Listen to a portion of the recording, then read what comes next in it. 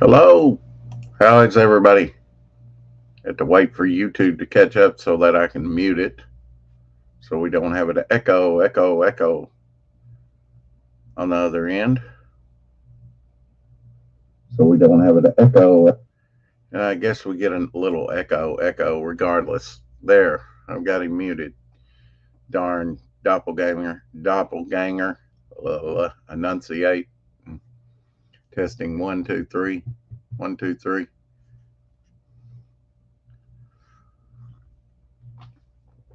Hot coffee, hot coffee.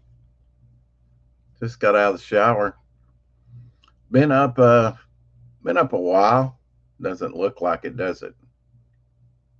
Blink, blink. Not off due to rain. That means it's steamy. I see a bunch of mosquitoes out there. What are you gonna do? It's that time of year.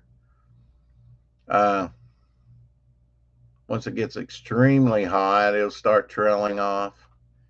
Once the farmers drain the fields. Saw somebody dip in and out. Who knows? I looked at the analytics. No women representation. Shadowhawk said it's been one of those weeks for him. He'll be in here in about 4:30. I got nothing planned. Should I? Is anybody going to show up? Who knows? If they do, maybe I'll drop the link in the chat. Maybe I won't. Well, let's take a look at this book, though. Doctor Who frequently asked questions. Okay. See what we got here. The Ogrons. Yeah, the Ogrons reminded me of poor man's makeup for, although the makeup wasn't bad, they looked like Planet of the Apes gorillas. The Ogrons did to me. That was my first impression, which I thought was pretty neat. That was with the third Doctor, John Pertwee, Jon, John. Ogrons themselves are not a threat, looking a little like a less potato-esque Sontaran. But compensating for that with an intellect that actually makes a potato seem smart. The okra, I don't like how this is written already. The Ogrons are a nomadic race that bumps around a barren planet in the outer reaches of the galaxy. They try and be funny, and it's not really okay. We all know Sontarans look like Mr. Potato Head. They exist essentially as mercenaries for hire, in which role the third Doctor encountered them first, Day of the Daleks, 1972, in the employ of the Daleks, and later in Frontier in Space, 1953, apparently working alongside the Master. On both occasions, their stupidity was astounding. Okay. It does have some pictures in it. Uh, doesn't really just give you questions. I like that. First Doctor love there. Uh, it's just like stating stuff. It's not Fraser Hines. Jamie's all in the TARDIS. Mm. Yeah, it's just not really asking questions and then answering them, which might be pretty neat just to see that. Uh, this is pretty neat in the back, though, where it has all the Doctor Who BBC TV episode guide from 1963 to 2011. That's pretty neat. First Doctor, Susan, Ian, and Barbara. Of course, we kind of looked at that yesterday. 100,000 BC, aka an unearthly child. Uh,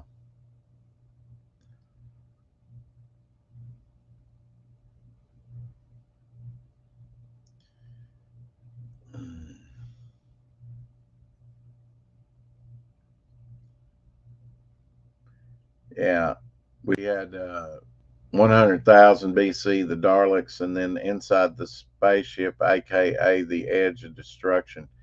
I wonder if these were originally, I don't know, like inside the spaceship or 100,000 BC. I guess maybe, let's see, Edge of Destruction. Okay. And then maybe it takes the first, because the first one was called An Unearthly Child. They're sort of summarizing it. Inside the spaceship, aka the Edge of Destruction, had the Edge of Destruction and the brink of disaster, which was February 8th through 15th, 1964. And then Marco Polo, the roof of the world, up there in the Himalayas. I think it was in the Himalayas. Hey, Shadowhawk. Wow, you're earlier than what I thought. How are you? Good, good. How you doing, Rick? Been one of those weeks, huh? Oh yeah, it's been something. It's been something, huh? Yeah, yeah. Yeah, I don't really want to get into it.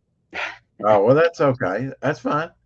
I was just looking at this book I showed yesterday, Doctor Who, frequently Oh asked yeah. questions.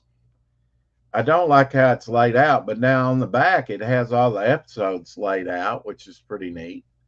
Uh, on their titles, uh,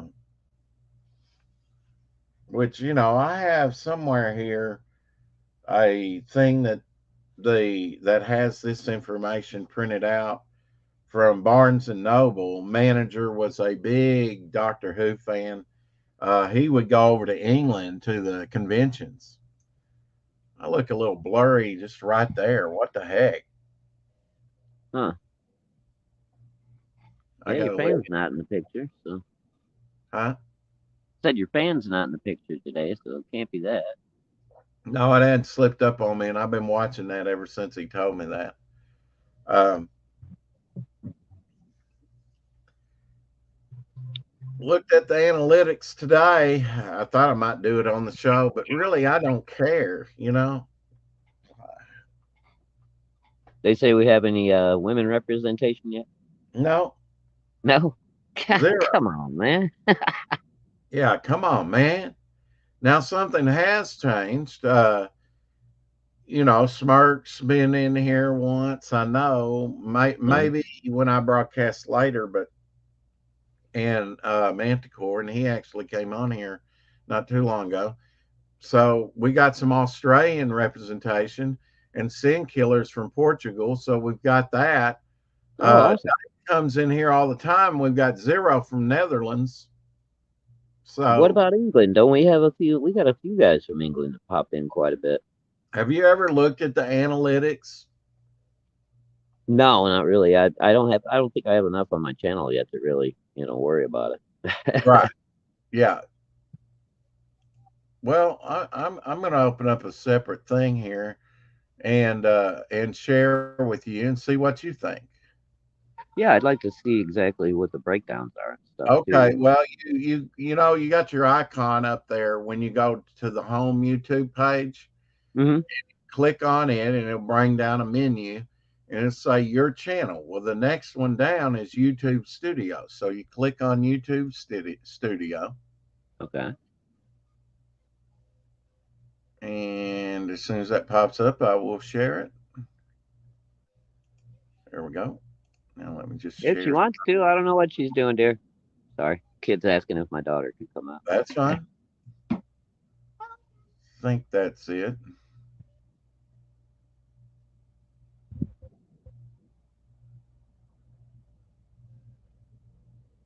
That might be it. That's not it. I think this is it. Dashboard. Okay. So let me embiggen that. Choom. Yeah, here is. I don't know if you can see that, and that may be really small on your screen. Uh, Um, I see channel analytics and then current yeah, watches 201. yeah, 201, right? Uh, watch time hours. I don't know exactly what their views. Watch time hours 711.1. Think I've got a lot more than that. Maybe that's in the last seven. That's in the last 28 days. Oh, I was gonna say, yeah, you gotta have way more than that, right? Yeah. Now you can. Now they did put an age restriction up here at the top. Your content 4 o'clock shadow, at least on this one, may not be appropriate for all audience. I think they only did it on that one. Uh, we might have got a little surly. Maybe. Uh, Um, yeah, yeah, well, I went ahead when I set up my channel and just made it adult programming. That way I don't have to worry about, yeah. I I haven't done anything to worry about, but just in case. I always get these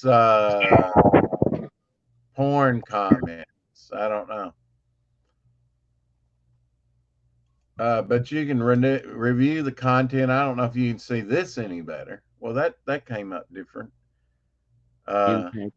Oh, okay. They even tell you what kind of issues you were covering. in review. I don't like this. Let me get out of that. Leave. Mm.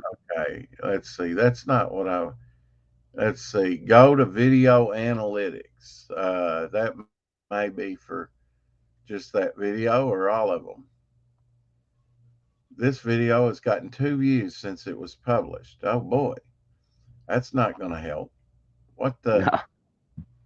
All right, back up out of that. Let's see. So I guess they don't count the Here we chats go. as people viewing, right? Go to channel analytics. That's what we want to go to. Ah, Now, okay. Now we go. yeah, I got 2,523 views in the last 28 days. That's not bad. Watch time is at 711. I got 12 new subscribers, but that's down 50% uh, than the previous 28 days. Oh, wow. And is this 2,500 views? 2.5K, it says. Yeah. So they're just kind of averaging it, but it says 2,523. So, Well, what but I want to really, if know, you round it up, that would be 2,600. But hey, Tree Goblin, hail, you got. uh, well, I have what I'm really looking for on these analytics because Vic said that you have to get monetized, you have to have 4,000 watch hours. Right. I believe it's So I'm wanting 4,000 watch to know, hours and 1,000 subscribers, I think. right. And I'm wanting to know, okay, well, how many watch hours do I have? Is it that 2.5? No, the watch hours for the last 28 days was 711. So if Okay. you go, I don't know if you can, but if you go back to the previous 28 days, that should give you a total. You'll have to go. I guess you have to go through month by month and add them up to see where you're at. Well, now I'll go backwards here. To get that, I went to channel analytics. That should give you everything. I would think. Okay, so we'll click on that again. We're back to where we are. So you have overview, content. Here's content, audience, and research. Mm. Audience is interesting. It even tells you, look here, other channels your audience watches, Comic Pro Secrets and Michael Bancroft, and Vic's channel, Vic Okay. Pink Comics. Yeah. Very nice. And it shows you over here in purple what your viewers are or when your viewers are on YouTube. So the heaviest is going to be between noon and 6 p.m. Oh, okay. You're in the dark, dark purple. which that works out good because you're usually on about 4 to 6 anyway. Yeah. So maybe I picked a good time. I know Yeah, not always the most convenient time for people, especially if they're overseas, but I think for the time slot, doing pretty well. Now yeah. now this is just uh, viewers on YouTube that watch this show. Now there may be like Michael Bancroft or Uncle E's or even Biggs, you know, maybe at different times. Their analytics are going to look different. You know, Oh, uh, sure. here's the geographics over here on the right. You see that purple bar. United States, United Kingdom, Australia, and Portugal being sin killer, and then the Australians that have been in here occasionally. Okay. The So we breakdown. do have a little bit in England showing up. Oh yeah, and that's Okay. grown. That has grown. I can't complain. That's cool. Yeah. Let's see. Watch Top. time for subscribers. Uh, Oh, you there know, you go. 75%. Well, no, it doesn't give me the time. It just No, it says, doesn't. Okay. yeah, this is not 20, about 25% is not subscribed that is watching. And the age gender now 100% male, 0% female. Yeah, see, they're wrong there. Yeah. And they say 35 to 44 years old or 45 to 54.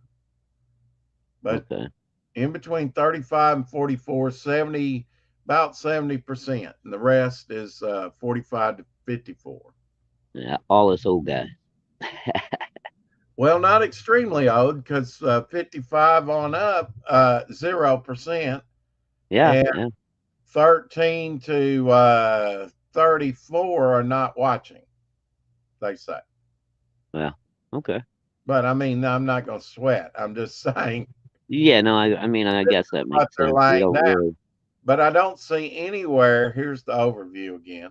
And it's neat that they chart out the different things, your peaks and valleys. Yeah, I Um, didn't see anything that tells you what your total hours total are. total hours, right? Yeah.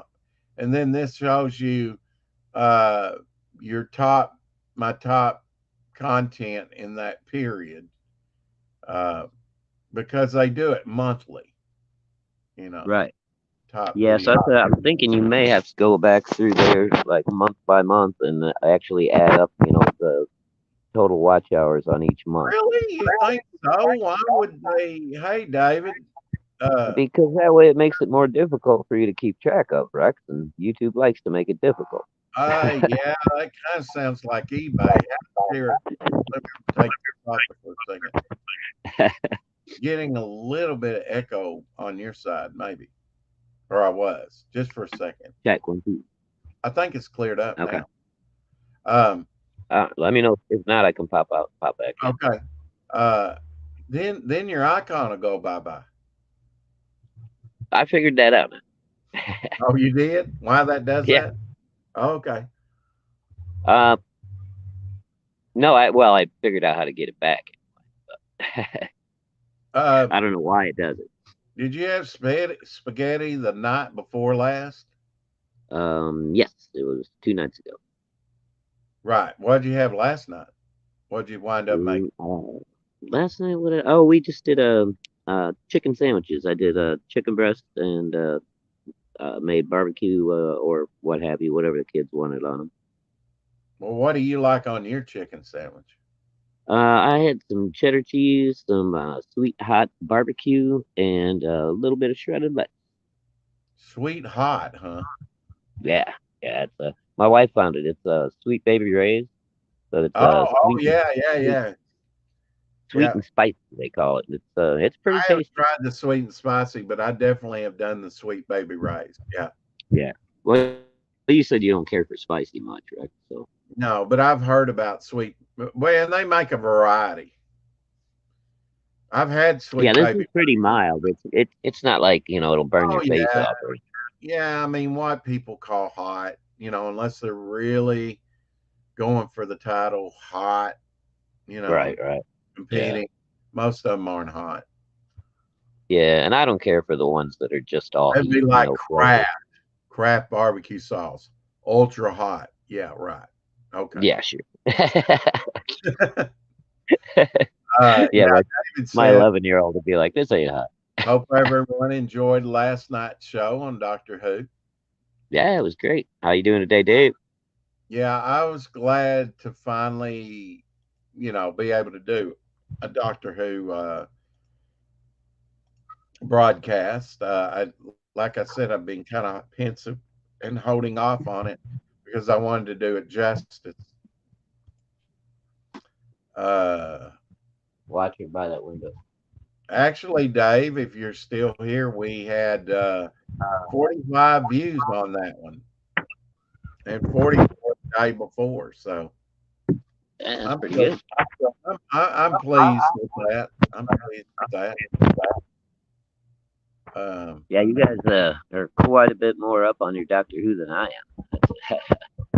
Because I have no idea like the episode names and stuff like that. I just, right. Well, I mean, some of that I don't know either. Now, right since I came in and heard hot, I thought you were talking about chicks. Well, chicks with barbecue sauce slathered on them. that's not necessarily a bad thing. Yeah. Now, before I forget, what are we having for dinner tonight? Tonight we are doing pork chops with a broccoli cheese macaroni side dish. Broccoli and cheese. Hmm. Now, you like broccoli. Do you like Brussels sprouts? Oh yeah, love Brussels sprouts. But they stink, don't they? Yeah, I mean, well, it's kind of like a baby little cabbage. Cabbages smell pretty much too. So Oh, yeah, yeah, yeah. Like a baby cabbage. yeah, I started replacing the cabbage on St. Patty's Day with Brussels sprouts. It's just easier to deal with. I could never get into Doctor Who. Well, I was the same way, Pale Rider, till about age 50. And then I watched the very first three storylines. And I liked old TV. I do like old TV because I like placing myself back in that time, especially prior to when I was born. Hey, Margot, it's good to see you in here. Hey, Margo. Oh, he made red beans and rice, Louisiana style. Ooh, that sounds Now, do good, you Pale eat Rider. that with hot sauce, Pale Rider?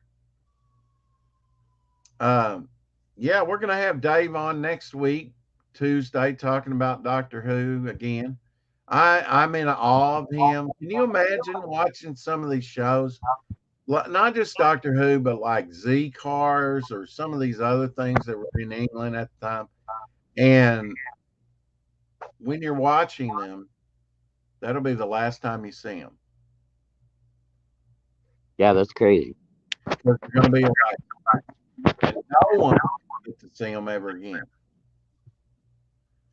I mean, just like a lot of live TV, back in the 50s, and they had live TV in the 60s too, but it's amazing we have what we have because if they didn't preserve it, it's gone. Can you imagine a Yeah, world with yeah, Wizard of Oz or name any great movie or any great show and it's just gone because once you see it, it's gone.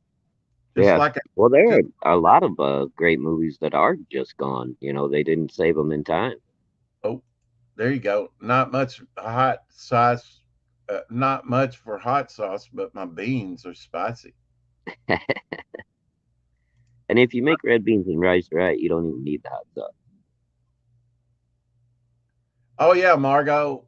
Uh, yeah, go back. We kind of gave overview. I mean, you can always rewatch. That's the thing about it. Yep. But definitely catch us next Tuesday. We'll be talking about it again. Uh, see, Margot loves Doctor Who, but Pale Rider couldn't quite get into it. I understand that. I mean, it took me a while to get into it too, and I realize it's kind of. I like use the word schlocky. Yeah, a little bit. But I mean, you've got to put yourself back what is it made for? What is its purpose? And you know, you and what time was it made in? When what context? If you're taking it out of context, and I feel like a lot of modern viewers do, they take it out of context, and that's like putting a ham sandwich up on a girder on a construction site, and that's useful, okay. But then putting the jackhammer in the kitchen, I, Yeah. I mean, you got a place to put, you know, everything in its place, a place for everything, as they say. You know, ham sandwiches probably need to stay in the kitchen, and the jackhammer maybe on the construction site. And I feel like when we go back and we look at some of these old shows, we go, oh, that's just so. It's okay to say that that's dated, or yeah, but you got if you put yourself back, okay, what was the technology? What was the thinking? And if you actually live through it, it's going to have a different context. Like Margot, Yeah. she probably she probably grew up watching Doctor Who and was one of the behind the sofa. It was entertainment for her. And I'm the same way with Sesame Street when it first come out. Now you can get me to have my grandkids or or children or even myself watching that woke crap today that they call Sesame Street. Oh no, yeah, that's terrible. The stuff they're doing now. Pale Rider says, I just marked a bunch of TV shows on my high seas appearance with Krypton. Worth Was Krypton worth watching? I don't Oh, think I don't know. I didn't see that one, Pale I Rider. didn't see it, but John did, and yeah, I mean, worth I didn't watching, hear great things. maybe, but who wants to go through a bunch of confusion? Right. Hiding behind the couch from all the creatures they created. Yep. And I only ever watched the old original Doctor Who when I was a kid. Yeah, I mean, and what doctor was that? And do you remember? Uh, I mean, I feel like that I was maybe there for a short period. I did see Hartnell. I did see on reruns and Pertwee and Patrick Trout in the first three, but mostly the one that I would remember, and it took jogging the memory, but it did for me for my early cartoons too. I've got a great memory, folks. I really do. Uh, I mean, from a very, very early age. Don't ask me why. And I lived in that TV set. Uh, I really did. But it is amazing what I remember in the I mean, early, one to two to two to three to three to four. Those early Wow. years. It really, you know, but it was great TV back then. Great TV. I still enjoy watching Buck Rogers. Some of the serious stuff is just funny now. Yeah, I mean, I like Buck Rogers. I thought it was a little. When you talk about camp, beady beady beady, you know, Uh, little when I robot. was, I think, 11 or whatever it was, though, man. What was it? Aaron Gray was, or yeah, I think it was Aaron Gray, wasn't it? That was, I can't remember her name now. On Buck Rogers. Exactly, Margot. My kids last 30 years like anime now. Both my sons love Pokemon. Yeah, I my mean, my girls too. when I was picking up kids to go to karate class, they were really into Pokemon and stuff. Stopped watching Doctor Who about 15, and I have no clue which doctor was. One of my sister's boyfriend liked it. I was more into Wonder Woman. Yeah, Wonder Woman was great. It was probably Hmm. Tom Baker then with the big hair, you I'm know, guessing, yeah, or John yeah, Pertwee, it one or was the in other. the 70s. Yeah, it's Aaron Gray, hot. Yeah. Oh man, she Now, in she that was painted the one on suit. with She Buck was a Rogers. yeah, yeah. She was I a just those tight fitting, slinky nylon outfits she wore. yeah. The That's all. little white. I never thought she. Maybe back then I might have thought she was. I don't know. I don't know. I thought she was a hottie. Okay, well, Hey, I, everybody's got their own I taste. mean You know. back then maybe I did, but now, yeah, Yeah, I don't know how she held up either. I haven't seen her in years. yeah. I mean, black and white reruns were scary. I mean, black and white. One it's 31 and the other 19. Yeah, You talking got a about similar spread to what I got. yeah, yeah, she got a spread there. Yeah, an Yeah, age group. Yeah. yeah, Uh, mine go all the way from 36 to going on 12. that's what I'm saying. See, Tree Goblin says they were scary, the black and white.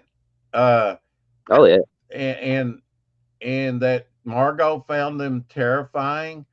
And Rex, don't make me disavow you. Aaron, right? How dare you? tell him, pal, right? I like I say, I probably thought, yeah, she was pretty hot, when I originally watched it. Now, I don't. I'm just saying, okay, she may be hot, but she's not my type. I can think of a few others that I'm kind of brunette guy. She's not really a Yeah, brunette, is she? she's kind of in between, kind of dirty blondish, sort of, a little on the dark blonde side. Now, with that said, I was kind of married to a ginger, you know, Oh yeah, second, although it was on more on the brownie side, but it definitely had red in it. kind Um, of a auburn type. yeah, and then the first one was a brunette, but I Yeah, mean, I didn't marry her because I thought she was beautimous or anything. Uh, yeah, don't make me disavow you. Yeah, I mean, some people are. I mean, the black and white stuff. I mean, the Cyberman. You have to keep it in context. Your age and your first experience. Light brown hair for Aaron. Yeah, I think they did actually kind of lighten up the content though when it got to Pertwee and Tom Baker. It got a little more. I mean, there were serious times, but like I remember when I watched those original Doctor Who's in black and white, man, they were all pretty serious and pretty scary. And yeah, I was young, but yeah, for kids. But I mean, mhm, it was part of the kids' vision. But they kind of looked at it as a serious drama type thing, yeah, and didn't think that they should be kind of category in the kid thing. Now they tried to put education in there, but the historical Doctor Who, hey Blue Harvest, the historical hey, Doctor Blue, Who um, was didn't do that great on ratings. Although I like the Aztecs, yeah, um, I like some of the historicals. I really do. Like when they went back to France, the first one they went back to the first Doctor when Hartnell when he went to France and they were chopping people's head off at the guillotine and stuff. oh, I think I missed that one. Well, they didn't show it, but Ah, they okay, didn't show any heads lopped off. But you know you heard the crowds, yay! yeah, And on audio, they're really neat. Now that one actually had one episode that was animated, and I thought they did a pretty good job on the animation. One of the first ones, I think maybe the first one was the invasion, and it had some animated things on it, and I think it's probably looked at as one of the more excellent ones that are animated. It's neat to see black and white anything nowadays, Shadowhawk. I've got a oh nostalgia for yeah, black and white. I mean, when you watch, black and white movies on Turner Classic Movies, that's one thing. But when you're watching TV in black and white, it reminds you of a time when TV was black and white. yeah, yeah. When we didn't have color. Oh yeah, and I used to love like all the old Twilight Zone episodes. What was what was the Outer Limits? that was another great one. All those were black and white. Had a lot of Buck Rogers toys, and do you have a Corgi Starfighter? I watched Ooh. the first few episodes of the newest Westworld. Pretty good. Yeah, don't be fooled though, Pale Rider. It takes a hard left at like season 2 and goes way SJW, man. Well, now he says I watched the first few episodes of the newest Westworld. I assume he's talking this season. Oh, I thought he just meant the first few 'Cause I episodes. bought the first two, and I didn't buy season three. Yeah. But by season two, I didn't. It just wasn't. Yeah, the first season I really liked a lot, and then by the middle of Westworld the is freaking second, awesome, yeah, by the middle of the second season, they lost me. and I don't even know if I've seen season three for sale. I I've seen reviews of it. I haven't watched any of them. Yeah, it should be part one, but it was part two of you being a hunt. Technically, yeah. I thought about that. Tales of the Unexpected, that was in color though. Oh, Tales of the Unexpected. I remember that one. I don't. That was a comic book, even. Remember? Yeah. Oh yeah. I got a few of those. DC comic book. But I don't remember it on TV.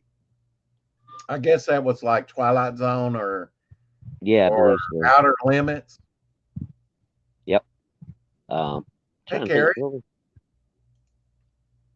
never bothered with the starships because I already had the show, The Snow Speeder. I bet Uh, that was fun. yeah. I watched the black and white TV on It what made it color. Okay. what's the MDMA one? That's like the main ingredient in ecstasy. Oh, and it made it color. Oh, okay. I have a box Starfighter with Buck and Tweety figures. Yeah, I think you might have skimmed over that with your camera in Oh there yeah. when you were on here, Blue Harvest. We're gonna have to Blue Harvest if you want to join us next next Tuesday to talk about Doctor Who, please. And Margot, if you want to come in next Tuesday and talk about Doctor Who, I'd love to. Your experiences. Thing about Davey is he got to see like these episodes that have been wiped clean. Yeah. I'd love to be able to hook his brain up and see through his eyes. You'd Is probably there anything? you'd probably get to the scary part and you'd see this, you know, through the fingers, or probably scared him. It's probably why he lost all his hair. Oh, did I say that? It was in the UK. Yeah, So Pale are Rider. all the original Doctor episodes gone now? Is that like all the old black and white ones? Are they all gone, or is there some that got saved? Oh no, there are some that are saved. Yeah, Oh, some okay. watching Tales of Unexpected. Remind me. Okay, I will. I only let's see. Yeah, no way. Oh, okay. Yeah, they were talking about garlic cookies in here, and I didn't realize it was marijuana. Some of Yeah, these different variety of, you know. So, yeah, they got some crazy names out there now. oh yeah, this is black and white. This is the they had the when they go back and discover fire, the very first Doctor Who storyline, and then they had the Daleks, which was the second storyline, and Sid, the producer, said no bug-eyed monsters, and that's exactly what they gave them with the Daleks, and that's why it went way up, Uh, but all this is black and white, Edge of Destruction, Actually, with Pertwee, even in all we have is black and white on some episodes. Some of the earlier ones had to be colorized. Shadowhawk. Aztecs, that's in black and white. Sorry, I had the whole fire department driving by there for a minute. Oh, but you could hear what I was saying. Yeah, I could hear you. Or do you I want me to repeat it? Yeah. Why don't you go back to the beginning? Yeah. Well, I was just pointing out that there was a lot of episodes, even up to Pertwee. Some of Pertwee's we don't have color too. Yeah, They've that's been right. colorized. Yeah, once you said that, I was like, yeah, I think you're right. Yeah. So, Yeah, so you got the first two well, the doctors. second Doctor is still pretty They much exist. They're in black and white. A color only came in with Pertwee. okay.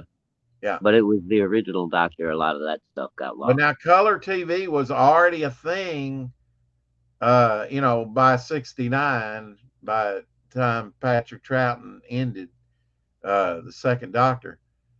Uh, let's keep up with the chat here. Let's see. Tree Goblin says it was 90% different times, or it was the 90s different times. Oh, okay. Oh yeah.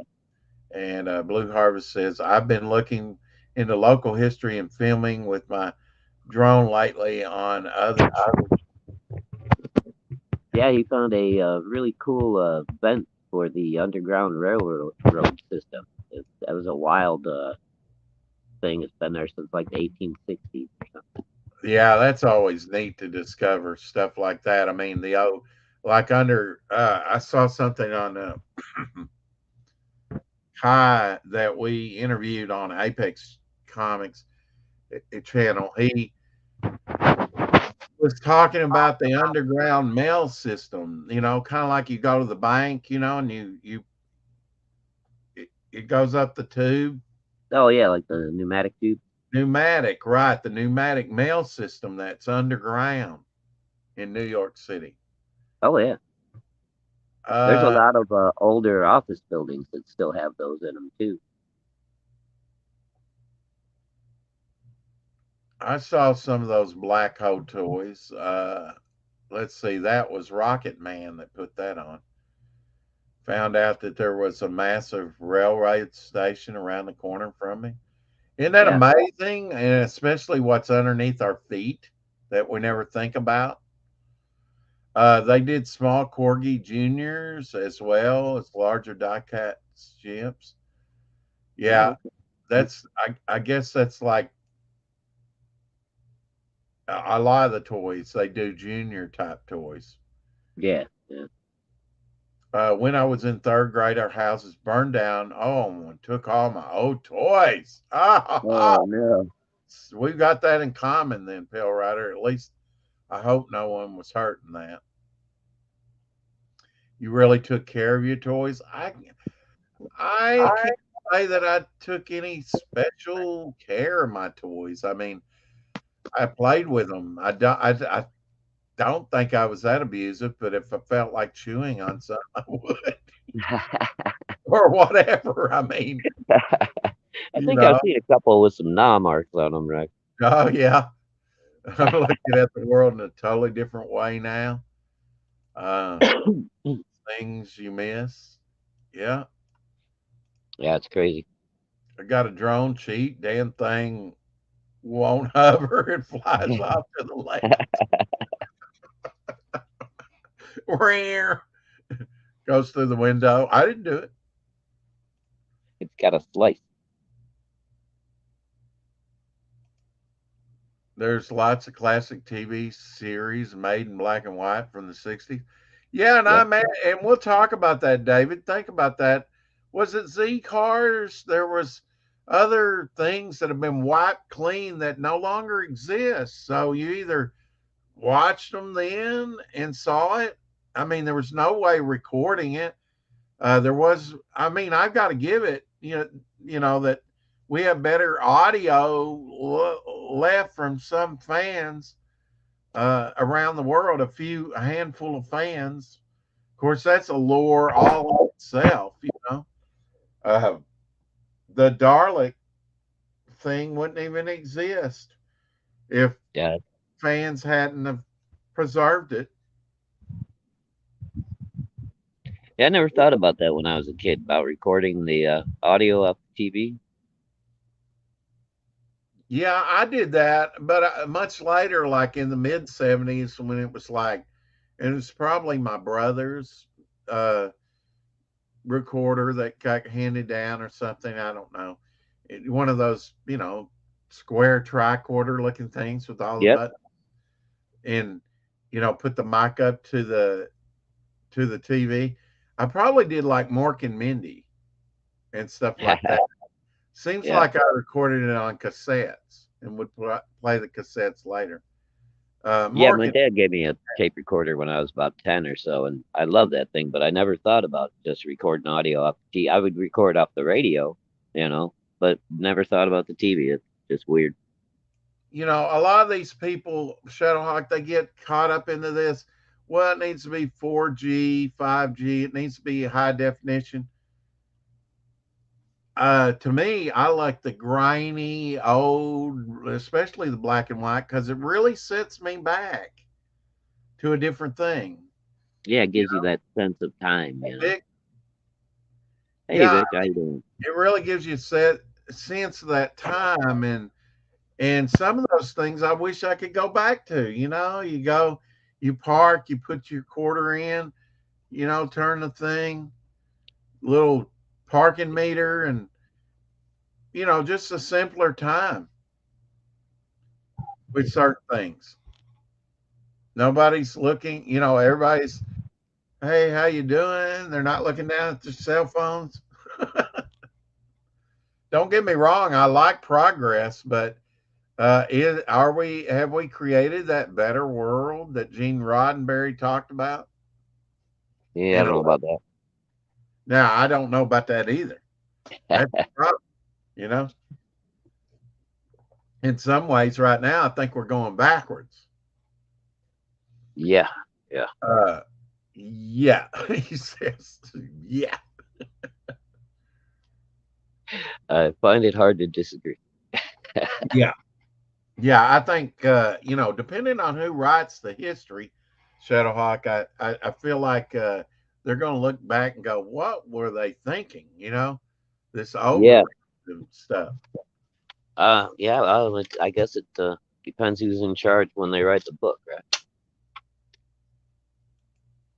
Let's see. David says I had to record a episode of Land of the Giants as I was working. Only got to see that series many years later.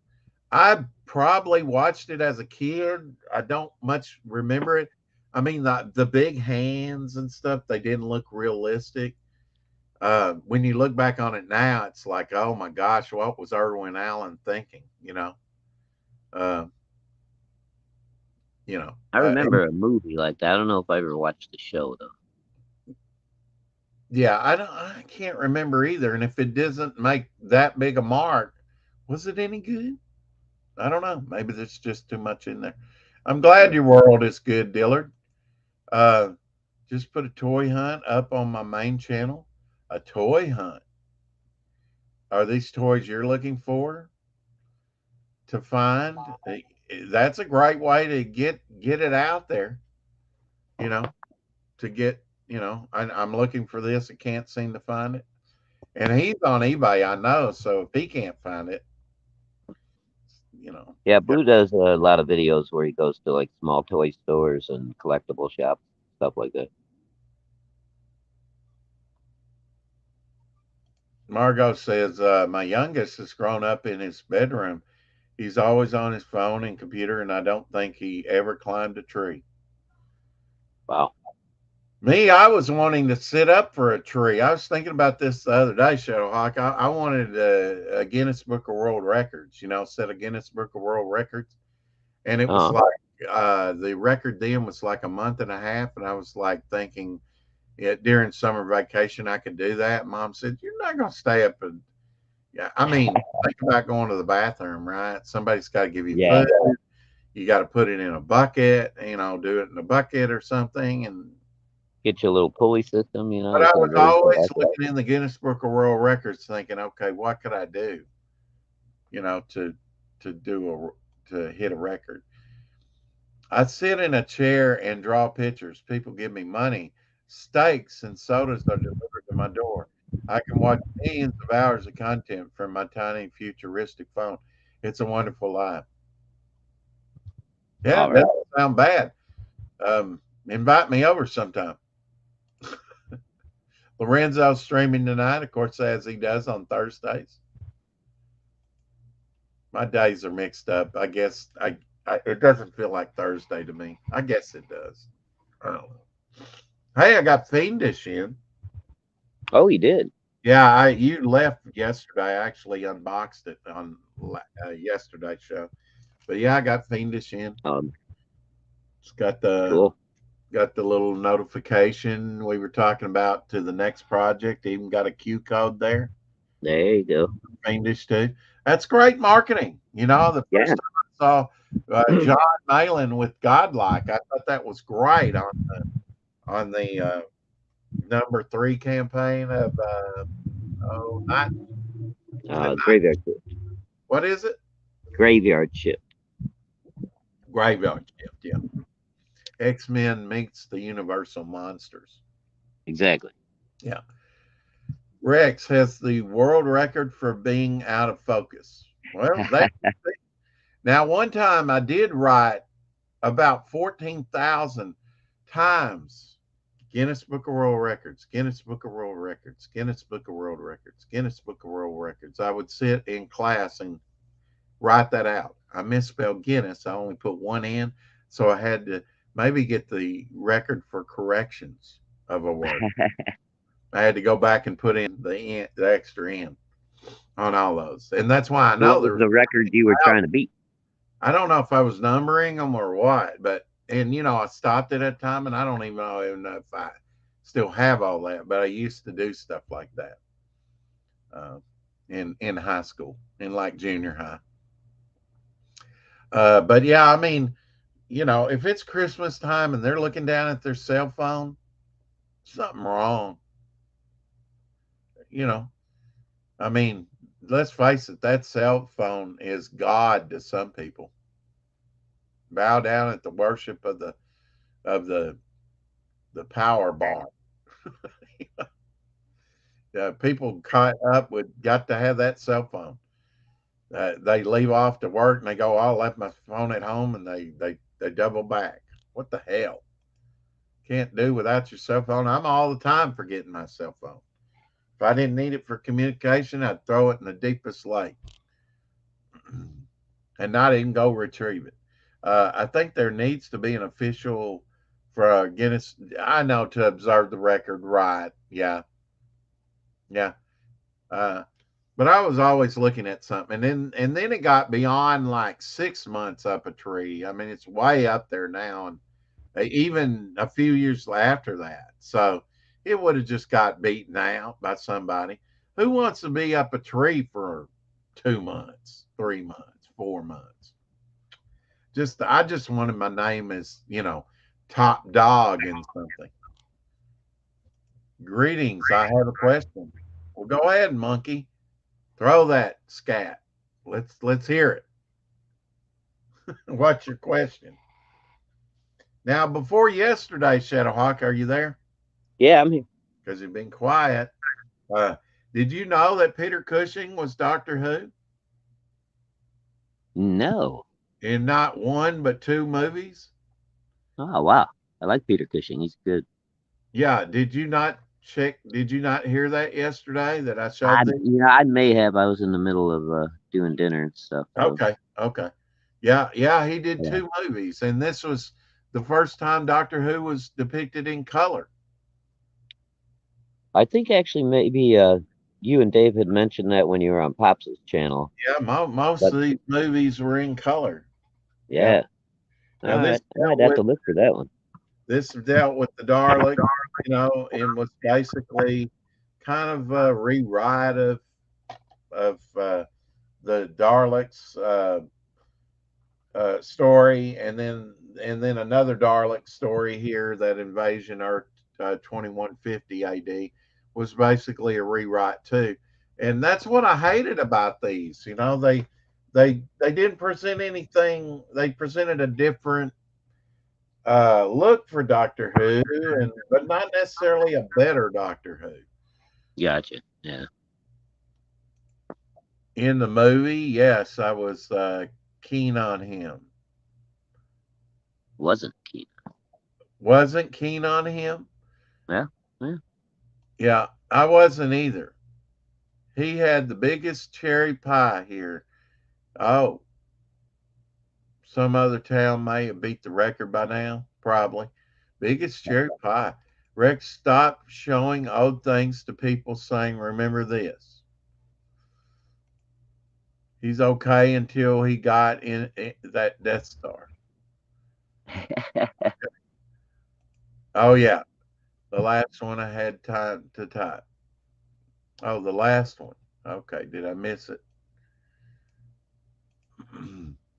Are you mad at me? I was just upset the other day because I only had a few minutes to be on, and that's why I was upset when my comments kept getting skipped because the one you showed was. No, I'm not mad at you, monkey. I just like the other day when Gap got mad, I didn't know anything was going on. I'm just so observant, wasn't paying attention. A new 4K version has been released in the movie. Yeah, I wasn't keen on him. Yeah, 4K version has been released. Yeah, I think I saw that. Yeah, he was definitely in Star Wars as General Tarkington and blew up the planet. Yeah.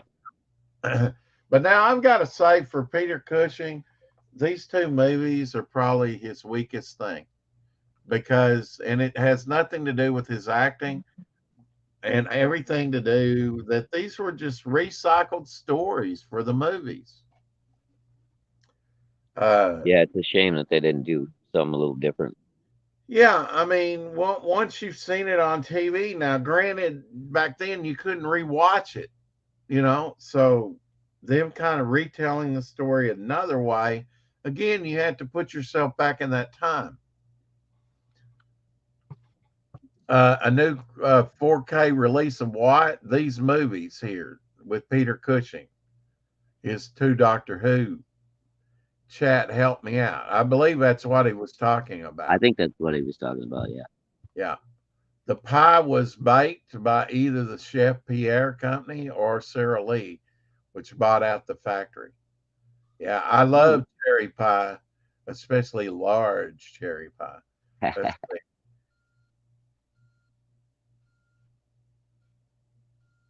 Oh, you're reading Harry Potter to the Fanta because of eyesight. Yeah, using the Vaseline lens again. I see.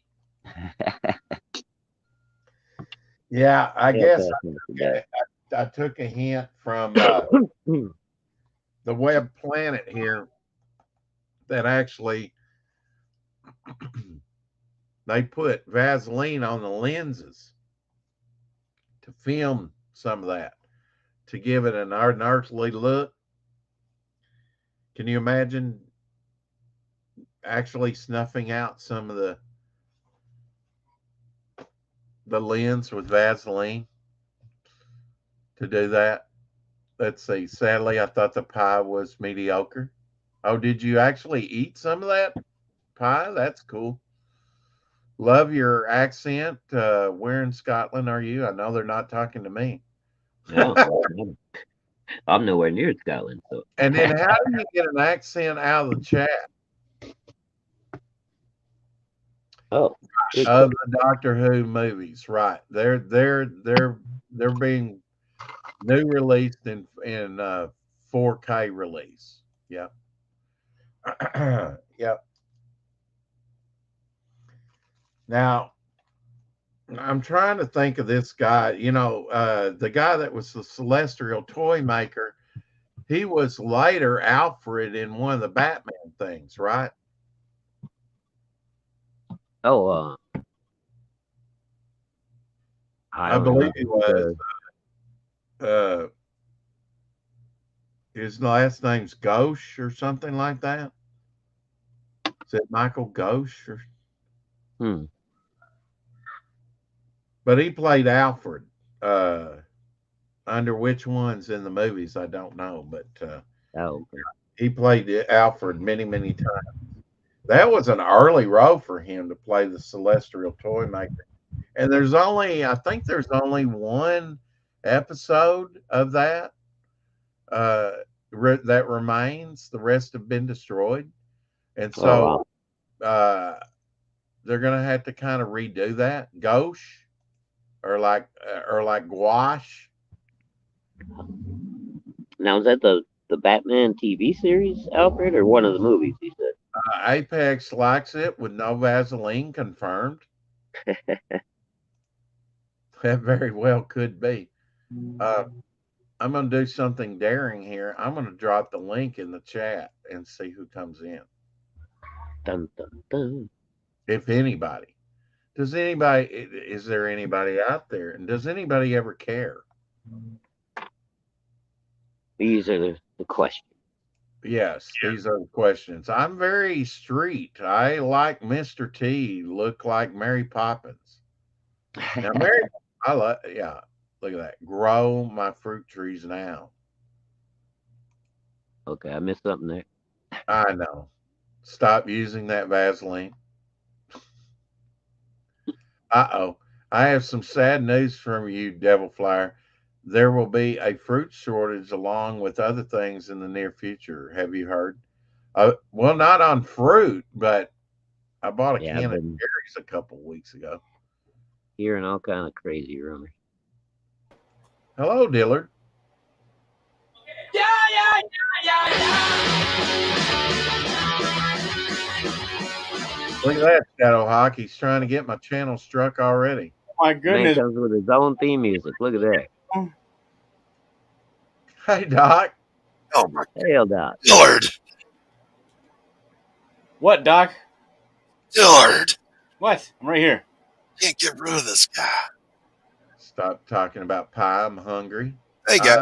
No doubt. Shadowhawk, Rex, could you I guys know hail the chat? gets Having on that. a theme, and I mean he sticks to that theme for the whole conversation. Yes, the Apex and Apex show, and we already have Megan lined up to come on. So Megan the Apex. Stallion? Hex Allen and me and Apex, yes. Who are them? Who is them?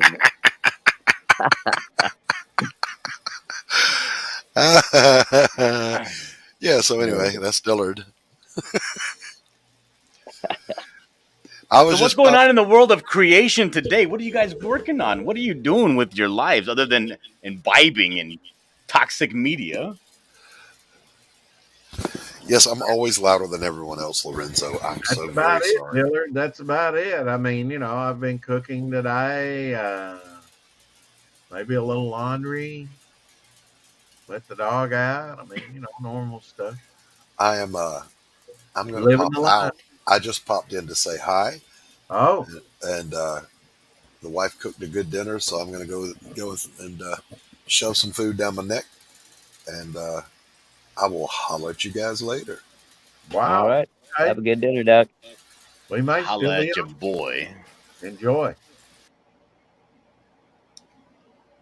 And then So never. you've been at your art desk, huh, Dillard? Of course. Every day, all day. Yeah. Oh, and we have a victor here.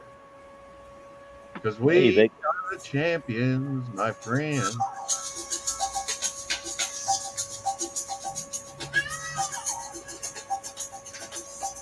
Little laundry drawer.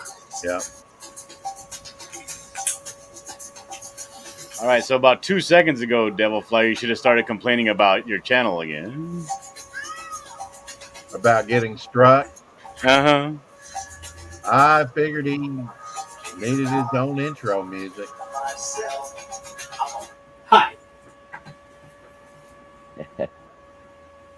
See, I know Vic needs the intro music, but Dillard doesn't necessarily need the intro music. No, I had to like show up Dillard with a long intro. That was the whole. That's a long instrumental, boring as part of the song intro. I know. Sure showed me up, I'll tell you what. I forgot how long it was. It's the only thing I could grab real quick. Please allow me to introduce myself, part. Yeah, it sounds like a old Mick Jagger song. Allow me to introduce myself. There you That's exactly what it was. Hmm. Except for it was the Guns N' Roses version. Allow me to introduce Oh, did they myself. My name is Humpty, pronounced with a umpty. read? Now, did they redo that song? Did they Yeah, have a version of that? I didn't know that. it was on the Interview with the Vampire soundtrack. Okay, go. Oh, well, wow. I don't guess I knew that they redid that. It's a great version. If they did, if I was aware of it, I haven't heard it in a while. It's one of those covers that you can tell it's uniquely the band that's doing the cover, but also it's true to the song. True to the original. So I I have to go back. I've got the movie. I don't know if I ever paid attention to it that closely. I wonder if they redid Jumpin' Jack Flash. no. Mm. So there is they didn't do they did just a little snippet. It's on one of their live albums of they did part of Wild Hi, Horses. Blue. Oh, okay. Carrie says, "Hi, denier of cigarettes, aka Dillard." Hey, what's up, Gary? How are you? Apex says, "I was hoping we can have the auction on Vic King's channel on August 27th, Saturday, since I did ask off from work." Well, then we will have to make it happen. There you go. Yeah, we'll have to make that happen. Is this All right, guys. something? I'll be right back. Is this something new, Dillard? Same thing. Well, not the same thing. It's another panel. He I forgot. need a nice boring panel of him pushing up the accelerator, and now here's one of him cutting the steering wheel and his partner's falling over in the background. Oh, that's his partner, huh? Yeah, Who? his partner's an alien fish man. I guess. I mean, yeah. I I'm mean- not. Fortunately, I've never seen anyone like that ever. Oh, I'm sorry, it's not a man that was magically transformed into a spider. He's a fish man. I guess it's wacky. He's definitely fish man. But now you went on to another page than the one you were inking. Huh? You went on to another page. You say another panel, but No, it's the same page. oh, is it? Yeah. Here's the office area here the guy's working at. Here we go. Now he's down here. I just haven't seen this page. This is not what you were inking the other day. No, I finished that. Oh, I just didn't see the result. And were you working on it on Vic's channel last night? Hey, Yes, I TJ. was. That's where I finished the page last night on Vic's Okay, channel. well, I went right to bed, guys. I went right to bed. It's been kicking my butt lately. Yeah, life goes on without you. Imagine that. Oh, yeah, I have no doubt. I have no doubt.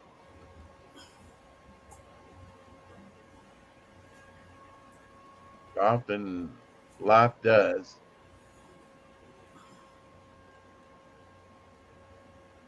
Are you going in sequential order with this, Dillard? Not really. I mean, I know what's going to happen on each panel, but Yeah. I'm kind of going in sequential order. I mean, this is done. I mean, the layouts for this is done. So now I got to do this bottom, the big splash panel, which is going to be a submarine kind of going as fast as possible across the ocean floor. Hmm. Maybe some like seaweed getting bantered around by the propellers of the, a quick escape kind of scene. Right. Yes. Now, when you have something like that, do you do? I know you do research, and look at different types of submarines. Where generally do you look for information like that? Oh, I go to this submarine that I created and I just draw it from different angles. Oh, okay. Wow, look at that. So now I'm going to take a picture of this. That And looks then I'm like gonna bring it back to my new one, and then I'm going to import it here. like something black mantis from It does. It looks like a manta ray, which is kind of how we Aqua, designed it. yeah, Aquaman would, villain would have. That's nice. Yeah. Very aqua dude. Now I Well, put I that mean, over here so I can keep that in mind. yeah, yeah. Good reference. Wow. Yeah. And now I want to draw it at this angle here, like this, like it's cutting a corner. Yeah. Nice. Are you going to show the bottom of it, like upward? No, it'll just be a straight on from behind shot. Yeah. It'd be nice if you got an underbelly look at it on one of the panels. Yeah, this is going to be in an actual underwater battle, so I'll have plenty of time to do that. Oh, okay. But let me draw a parallel line here, and now I can start sketching in this thing symmetrically.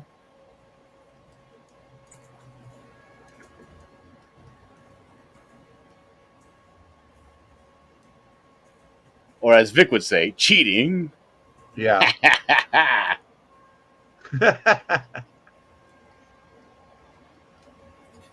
I would never say such a thing, Dillard. I fully. Oh, I know what I forgot to tell you, Dillard. So I've been doing some practicing, and I'm getting a lot more comfortable drawing on the tablet, and so I'm going to. Well, I got one piece that I'm inking on tablet, but I'm also going to try and do some drawing on tablet. Wow. Not Beowar, but Beowar promo piece. Maybe I could do a digital Beowar promo piece. Great interiors, Vic. Apex Comics says about your piece there. Oh well, thank you. Well, I mean, this is kind of easy because it's a splash page, but that makes it easier. I know you were working on the skull above there. Yeah, look at that. Up top. On the portcullis, yes. Your columns are looking white there. Did you put white out on that, or? No, it's just eraser. Okay, so you kind of drew it in red, though? I had initially laid some stuff out with red, which I hadn't for this piece, but it is what it is. Well, it won't show up when it's reproduced. No, it won't, because I'm going to do grayscale scanning, so. But yeah, I got to finish the columns and then just tighten up some details. Yeah. Now wait a minute, Margot. I didn't say it was cheating. Dillard's kind of joked about it cheating. Talked about it cheating. I never said it was cheating. I'm slowly being brought over to the digital, very slowly, but I was definitely caveman. This is the tools of Satan. Well, don't go over to the dark side. Is all I've got to say. Use it as a tool and don't misuse it, and you'll be doing fine. I mean, misuse it. Use it all the way up. Show everybody up with all of your fancy new tools, and then laugh all the way to the bank. I know. Okay. Well, I mean, do you think, having done it both ways, Dillard,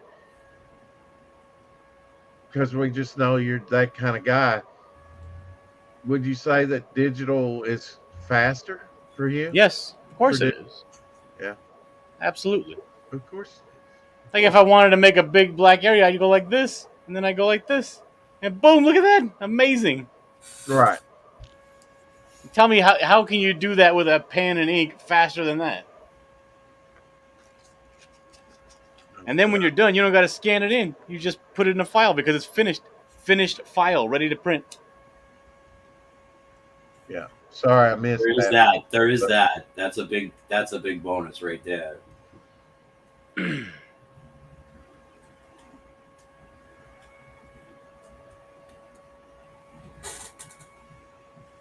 Yep. Big gray area.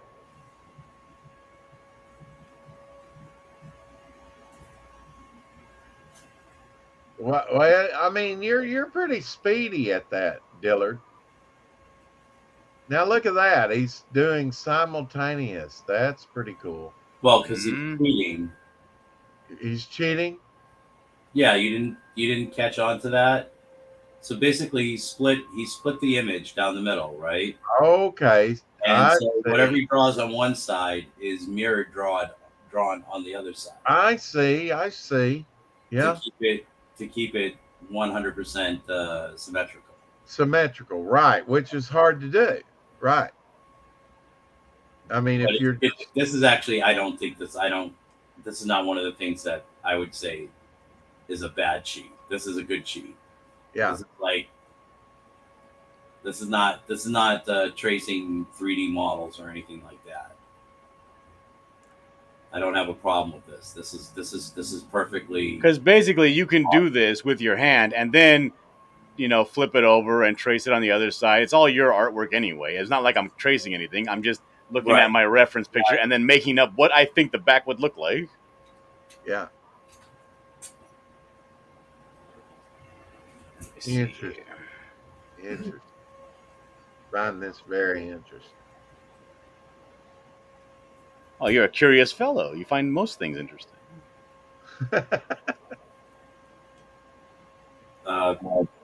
Past Master Dan says it beats folding and tracing. Yeah, because that's what you would do if you would either sit there, fold, and trace, or No, do it like this.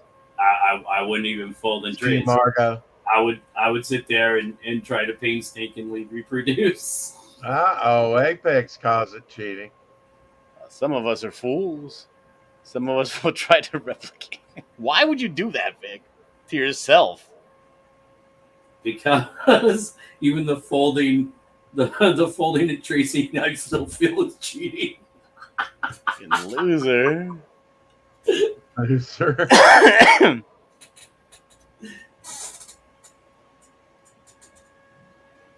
All right, so now that I have that done, I can get rid of that reference. There we go. There we go. I want to see some bubbles. Underwater bubbles. Pervert. No, just gassy. All right, and let's get rid of this ruler. There we go. So now we have a ship, submarine floating away. That took ridiculously less time than it should have. Right?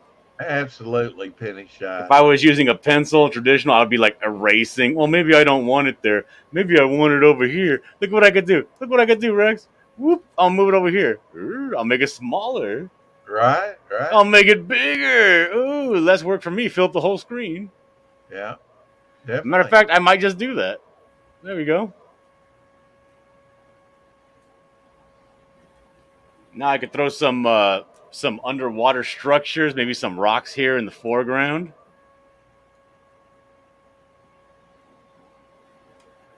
Maybe have the Little Mermaid and Sebastian's Caribbean Jamboree having a party right here in the bottom.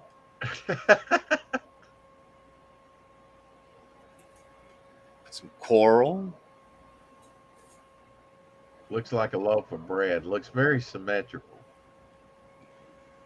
Sometimes rocks are formed in symmetry, Rex. Well, and it could be an underwater column from Greek times, or something.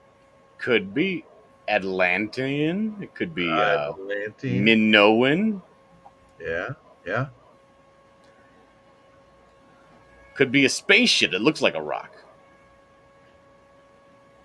Yeah, whatever I get you to do needs to be worthy of your talents, Dillard, because you're very, very quick. Oh, these are pencils. These are not finished inks. That's why they're so fast. Well, Why with the pencil tool? Is it faster than actually inking? Well, Or yeah, when I ink, I have to get my brush out. Let's say I'll bump it down like this, and then I'll get my inking tool. Then I will be doing things like this and going, it's slower because it has to be more precise. yes, Yeah. I would do my hatching like so, very very slow and painstaking. Uh-huh. Put in all my little divots on the rock forms, my Right. cracks. Why Greater you can get a crosshatch brush that does the Yeah, but the thing is, it looks too artificial. You're talking about this brush right here, this crosshatch brush.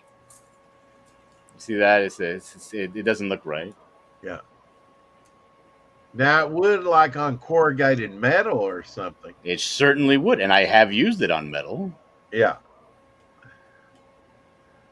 See here, and then I kind of take and kind of go with. I don't render everything out in pencils. I kind of make up new stuff, new rock faces and crevices when I start to ink, kind of like this. fart bubbles are the only visible fart. I just thought I'd repeat that.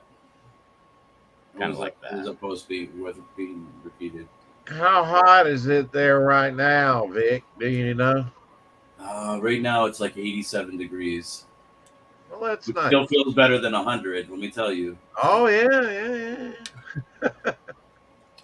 Yeah, it's like 92 degrees today, and it feels like springtime. It's been a nice break from the heat. Yeah. We finally got a rain here, and we're supposed to get more thunderstorms tonight or tomorrow, I guess. Hellrider wants to know, how do you know this?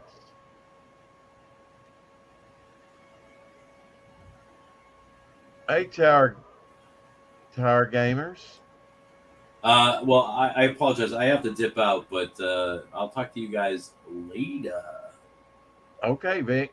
Take care, brother. Thanks for coming in.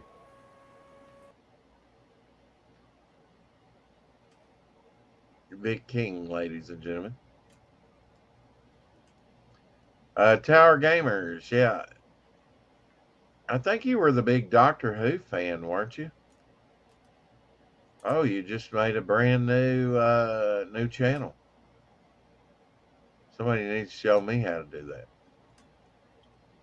Then I can talk smack on another channel without fear of fallout. Yeah, Lumerian, Atlantean, yes.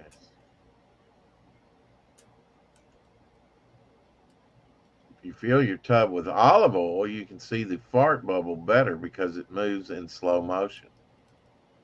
Huh. What the hell? That's past Master Dan. Some people ought to keep stuff to themselves. Yeah, some things better kept to themselves. Huh? I don't know what happened to Shadowhawk. Maybe he's preparing dinner.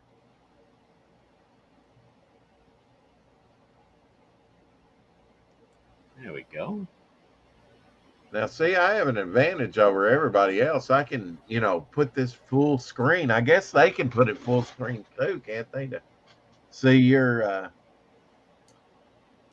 drawing more up and close and personal. I'm sure, yeah. But what would be the point of that? All right, To I'm better, back, Rick. to better see what you're doing. Yeah, we were just talking about you, Shadowhawk. Did you Yes, get and dinner? you were absolutely right. I was just finishing up making dinner when you asked what I was doing. Yeah. And so you're going with pork chops tonight. Yes, sir. Pork Yeah. chops, Greek style, with a little broccoli and cheese and pasta.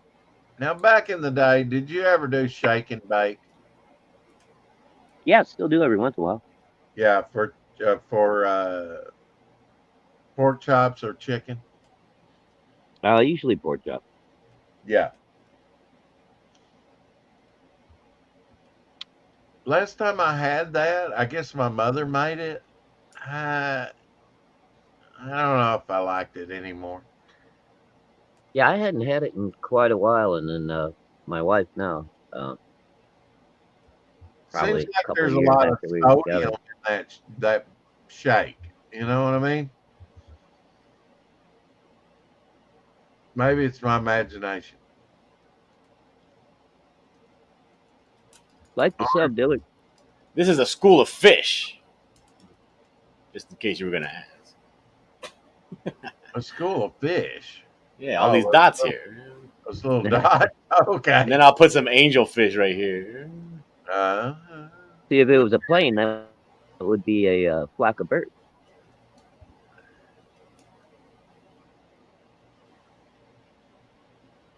yeah, I think that would be a great little ride for black mantis. Yeah. You know, Or Mexican mantis, whatever you prefer. or Mexican mantis. I mean, it's your universe. Rex, please keep up with the chat. Well, okay. Is that my All right. only job I think here? that's ready to be inked. Let's go back and Only job. finish the inks that Rex was harassing me about. Saying that I charge too much for my work because I'm too fast. What did I miss, Apex? What did I You miss? didn't want to just slapdash down on the page. Max Mantis. That's a pretty neat name for a villain. Max Mantis. General Hapaflap. She said she had a haddock. She wasn't kidding because it walked in the biggest haddock I've ever seen. Muscles all over him. Oh, past Master Dan. You probably listened to Dr. Demento back in the day. Yeah, I know the song that comes from. Gonna have a wet dream.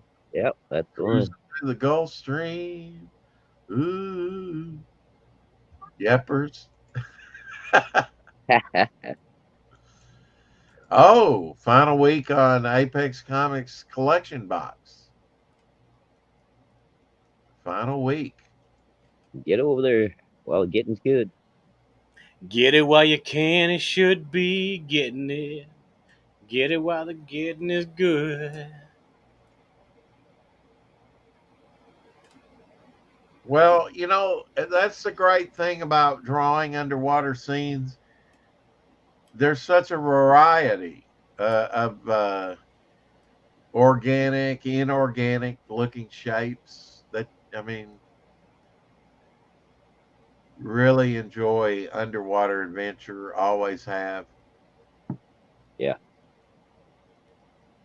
I mean, I think the Filmation Aquaman put Aquaman on the map, really, for the very first time as a main character. He was in Super Friends, but he was very limited on what he did, you know. And they had one Super Friends, uh,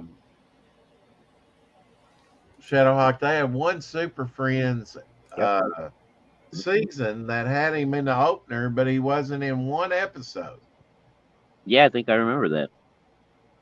And even when he was there, it wasn't. He didn't do a whole lot.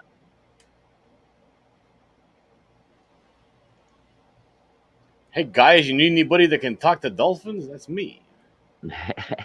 We all could as kids. We watched Flipper. Yeah. Flipper, Flipper, faster than lightning. Yeah. Although Aquaman would be handy to have at a country low boil, man. You just have him call the crawfish right to you. Yeah, jump right in the pot.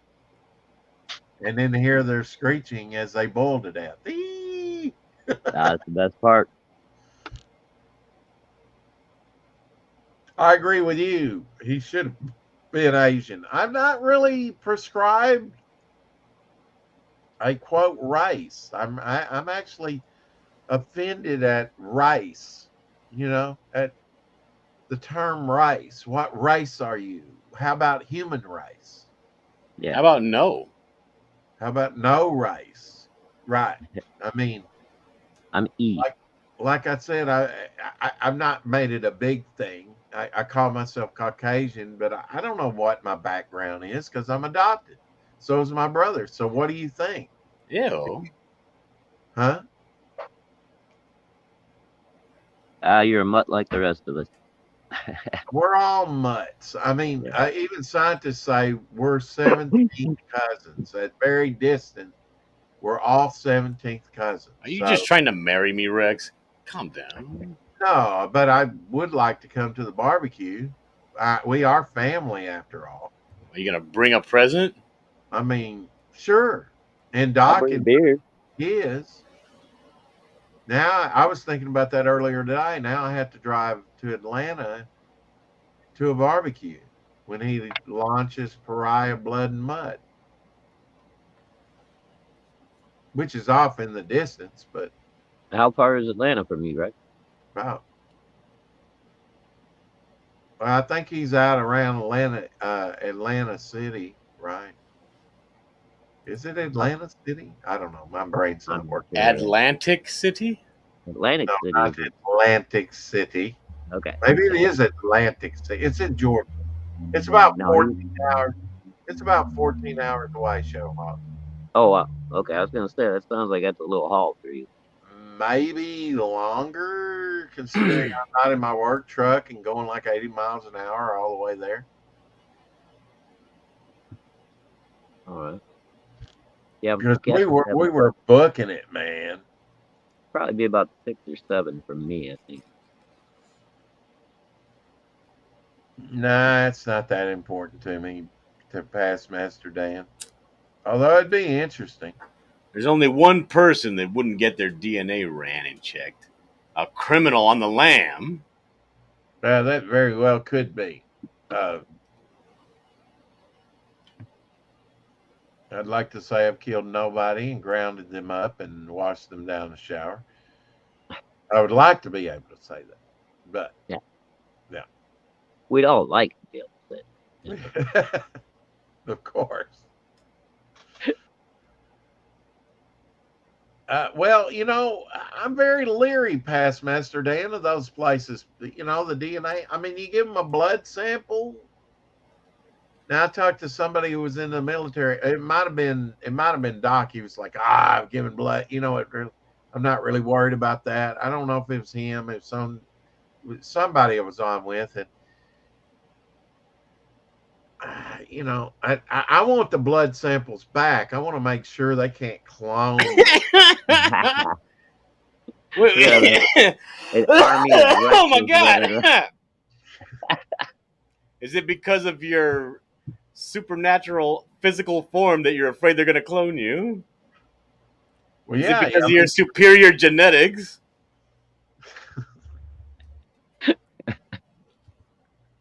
a massive red faced army. You're afraid they're going to get a hold of your genius singular intellect, yeah. Well, maybe so. or Uh, perhaps your Olympian level athleticism. well, I did run back in the day a lot. I was Mercury with wings. Yep, I knew he was Uh, on the lam. It's yeah, for health reasons. I mean, they kind of disclosed that. I know there was some epilepsy on my dad's side. Other than that, I don't think there was any health issues. They do tell the adopted parents that much past Master Dan. What is this? lobotomy. The local vampire. Hmm. Yeah, will be cloned.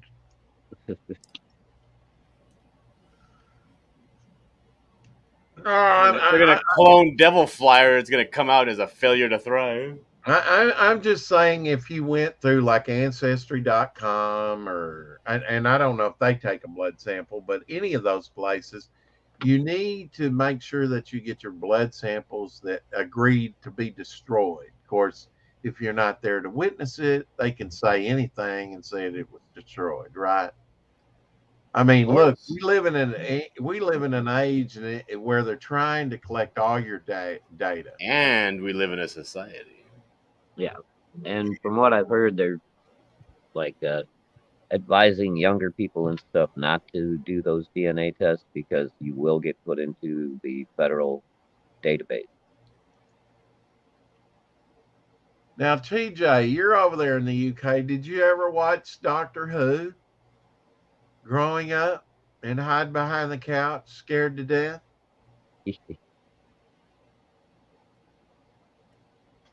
I just had all this Doctor Who stuff still out.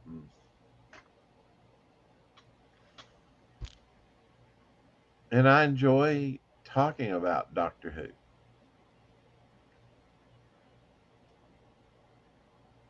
Oh, I don't because I don't know much about Doctor Who. I watched I thought I knew more. I watched the relaunch of it when they had that Eccleston guy, and then I watched the David Tennant, and then they changed it to some weird looking dude, some skinny guy named Matt something, Right, and right. then I was like, I don't like this, and I stopped watching it altogether. Oh, they showing it on PBS on at 11. I don't get inward streaming TV. A lot of people say Tom Baker because he did it. I mean, it was really Yeah, big under him. yeah. Tom Baker was my favorite doctor. Yeah.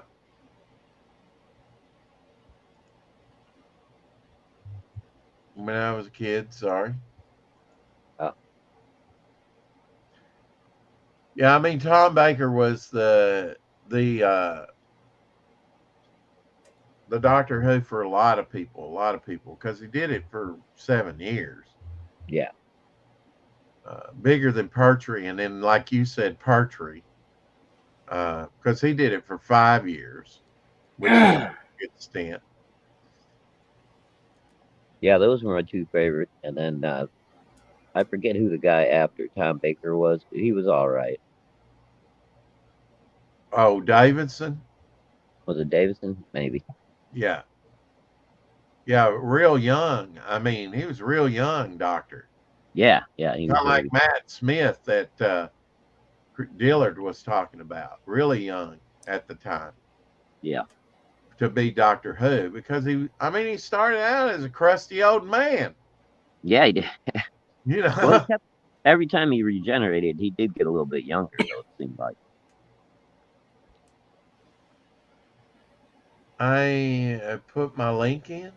Yeah, go ahead, TJ. That's why you got a wrench. Put your link in. Absolutely. Anytime you want to. Past Master Dan started with Pertwee, which today I've got to think that they would cover his tattoo up, but they even showed James Bond with his tattoo, I think. His natural tattoo he got in when he was in the Navy. Oh yeah, yeah. I think they did. I mean, nowadays I've got to think that they would kind of airbrush that out, you know. Yeah. And did kids see that and go, Doctor Who has a tattoo? I want I a mean, tattoo, look, Mom. I mean, does that even make sense? He's just regenerated into a new body and he's got a tattoo. I mean, when did he get the tattoo? That is a good question. Pre regeneration? Well, I mean, he's an No. alien. You don't know anything about him. Yeah, maybe once you're tattooed, the tattoo stays no matter how many times. Yeah, but when did you have time to get a tattoo? I mean, when you're regenerated, you're just born.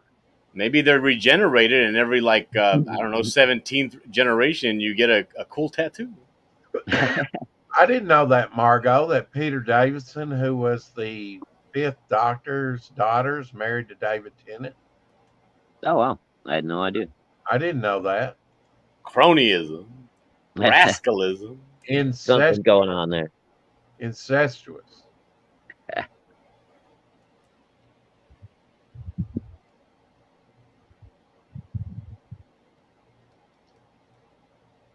Stolen DNA. Yes. Bingo. Dino DNA. Oh, what happened to Vic? He dropped out while I was out. Yes. Ah. He bowed out, yes. But it was good to see him in here. Yeah, he went for a long time last night and into this morning. Oh yeah, I mean, I'm surprised he showed up at all. I mean, after a long stream. Yeah, I would think he'd have been asleep. When Well, you we know, ended the stream at like 2 o'clock, it's already like 13 hours later. Why would he still be asleep? yeah, yeah, he wasn't going to go till like early in the morning. I Oh, did I hear must have been him say thinking of that. the right I heard you wait till he came on, till he turned the music off. Yeah, I don't like music. I don't like music for the sake of music. I want if I want to hear a song, I'll type in that song to YouTube, listen to said song, and then turn it off. Tree Goblin says, "Nice rocks, Dillard." Thank you, Tree Goblin. Pastmaster Dan says, "Knowledge is the accumulation of sorrow, just a random thought." Um, Hmm. yeah, we'll take it just as a random thought. I will think on that. I think knowledge is a little bit more than just the accumulation of sorrow. I would hope. Yeah, we would hope. But now suffering is indeed part of living. What do you think about that, Dillard? Uh, I I, mean, I no, I prefer not to, but No,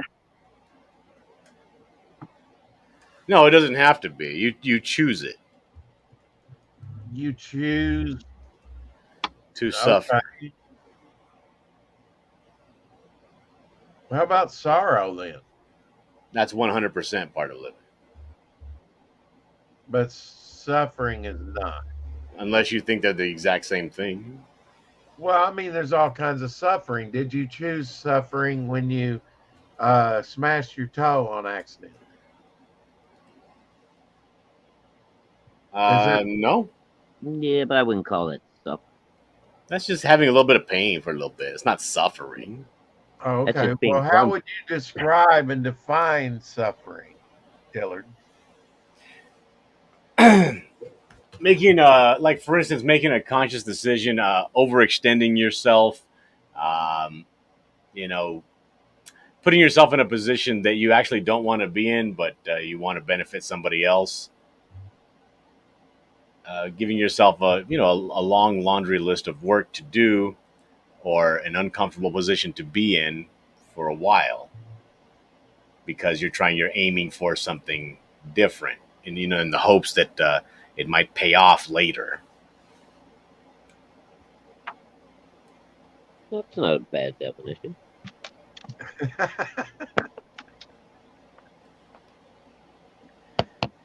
I'm just going to laugh at that and let that lie. I just can't think about it right now.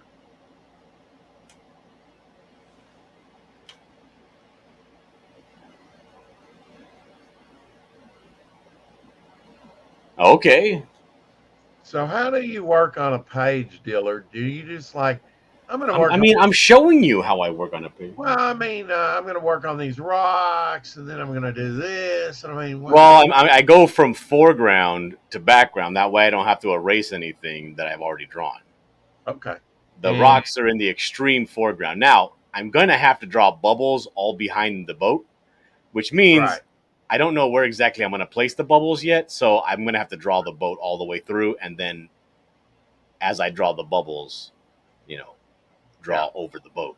But I'm going to work on these rocks first. Then I'm going to work right here to the left. There's some seaweed. It's Now, also in the same foreground as these rocks. are you putting these on different layers? No, You're unless not. I'm going to be doing a lot of overlapping, then I'll make a new layer Okay. so that I can erase. I hear a lot of people that do digital, they go, "Oh, I should have put that on another layer." Yeah. Yeah. It's almost like the save button. I hit the save button. I should have saved that before it got erased by accident. Like for instance, let's say I wanted to do something right here, right? Let's say right in front of these rocks. Let's get rid of this background. I wanted to add, I don't know. Let's say a piece of debris, this square box. Okay, and then I wanted to really do some hatching, right? Like right here. and Right. I wanted to make sure I pulled through all the way. And Looks you see like a now, bar. if I wanted to correct this because it's Right. all in the same layer, I would have to go through. I would lose some of the hatching that I did on that rock underneath it. You know what I mean? Right. It's like it's a big mess. But if I were to do this on a separate layer, this whole box, right? Right. Now I can go like this. I'll make the box. Here's the box. And now I can hatch this all the way through. And then if I erase this area on the outside where these lines are coming out, I can erase them, but I didn't lose any of my other stuff right here that I've already drawn on the rocks behind it. Because it's like a transparency film over your existing drawing, and it makes everything much easier to manipulate after that. Margot says she was in an episode with Tennant as his genetically made daughter. Oh, yeah, I remember his daughter. She was badass, jumping through laser beams and stuff. I remember her. Quite lovely. And that was, who'd you say that was? Peter Davidson's daughter. Okay. I should have known that.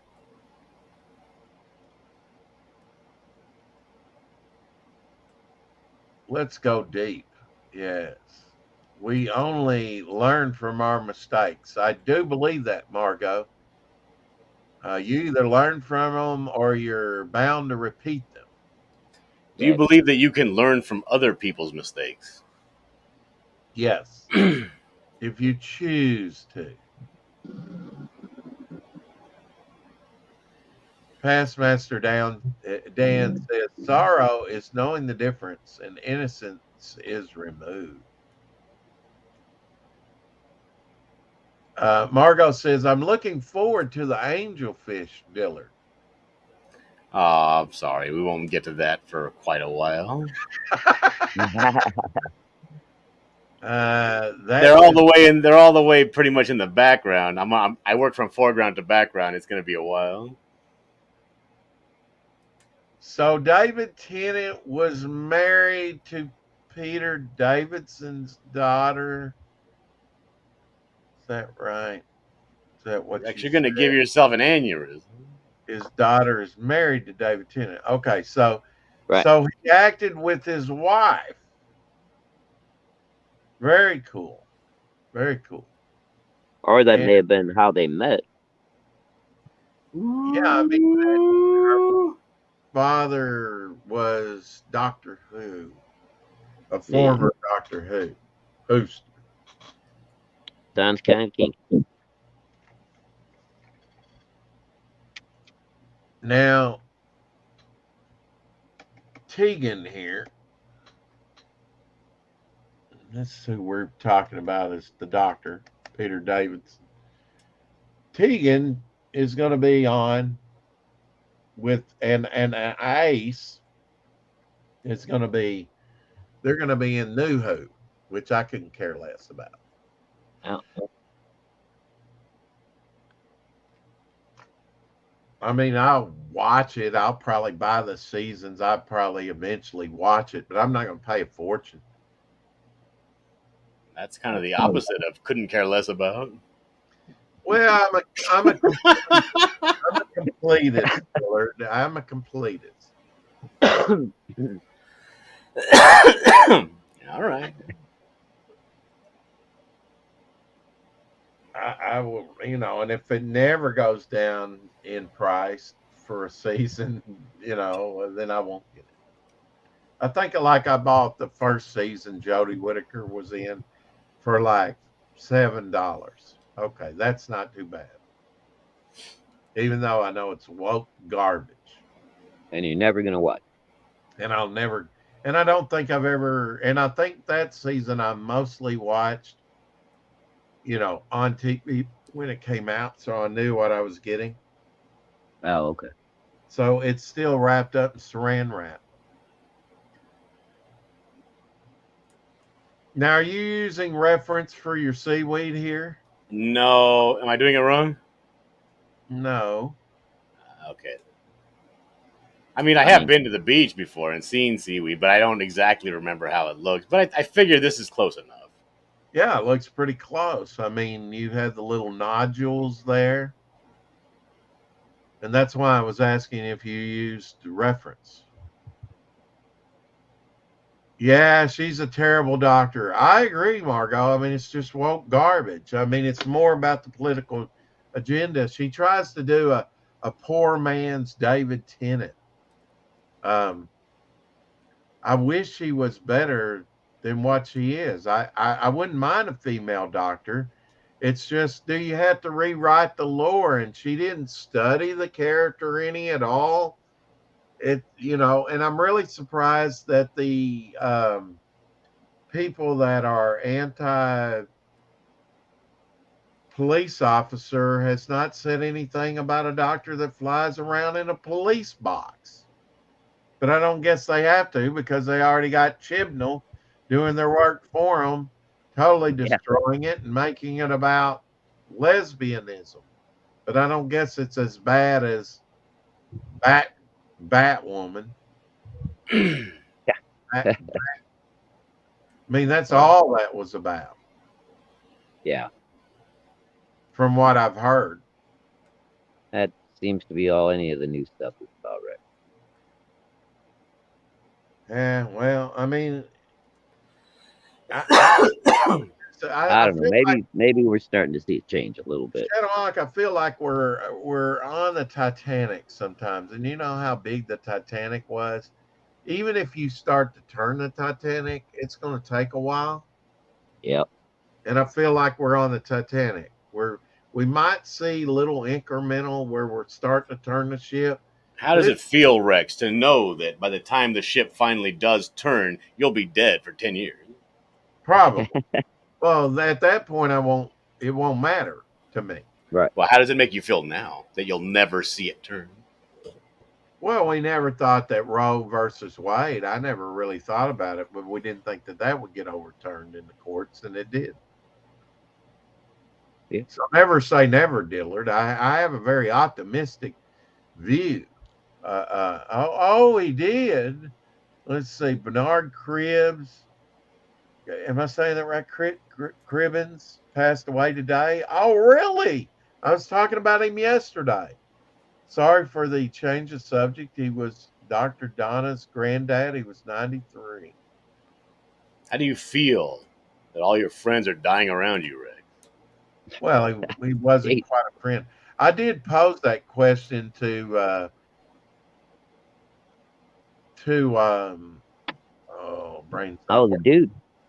Yeah, You asked Steve Steve. Rude.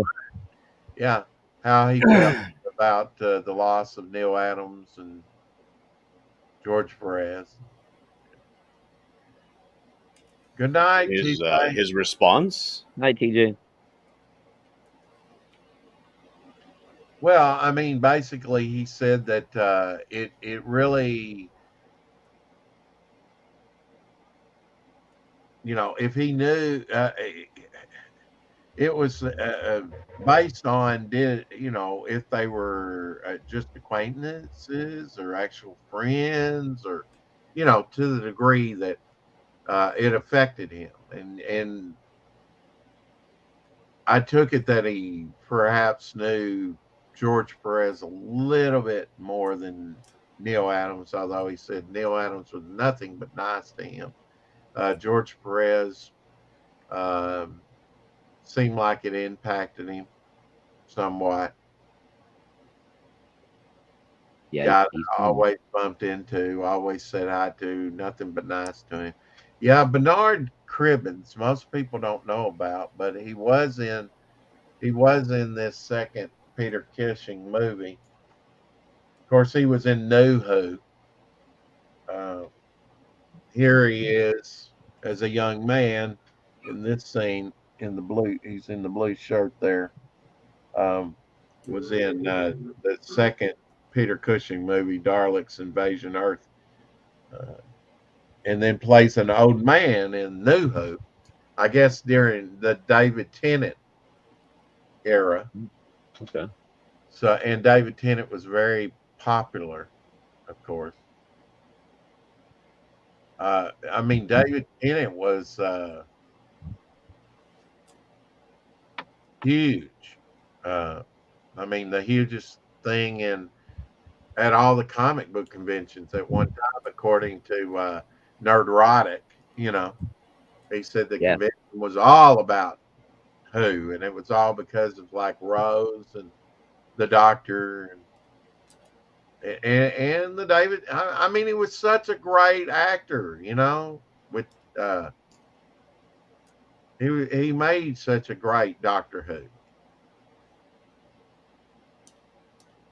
David Tennant's a fine actor, seems like. Yeah, I didn't really watch any of his Doctor Who. You didn't. Well, you might No. be in for a treat. Did you Yeah. watch any of the new Who?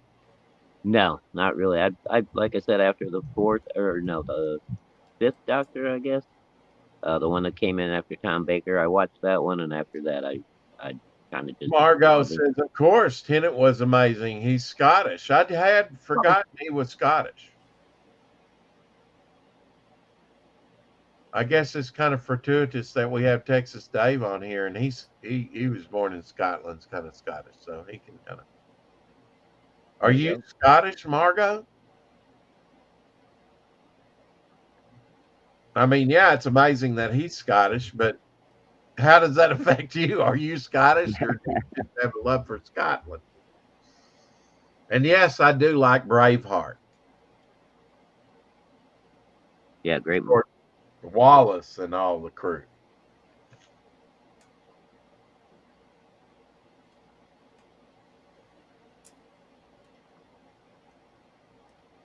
All right, gentlemen, time for me to head out and make dinner for the ladies. Mm. Everybody have a good night. Hail all and hail CG. Later on.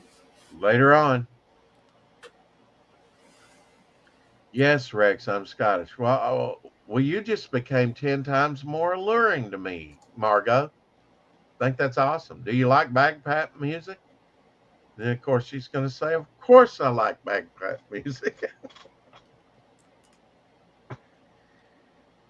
Now I'm going to have to get out some more autographs and DVDs, collectibles, and all kinds of stuff for Doctor Who.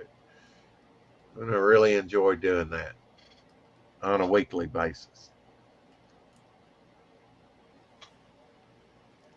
Oh, let's put this back up here, shall we?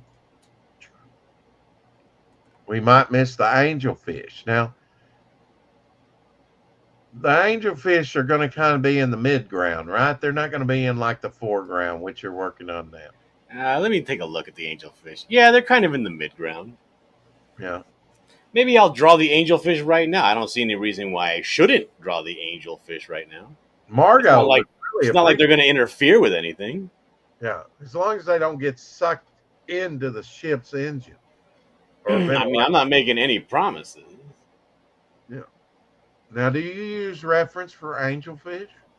I mean, I wasn't going to, but I can. Well, no, you don't have to. I'm just I wondering. mean, honestly, I'm only going to draw two, and then I'm going to like duplicate them and put a bunch of them. You know what I mean? So, what is your experience with the beach What do you mean, my experience with the beach? and the ocean? Because you did like the sea anemones and rocks and things. Well, I mean, I don't live very far from the beach. Sponges. It's about a 40-minute drive, 45-minute drive. It looks like you had this underwater lexicon in your head. You don't have to reference anything, and yet it turns out looking pretty nice. Let's see here. Okay, that's a good sized brush. Let's draw some angelfish. Notice he totally disregarded what I just said. Well, I mean, what do you want me to say? I mean, I keep telling you. I mean, I go to the beach when I can. Yeah. I mean, it's not very far from where I live. I live in the Inland Empire of California, which is about a good. If I wanted to go to Newport Beach, it would take me about 40 minutes. I go there often to go pier fishing and stuff. But that's different from what you're depicting here, which is at the bottom of the ocean. Right. And I don't have a lot of experience in the bottom of the ocean, if that's what you're asking. Yeah. Well, few people do. I mean, the pressure would kill them, right? Yeah.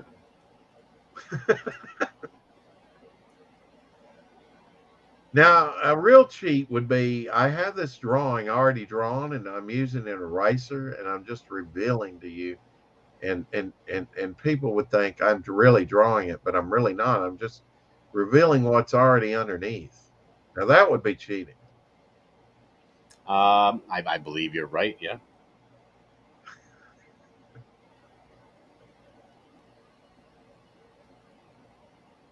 See, I mean, to draw an angelfish, you got to know what an angelfish looks like, and it seems like you know what an angelfish looks No, like. like, look, if I just draw this eye, right, Yeah.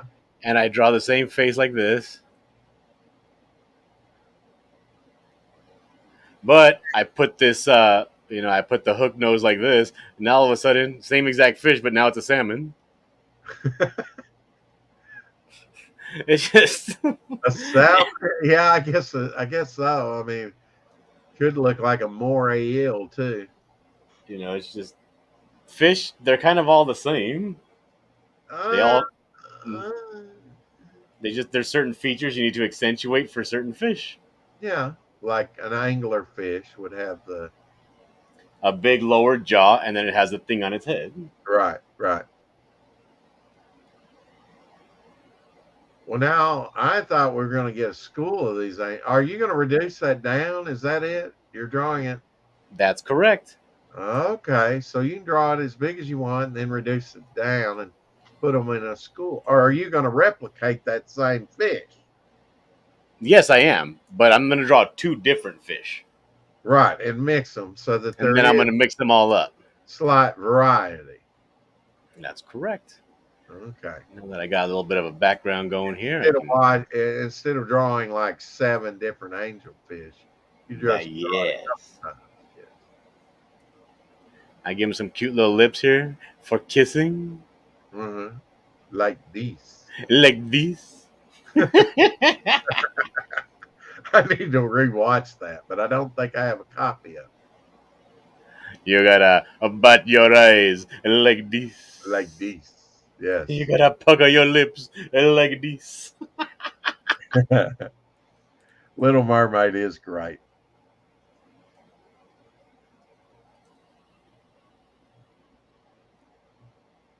Right. Where are you at, Margot? Are you in Scotland now?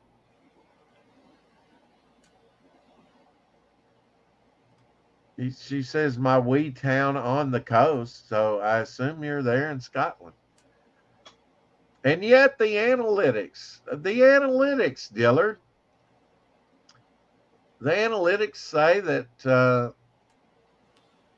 I have no female representation here. Well, maybe she's using her computer and it's registered under her husband's name. Right. Yeah, that's possible.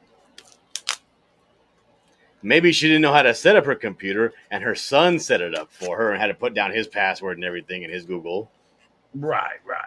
But that doesn't help me on the analytics that say, Maybe she doesn't want people knowing it. She chose to opt out of answering whether or not she's a female in her registration. Yeah. There's a whole plethora of reasons, Rex. Plethora, yes. West Coast Scotland. Why women hide from you. About 40 miles. Yeah, they do hide. They hide very well. It was interesting that it showed some channels that people look at that weren't mine. United Kingdom. I guess you're lumped in with United Kingdom, Margot. Margot, how do you feel about Scottish independence? What a loaded question, Rex. My God. Well, I mean, independence from England. That's okay to say, right?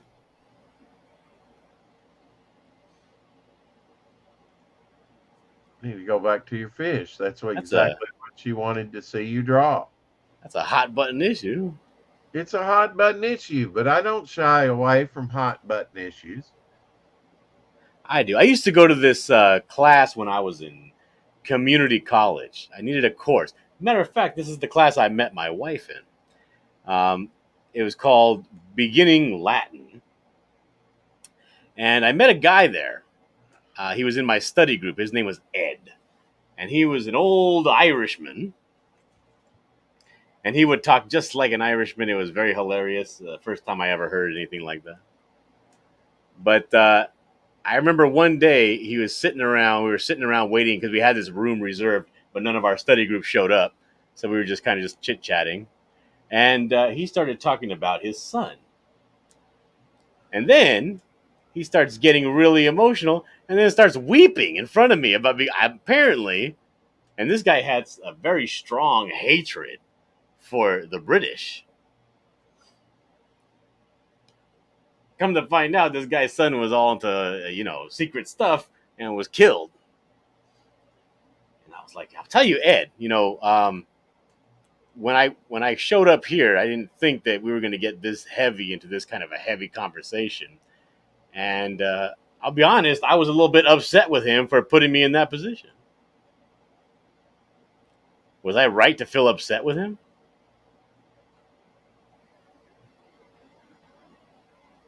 Well, sometimes it's hard to separate the deed from the person, Dillard. So I guess in that instance, it's not for me to say right or wrong, but you had to make your own judgment call in that, and I assume you did. But you always have to kind of separate out the sin from the sinner. How's that? Yeah. What do you think of this angelfish? It's finished. Well, I asked Margot. She's the one that really wanted to see it. It looks like a goldfish to me. When I think of angelfish, I think of very colorful striping and a different look, really, on the. Yeah, you might want to use reference for that. Well, I know that angelfish come in pure white. They come in pink. Yeah. They come with, two stripes, like here and here. Now, it's almost like a zebra striping on some of them, I've noticed. But now, what part of the world is this? Margot says it's very good. Thumbs up. It definitely looks like a fish. But now, where is this submarine? Yeah, yellow and blue, Margot says. Well, I'm inking right now. I'm not coloring. Right. But now the pattern deal. All right, let's do a pattern then. Fine. Let's do this. Is your philosophy make it up as you go along? A little bit. Yeah. Yeah, mine's a little bit like that too. But fish from the Atlantic are going to be different than the Pacific or the Indian Ocean. So where is this set? Where's the setting? Do we know? This is not a real world. It's not a real world. No. This is a made-up world. Okay, I'll grant you that. You were dealing with fiction, but how about that? You like that? You don't base it on. Yes, I like that very much.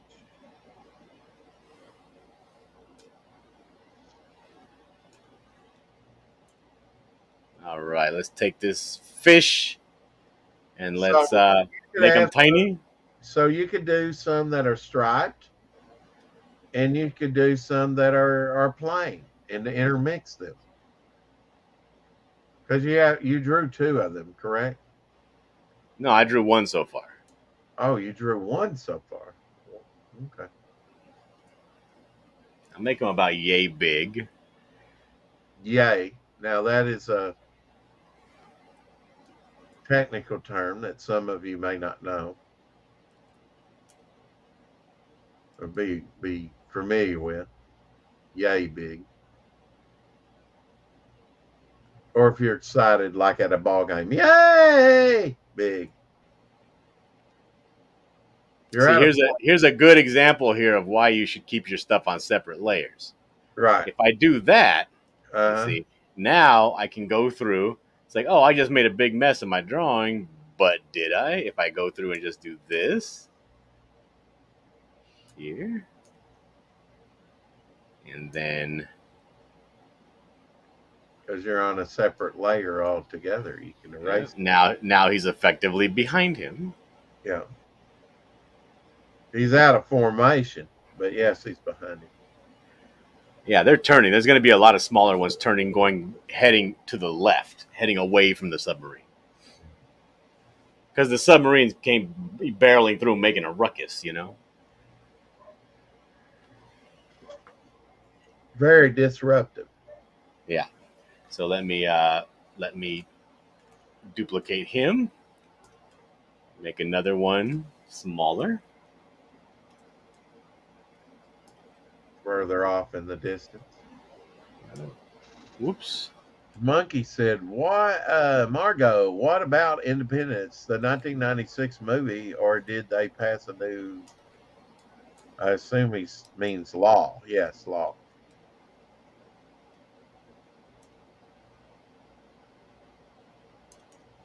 Are you thinking Independence Day, the 1996 movie, Monkey?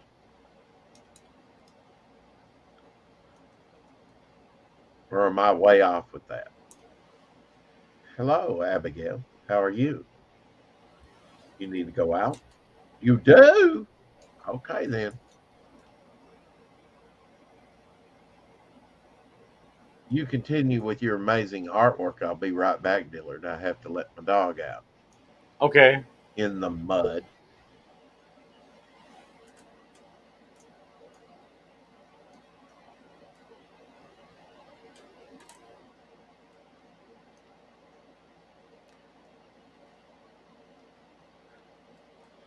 All right. Whoops. Let's not do that. Let's grab him.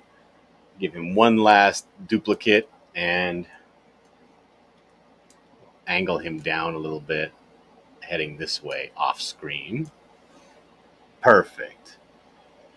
Now we got to draw a second angelfish. And I don't know, maybe in some sort of a different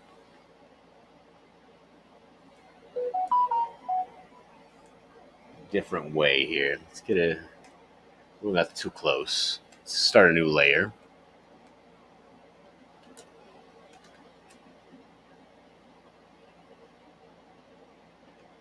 Maybe he'll have a big eye like this that's rounded and topped over.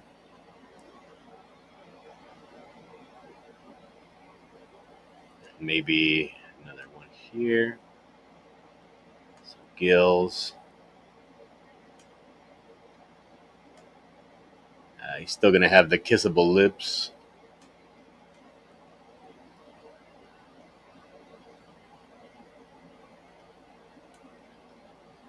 Yeah, we'll give him some spiky angel stuffs.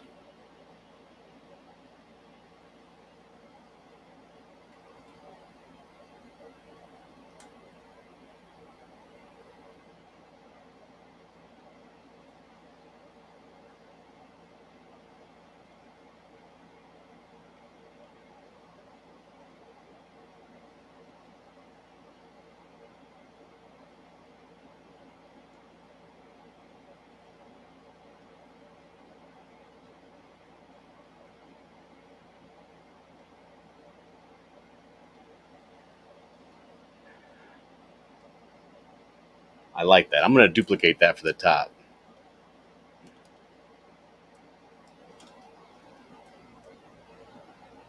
Just like that.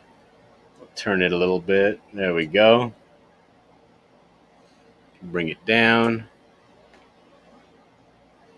And get his body to terminate right here.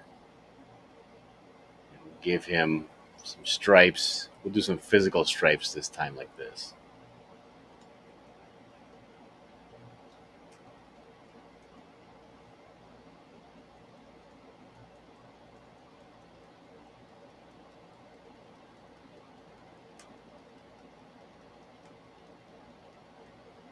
There we go. And let's go right through his eye.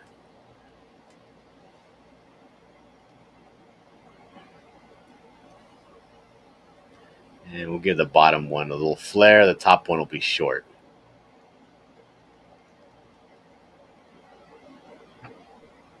I've only seen Independence Day a few times. How about you, Dillard? I've seen it probably around 4 or 5 times. Yeah. We used to own it on VHS. We didn't have a lot of videos, so we'd watch the same ones over and over again a lot. Well, apparently you didn't watch it very often if you've only seen it 4 or 5 times. I wouldn't call that a lot. I'm sorry. 14 times maybe. What do you think of this angelfish? He's different. Yeah, he's definitely different. Flounder looking. All right, fine. I'll give him little wispies. There we go. You happy now? Yeah, I think it needs wispies. Yeah. Angelfish are quite dazzling, aren't they? No. Yeah. And that tail, he just needs to look symmetrical, Dillard. Somewhat. There we go. Now that fixed it. Yeah. You're terrible. All right. I know I am an awful person. But anyway, Shadowhawk, yes. Hell, all my dad duties are done for now. Cool. Yeah. Didn't watch it this year. I'm getting ready for Fanta arriving on the 5th. Oh, cool. The way I look at it is most Americans probably look at Ireland and Scotland as separate anyway. They may not have, quote, independence and be under the British umbrella, but we kind of look at Ireland as its own place and Scotland as its own place. Not me. I kind of see them all as England. Fanta is another YouTuber from Alabama, not Atlanta, Alabama. That is Alabama over there in UK, right? All right, there you go. There's your school of angelfish. What do you think? There you go. Let me see the close up there. Yeah, it looks duplicated. There you go. But then they would look a lot similar, wouldn't they? They've been interbreeding a lot. Cloning. I don't know. I feel like fish kind of all look the same. Well, Dillard, that's not always right. Huh? I don't think that's right. Like if I were to when I go fishing and we have the run, right? When the mackerel run comes through around like 4:00 p.m. and I'm catching a bunch of mackerel, they all look the damn same to me.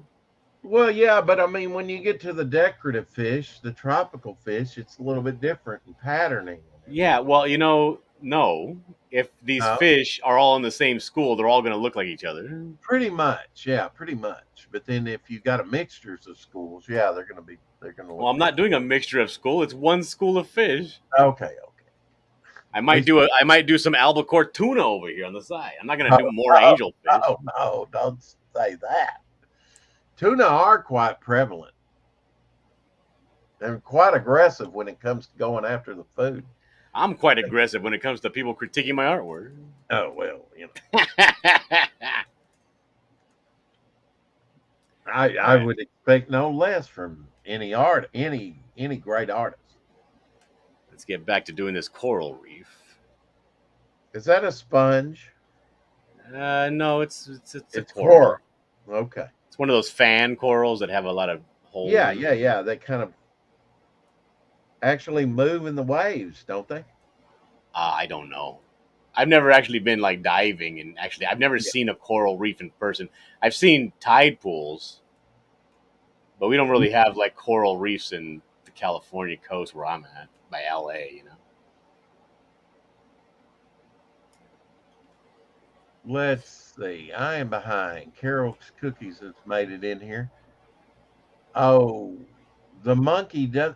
Really? The monkey doesn't, and nobody informed me. I guess Lorenzo. Lorenzo's the only one that informs me, and he wasn't in here when Monkey was in here last. I guess I didn't take his wrench away.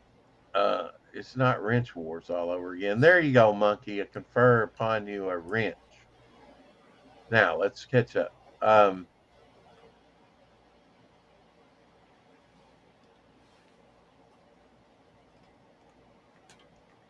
Sorry, Monkey. Fanta is phantasmagorical. She is on with Rex sometimes. Yes.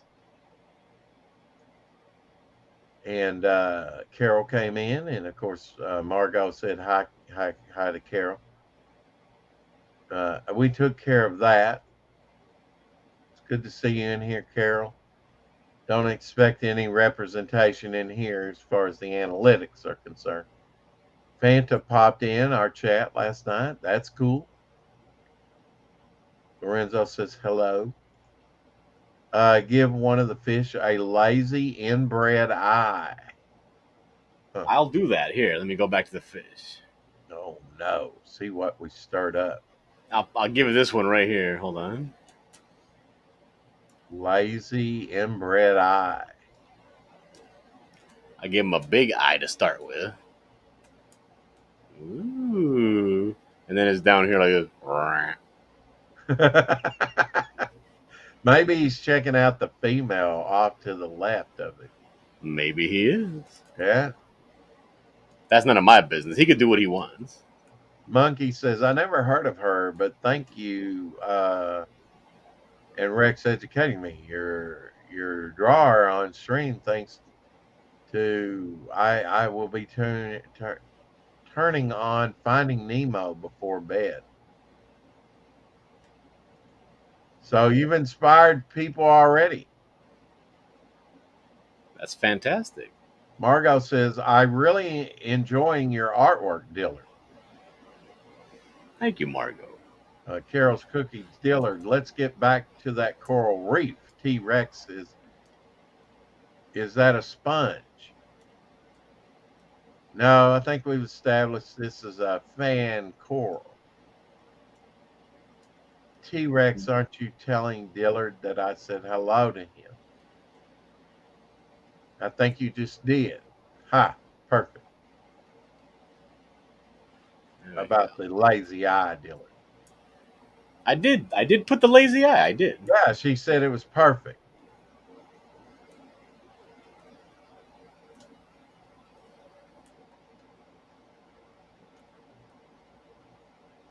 So are you using a stylus?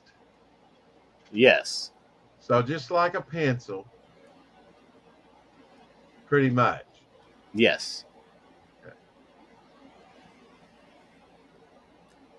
But I had to do an underdrawing because I think these things grow with one big vein in the middle of them. Uh-huh. So I put a big vein there. I'm going to put some random patterns. Like a tree leaf. Yeah.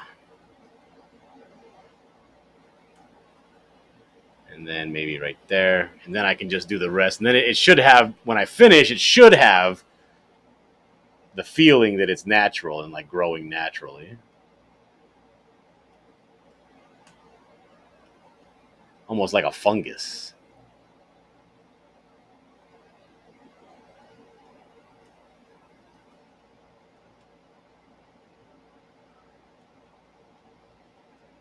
Fungus among us that grows naturally. A humongous fungus among us. Now, that one's got some lot of holes in it. I mean, but I mean they really do. I did have some dried up fan coral that used to be in our bathroom.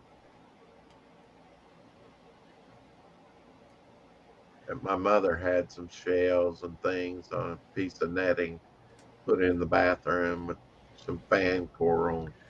I'm so glad that an entire ecosystem of fish could be destroyed to decorate your bathroom and your beach house. There's been worse things happen. Who lives in a pineapple under the sea? SpongeBob Who SquarePants. tears up that pineapple, dries it out, and puts it on their bathroom above their toilet for decoration? Rex. Margot says, my son draws on his iPad mostly anime.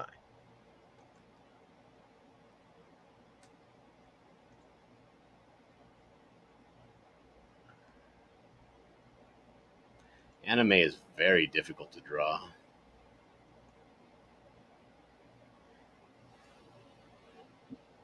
Do you like Vic's anime that he's done? Have you seen much of his anime that he's drawn? Yeah, I've seen it. I don't really like it. Yeah. I mean, when I like an anime, it's because it's a particular style. And I Right. like all the characters drawn in the same style. Mhm.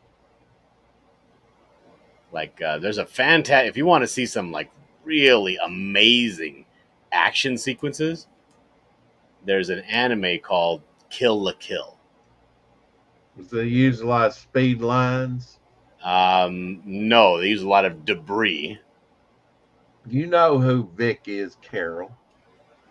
Pastmaster Dan says, Doodle, where is from my doodle?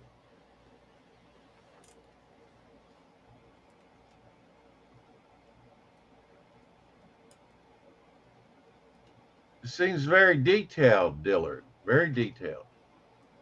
Well, it is.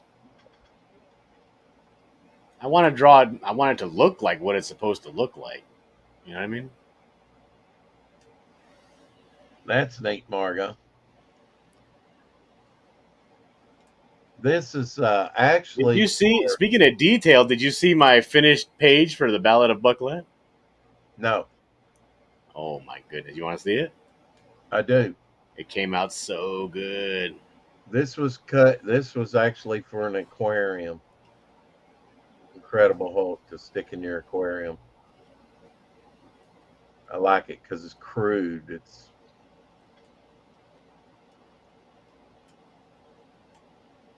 ready when you are, Dillard. Oh, I'm still drawing this thing. Let me finish doing a you're couple of all- little things here. Then I will. There we go. Oh, that's nice. Let me see. How does that look to you? Well, I'd put just a tiny little hole in that white space. You're talking about this white space right here, Right where you ended. Yeah. right exactly. there.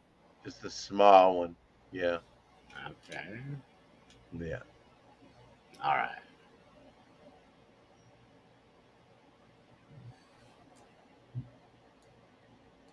See, I was correct. You knew exactly where I was talking Mm-hmm. about. Mhm. All right. Let me stop sharing this and let me turn on my camera so I can show you the Carol Ballad said, of Bucklette, page Carol 2. said, I saw it. I think it's fantastic, Dillard. Thank you, Carol. Margot, who is your favorite character? I don't feel Patrick deserved his own show. Did he get his own show? I didn't know Patrick got his own show. All right. So you're familiar with the first page of Bucklette, right? This is the first page where she shows up and she is. Oops. Let me get two hands here so I don't mess everything up. Yeah.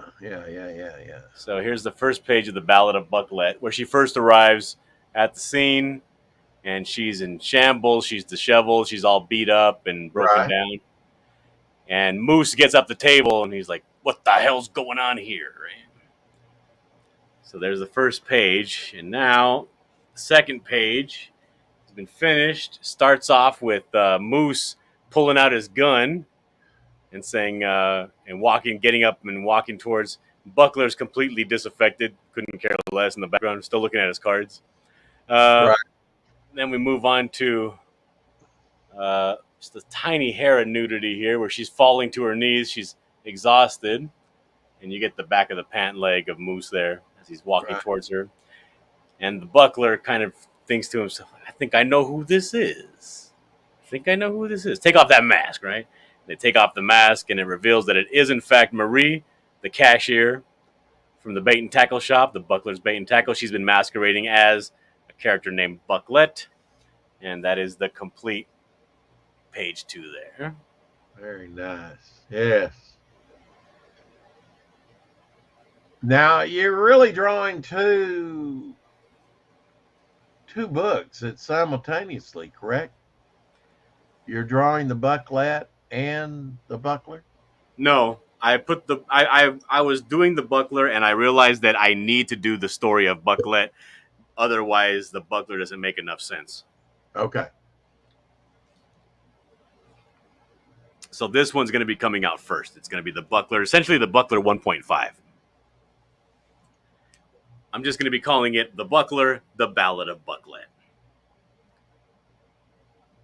So I think it's coming out really good. It took me, just like in the hatching alone, just because I'm trying to do that, like a Bernie Wrightson-esque Right. style of inking and hatching. Right. So this page is actually a little light on the hatching in some spots, just because I don't want to get too detailed in her face, because it ages. It ages them, and it works because she's beat to hell, right? Right. Like you can see this eye; she has a big shiner on it. She has a couple of cuts here on her body. So this will be the Buckler 2. The story, the Ballad of Bucklette, will become the Buckler 2. Yes. Okay, so you fuse them together. No, Rex, damn it. You have it. No. This is 1.5. It's a complete standalone story. Yeah. The story is introducing Bucklette into the Bucklerverse. Right.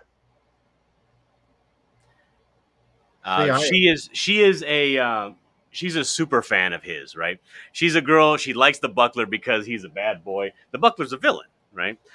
And she actually, it's like almost like a Harley Quinn type deal. She falls in love with him. He doesn't really want anything to do with her. The Buckler, more than anything else, wants to get back with his ex-wife. And what happened to his ex-wife? Well, she left him. It's his ex. She left him for Todd Harrington. Oh no, not Todd again. Yeah, Todd Harrington, the local darling, head of the Canadian News Network in Winnipeg, Canada. Lead anchor. The more I hear about him, the more I hate him. Yeah. Great stand-up guy, right? Harrington is everything the Buckler is not.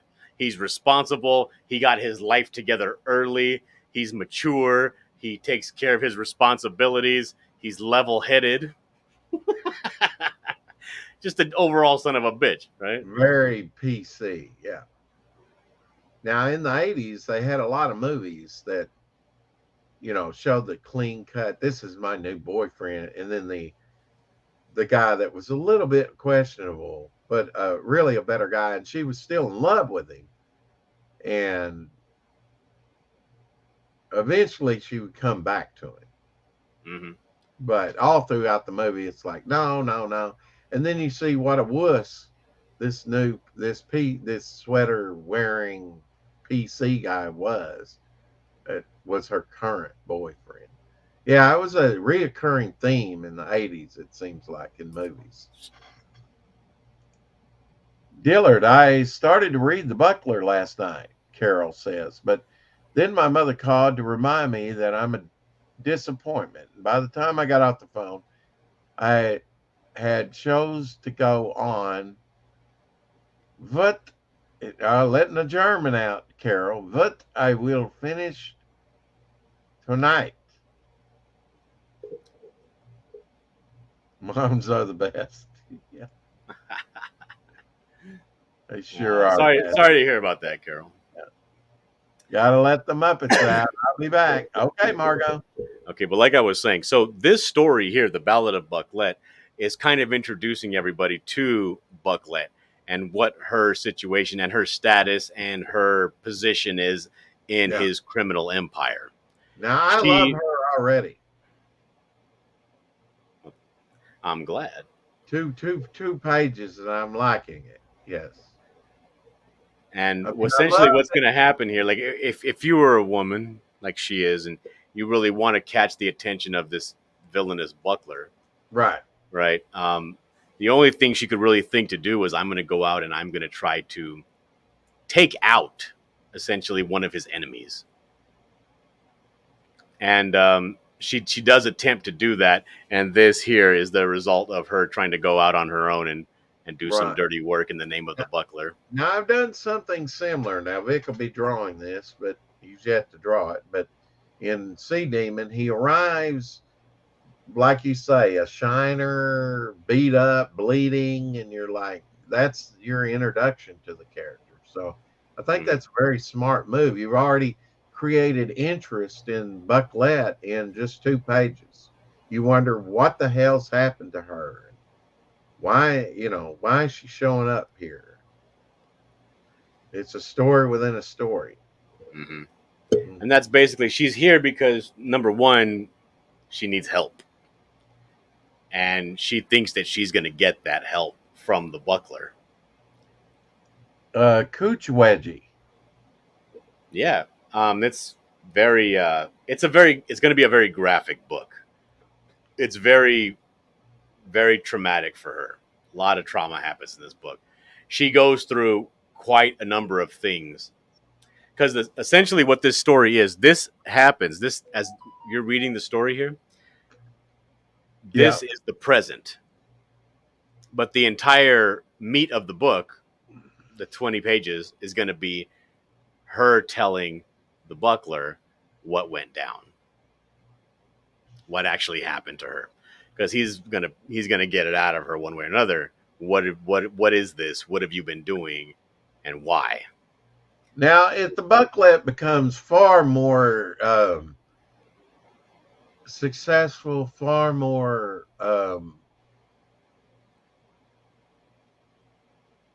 desired than the buckler, which I'm not saying will, but would you abandon the buckler to do the Bucklette? Absolutely. I mean, he would still have to be in her story. Right. If she's more popular than he, of course, if people want to read more about Bucklette, I'm not going to be like, no, F you. I'll be like, okay, yeah, we'll do a second Bucklette book. But, the thing is, her position, we might go into her and what she does and her day to day. Of course, I know all this stuff already in my head. And, right. But we'll go into it. And but you probably already told it to us in 30 various ways. Maybe. Carol says, tomorrow is my birthday. I'm guessing that was her gift to me. Damn. The Bucklette does have a rough go. Yeah, she does. She gets beat. She gets taken advantage of. Hey, Yucky. Yucky says, any review copies I received come with a guaranteed A+ review. Yeah, he's kind of like that. Oh, and I am going to be pre-selling these pages. So if you're interested in these pages, I think I'm going to be putting them at around $200 or $300 a piece. If you're interested in a original page for the book. Well, which is it, Dillard? 2 or 3? I haven't decided yet. Okay. Well, you let me know when you do. I might be in the market. Well, let's call it an even $250. I'll say $250. Just because, number one, they are my best work. Number two, they're going to be in print. And number three, they took me like 23 hours a piece. Now, is this the first appearance of Bucklette? In her costume, yes. Costume. She has a small cameo. She's not Bucklette. You just see the cashier Right. at the bait and tackle shop in 2 scenes in the Buckler book. But yeah, as and Bucklette, there's not much costume left. She got kind of shredded. Yeah. So what's going to be happening in the next page? The Buckler is going to be sitting her down, essentially, twisting her arm and sticking his finger in a bullet hole and saying, tell me what happened now before I, beat you to death. And Wow. Yeah. and then it's gonna do a flashback to Bucklette. It's gonna start from the beginning, and it's gonna show Bucklette getting all dressed up, full splash page in her costume, brand spanking new. Some would say that's kind of sadistic. It is. No, Lorenzo. Lorenzo's asking if the Canadian Shield is going to make an appearance in this book. He is not. The Canadian Shield is going to be making his appearance in the Buckler book 2. And I can show that. Let me. Now wait a minute, I'm confused already. So Okay, it's going to be in the Buckler book 3. That clear it up? Okay, yeah, Okay. that cleared it up. In the third installment called The Buckler Segregation. So the Bucklette is the Buckler 2. Yeah. Number 1 was what? How much page count you said? It ended up being 52. 52 pages, and this one's going to be what? 22. Ooh, well, that is quite a come down. Mm-hmm. Is 3 going to go up on the page count or remain small? Yes. 3 is going to be actually significantly longer than the first one. Mm-hmm. Wow. Okay. All right. So here's a page from the Buckler. I don't know if you're sharing this or not. I am sharing this. So this is from the Buckler book 2. I'm sorry, the third one, where he meets the Canadian Shield. The Canadian Shield comes back, and they are going to have it out. Right. So this is when they first meet. They land in the alleyway where the Buckler committed his first murder. That the Canadian Shield was there. It was almost like his fault. And they're kind of having their come to Jesus moment, talking with each other. Okay, I haven't finished this page. And then I'll show you a page mid-fight. And this is when go ahead. The writing there on the sign, did you put a little Easter egg in there? Maybe. You'll have to find out later. Hmm. All right, so here's a page. This page isn't finished either, but this is mid-fight. And this is they've already come down. This is the Buckler beating the tar out of the stomach of the Canadian Shield. If you can see from the background, they kind of crash through these 2 buildings on the way to where they're at right now. Now, do you just jump to that? Because they were squaring off, and now he's got him down on Yes, the ground. Rick, I'm not giving you the whole story. You can't see the pages in between. Damn you. I mean, so this is what's going down. Essentially, the Canadian Shield is invincible. This big guy, right? The big guy is nigh invincible. His suit is such that it doesn't allow anything to affect him short of a nuclear blast. However, there is a man in the Buckler book 1 named Xylo who has control over something called harmonic alchemy, and he can manipulate matter to a small extent. And he teams up with the Buckler, and he is able to expose a small patch of area on the Canadian Shield's costume, which the Buckler then takes advantage of by pulling out his 45 and shooting him right in the gut. And so he's fighting him handicapped, which is able to, it kind of evens out the playing field. mm-hmm. But at this point in the fight, the Buckler is no longer actually doing any damage to the Canadian Shield. This blood you see that's coming off of the Buckler's fist is his own. Because once the suit has healed up and he's punching this guy, it's basically like punching a tree. Ouch. And so then the Canadian Shield is looking at him like, you need to stop. The fight's over. You've lost. Gives him a push. And then the Buckler lands in a building. And now the Canadian Shield healed up with the bullets within him. Right. No, he's not healed up. But the suit has healed up over it. Okay. So he's hurting on the inside, but he is no longer able to be hurt any further. Right. And he knows it. Yes. So this is part of the Buckler segregation, the third installment. Segregation. Highly controversial term there, Dillard. It is what it is. So there you get Yeah. a size comparison of the two. Yeah, he's 8 foot tall, the Canadian Shield. This iteration of him, correct? Oh yes, Rick's iteration also is about 8 foot tall. Well, okay. I thought that's who this was. Yes, that's what I'm talking about. Yeah, Rick's design. Yeah. So this and the buckler himself is no slouch. He's not a small guy. The buckler is 6'6". It's Yeah, about he's 320 pounds of brick house muscle. You know. well. Yeah, that's if he. How much? 300 and what? 320 pounds. 320 pounds. Yeah, I guess that's. He's about 2 inches taller than the Rock, and about 20 pounds lighter than the Rock. Yeah. Did you kind of use that as a basis? Yes. Okay.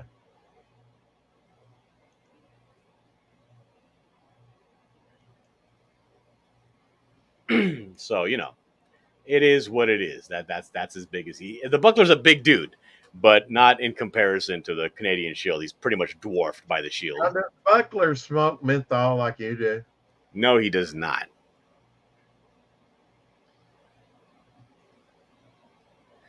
And here, I will also entreat you to the cover for the Ballad of Bucklette. Let's go take a look at that. Entreat me.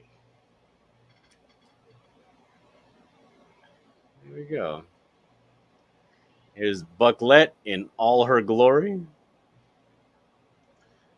Yes, I remember when you were working on this. So there you go.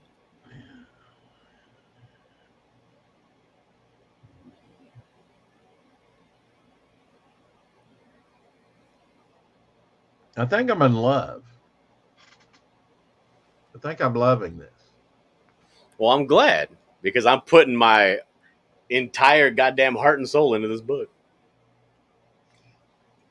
Like, I was not messing around. Like, I wrote this story for the Ballad of Bucklette, and I was like, number one, it's not brutal enough. I've never rewritten a story. I rewrote this story 5 times. Just to kind of get a big story and just compress it down to the smallest, shortest, most succinct way of storytelling I possibly could. I got it from 48 pages down to like 34 pages. And then I was like, all right. What was your rationale behind that? Because I feel like I've gotten a lot of books from people in CG, and I've gotten a lot of books from the main big two. And I feel like it's like a damn Netflix miniseries. They draw things out when they shouldn't be drawn out. Yeah. Now, so I'm trying to make this different. I'm trying to give you all of the story in as small of a package as possible. Now, the buckler there, the logo, you already had that design from the first campaign, correct? Absolutely. I'm not going to change the logo. Okay, but the Ballad of Bucklette is something different, and I think that's very appropriate. How you did it has that old. You like that 50s noir film title? Yeah, I wouldn't even prescribe it to the 50s, but I mean, it probably is from the 50s, but it could be from an earlier time than that. Just the font. It's really got a nice look to it. Well, thank you. Very, very, very time appropriate. So, and that's basically the genre. The genre of the buckler is more of like a very brutal, more adult noir films, kind of genre. Right. Yeah. So I don't want to stray away from that. I like that. That's exactly what it is. But the thing is, I need to put her through the paces because she messed up big time. She really did. And it's not a game out there, and she needs to learn that. And she does in this book. Quite traumatically. Yeah, I need to get the first buckler to read up on it so that I can be on the same page because this is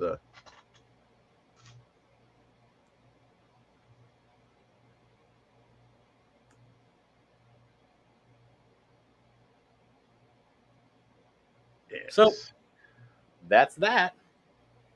There you go. And so I'm kind of intrigued about the underwater. That's going to be in the Ballad of Bucklette. Sure, why not?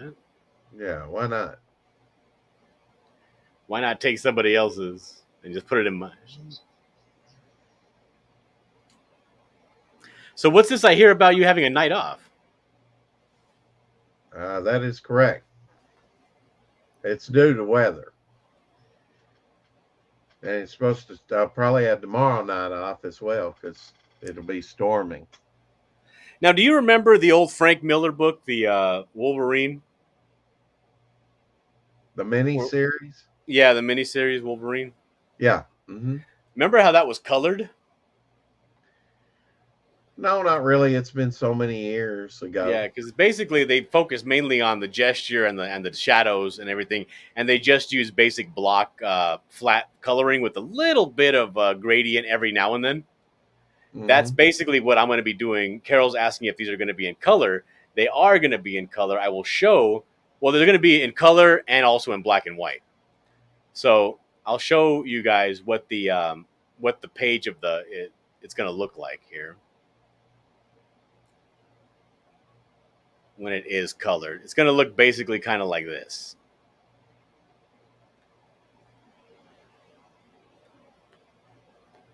These are kind of the flat colors that I'm going with. See what I mean? Yeah, and you know what? That really has a look of the early '80s. Some of the way I saw a lot of the independents, not a lot of them, but I mean maybe. But if you want the book in its original raw inked form, you will have that option. So you're gonna have both options. Yeah, I like that. I like that you offer both options, kind of like Goblin Girl did. And I plan on doing that with my book as well. So you'll be able to get this one, this black and white version, Yeah. or you'll be able to get the colored version. Yeah, I think both have great merit. Yeah. Yeah, I like how that pops, Dillard. I like it too. Yeah. This says Chinatown. Do you have any gradation that you're talking about? Maybe up top there. I'm not even sure if that's. Yeah, it's a slight gradient. Is it? Okay. Yeah, like this, I was thinking, what if I did it like this, right? In this type dealio. But Right. I don't like this. This is too muted. It's too. Yeah, it looks muddied. It looks muted, as you said. Yeah. Or like, for instance, here's the first page of the Buckler, part 3. See, that's how it will look, original inked. You know what I mean? I'm not going to do any kind of shading or cross hatching or nothing. I mean, I did cross hatching, obviously, but I'm not going to be doing any kind of After Effects on it. It's just going to be the black and white, the raw black and white. There you have a very thick line around the Buckler. Yeah. He's the star of the show. He's got to be. Also, I changed his boots. He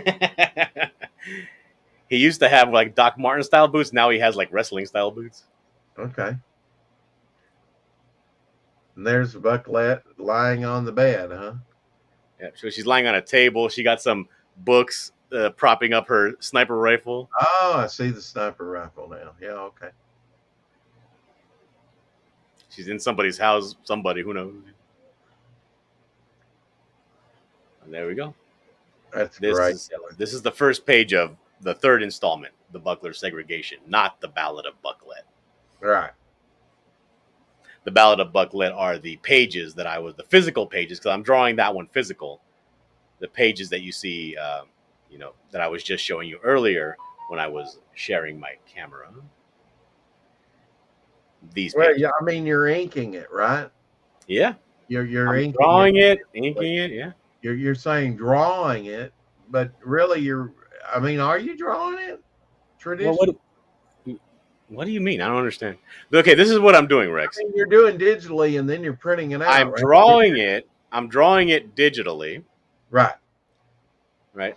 Well, I'm not drawing it. I'm doing my pencils, my layouts. My layouts are digital. Mm-hmm. Then I print those out in blue line, and then I ink over the layouts with ink.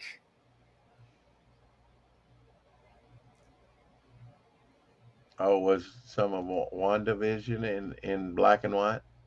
I guess it was. They were messing with that black and white color. Classic coloring. Oh, yeah. The parasol. Yes.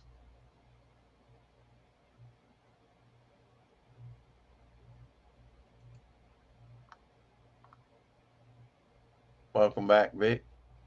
Yes, she did. Who I asked who Vic was.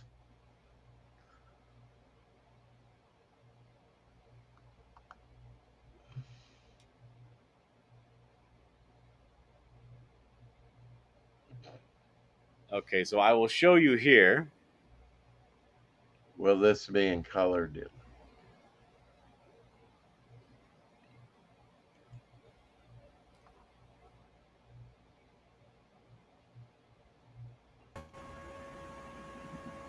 Hey, Vic. I didn't see you sitting back there. Oh, I've been here for about an hour. Ah. Well, sorry. He had to go.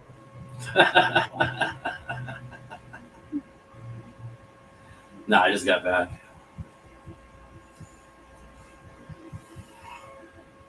Well, I saw you in the chat. Eventually. I had to take a walk, stretch out the legs. You know. Oh, I understand. Yeah, I had a catch in my back earlier. I mean, that was like after being up for a while and resting. But whew, you work a lot. It takes you to toe. All right, so I'm showing you here. This is what the buckler looks like when I do the layouts for it. Can you see it? Carol, I emailed those to you. Those didn't come through. I'll have to email them again because I emailed those to you. So you see how I do a rough layout for the buckler's face? Right? So I can get all the proportions right. I kind of resize it to make it fit where I want it to fit because he's only going to be saying one thing of dialogue, so he can be his whole face on the panel. I kind of get it where I want it to be. Then I print that out. And this is just a very simple face, just kind of showing where the planes of the face are, where the shadows are going to be. Then after I do that, after I print that out, that's when I go through and I really render it all out with inks like this. Cool. Very cool. Carol, sometimes Google Drive, when you go and you give the people permission, sometimes it doesn't take and it doesn't send them for some reason. So I understand that the way I do it is different, and Yeah, you may not like it. No, That's a the lot way of I do artists. it. There's a couple people that do it that way, Dylan. Yeah, a lot of artists do it that way, Dillard. A lot of art. I think Kevin Hulk does it that way. And he's an old pro. I'll take care of that tonight, Carol. Definitely. Well, I mean, you have the best of both worlds. You can do it digitally, and then actually have physical artwork to sell later, if you wish. You know, I like what he's doing. See, what Dillard's doing is he's using the advantage of the ease of being able to quickly erase things and move things around and change things up digitally. Right. Like you can make things bigger or smaller if you need to.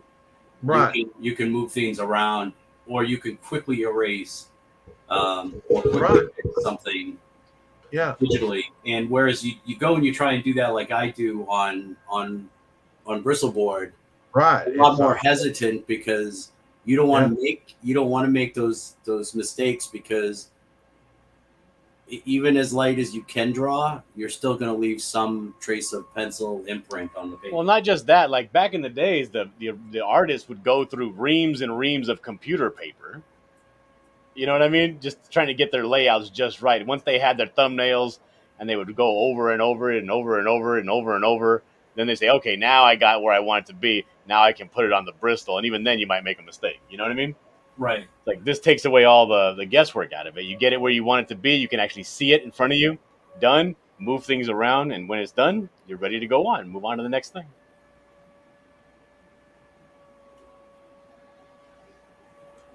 Absolutely. I actually like that, and I need to get a printer so I can do that, because I would.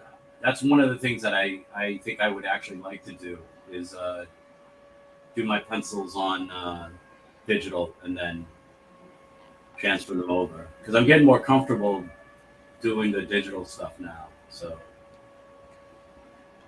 but I still have that. I still love the traditional tangible art. You know. Oh yeah, I understand that. And the thing is, I mean, there's nothing like it. Being able to lay out stuff digitally, my God, it's so much of a time saver and paper saver and a hand saver. Well, 1 second.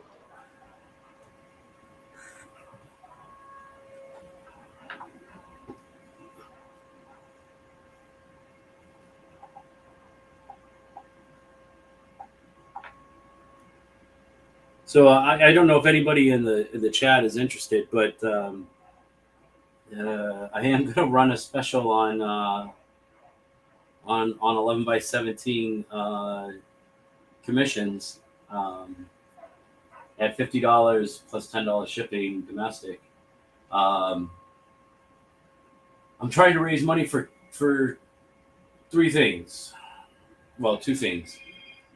I want to get my cover for Bay of War and my trading card for Bay of War to the colorist and get it colored. And the other is probably more importantly than that is I want to mail out some past commissions. And so a trip to the post office cost me a little bit of money just to get there, and then so I have several slots. I'll do up to 3 at $50. 11 by 17.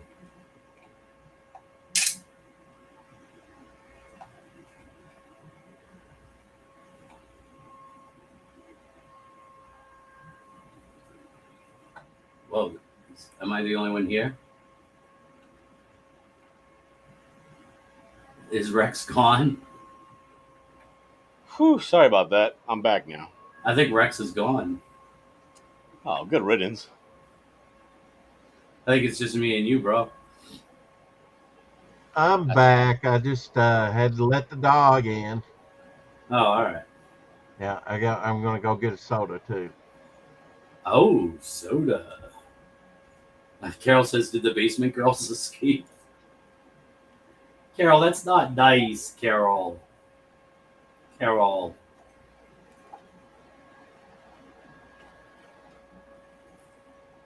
Behave, Carol. Rex is always nice to you. Well, that's not true.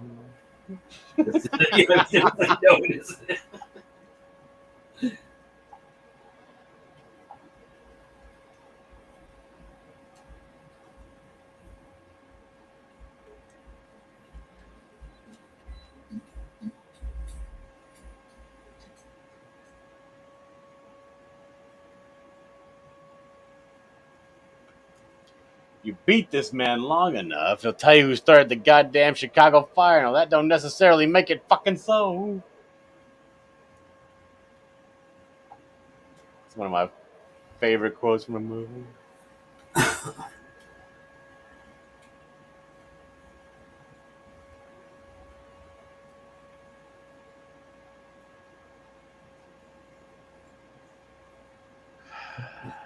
She goes, "Yeah, not exactly true on that one, Vic." No. I tried. I was, trying to be a peacemaker. Did the basement girls escape? No. No, they're firmly. You think Rex spent all that time in the Boy Scouts tying knots? The basement girls are gonna get away? I don't think so. Yeah, he's gonna get embarrassed. Showed up by some basement girls. I haven't even seen the Lost Boy comics, Monkey. No, I haven't read them.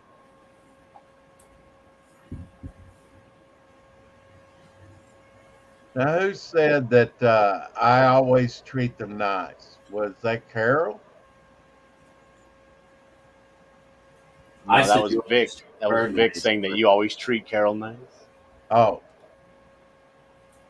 I try and keep, treat her nice.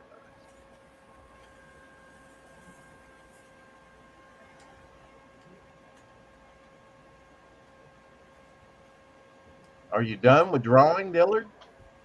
No, oh, here I'll share my screen again. Okay. You know, I'm only doing all this because I hate your content. Is what I hate. Well, then I'll keep it up.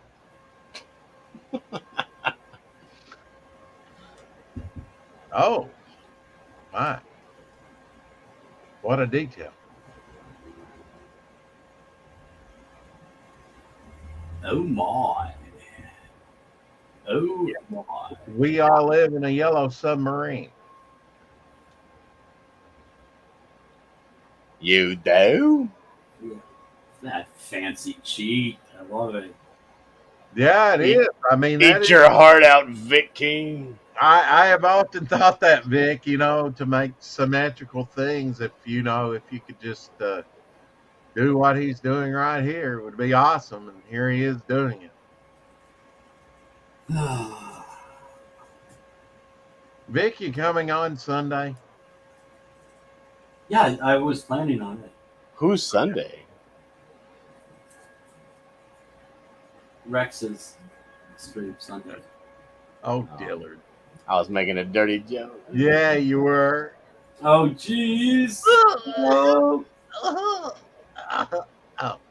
It's not even midnight. The degeneracy isn't supposed to start till midnight. Oh, well, he didn't get the memo. No, well, Carol kind of opened the door with the girls in the basement thing. Thanks, Carol, as always. Ooh, Vic, that's gross. Did you ask her first? What is she talking about? Let me in. Oh.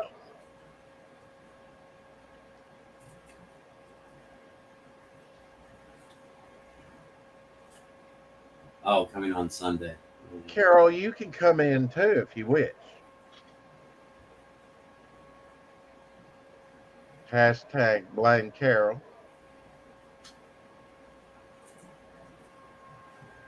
Hello, doctor. Hello.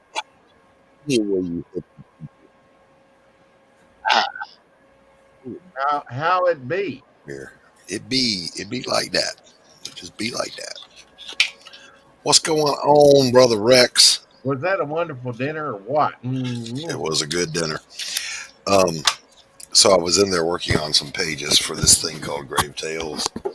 Yeah, it's just the more I worked on this page, inking it, the more I realized, you know what? I don't like anything about this page, so I got to redraw it. You and me both. You got one you're going to redraw? No, I was talking about your page. Okay, thank you, Vic. I mean, what's your name? J Money. Right, buddy. Machi Jackie? Pick one and suck it. Dillard. And stuck it hard. Hey, Machi Jackie. See you, Carol, and pick up a sad birthday cake for myself. Oh. Tomorrow is Carol's birthday. But All right, fellas, all together. Happy birthday to you. I don't know her real. Happy birthday to you. Happy birthday, dear Carol. Happy birthday to you. And many How more. old are you now? How old are you now?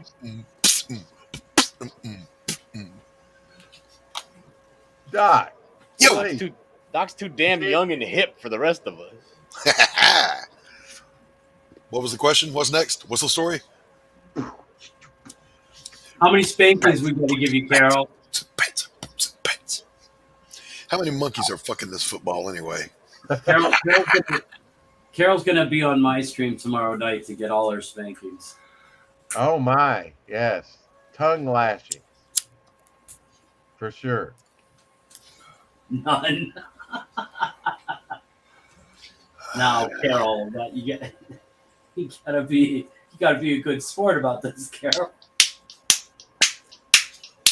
Ride the wave, ride it on in. Uh-oh, somebody's getting a phone So, call. Doc, Oh. what was your dinner? Do you mind sharing what you had? Oh, it I mean, was steak and taters. Steak and taters. Okay. Steak and taters. No salad involved, because, yeah. It's your birthday, Carol. You have to think about the rest of us. Oh my goodness, we might have an issue. Now I forget. This is a Step page back. to Bayo War. Is that right, Vic? Yes. Fucking Bale War. Did So you that's- see Not no bullshit from the big two. Indie comics, Bale War. Yeah, the big two don't got no portcullises like that. Horticulture. Like all the fucking big two characters that Vic draws on a daily basis on his show instead of Bale War. I do this on my show. That's not Bale War, that's just some broad. That's Alzon. From the same world as she's just from some the same world broad. as Beowulf. It's just some broad. Same world. This is my world. No, I took my kids to the doctor today, Now that's not done, is it, Vic? and they got their shots. And Yeah, now why? one of the kids is limping around because they got their polio shots. So I got to go in there and give her some Tylenol. She might be getting a fever too. Oh, man. Daddy duties. Is that particular piece done, Vic? Yeah, why? Because one of her swords underneath there doesn't look complete with her hand. Oh, all right. So I do have a spot. I should check a couple spots, but it's primarily done. Also, And they- erase those pencils. Yeah, I mean, is her waistband is that penciled in or is that ink? No, our waistband is inked. She must have some tiny nipples. On her hip there. Yeah, that's true. Yeah, you're missing an ink line on the right hip I think so. Yeah. of the bones. No, that's just that was a trace line. But I mean the curve there. No, the undercurve, the curve that curves up. Yeah.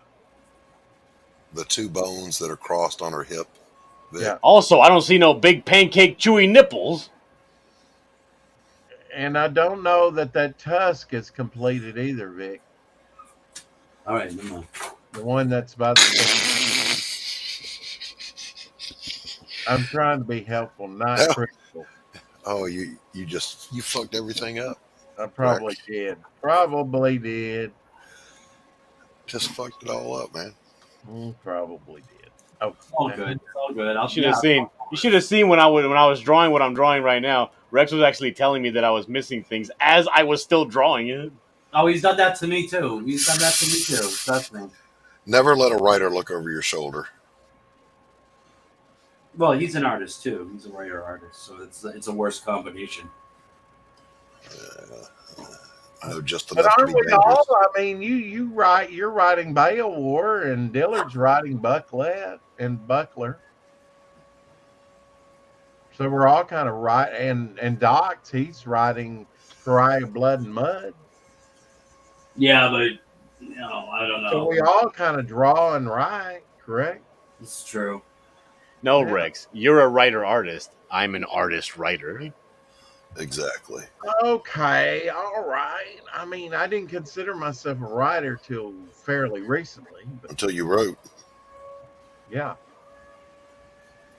Till I actually got down to the writing part of it. Then I'm like, hey, maybe I need to stick with this instead of trying to struggle through drawing. The We Stackians is live. All right, I got to get out of here. I got to go give some medicine to the kids. I'll see you guys later. If you're still on, I'll hop back in, but I'll be Very around. right. good. Very good. All right, Dillard, take care of them youngins. Take care. In the valley, you can build us. Goodbye, Carol in the chat. Goodbye, everybody else in the chat. Goodbye, Jonathan Dillard.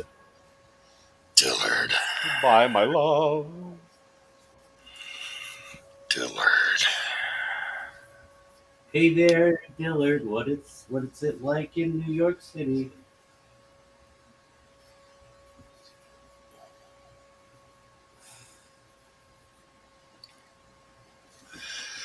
Do, do, do, do, do, Well, do, Diller do. doesn't know. He's not in New York City. Oh my god. Oh my god. Now, I was very impressed, Doc. Very impressed by you indeed when I looked at my analytics for my channel Uh-huh. Uh-huh. because Atlanta was high up there, high up Uh-huh. there in the Yeah. analytics. And I Yeah. thought that must be Doc. It is, man. I own the city. I am the mayor of Hotlanta. Atlanta is indeed. Did you get any rain? We got some rain here. 2 days ago, it stormed like a mofo here. Yeah, and we're going to get that tomorrow, I believe. Well, not from us. Your weather comes here. Ours doesn't go there. Oh, right. You know these things. Well, He knows nothing, yeah, I got and nothing. he'll like it. That may be true.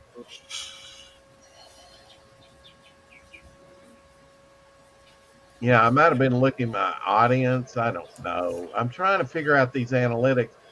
Vic, do you know if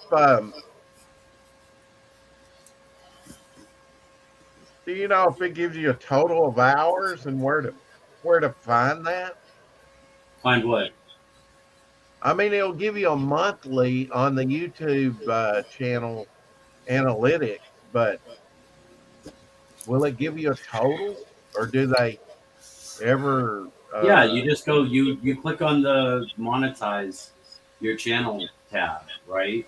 And it'll bring it up, and it'll tell you what you're short of. So it'll tell you how many hours you got, and Well, here's YouTube Studio right now. yeah, Is it on YouTube Studio? yeah. Go down. Oh, it looks like I picked up a subscriber. Whoever you were, thank you. No, the other side, the side Oh, screen. here, Yeah. analytics. Do I No. push analytics? Oh, monetization. Monetization. Okay. And it'll tell you have 200 and some odd subscribers, and Okay, so I have 1,000 that's required. So that means I need 1,000 more hours, correct? To make you it need 40. You need 1,000 subscribers. you need We're right. Okay. 18, you need about 1,800 more watch hours, public watch hours. Oh, so I have 2,215 public watch hours. Right. So I'm about halfway there. Okay. Right. Cool.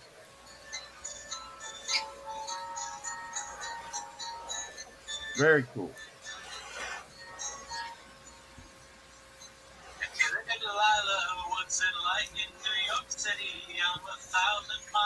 Doing better than what I thought.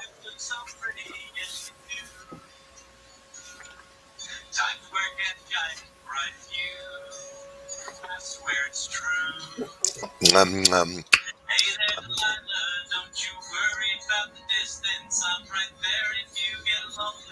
Now, notification, shouldn't it tell you when somebody new subscribes? Mine does. Because since I've been streaming, I picked up a new subscriber, and it's not showing me who it was. Go to on your channel or just on your YouTube. Right. The bell for notifications should show it to you.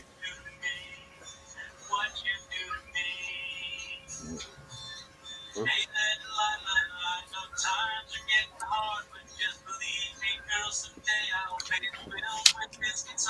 I need a Well, I pen. do all right if I get the right buttons.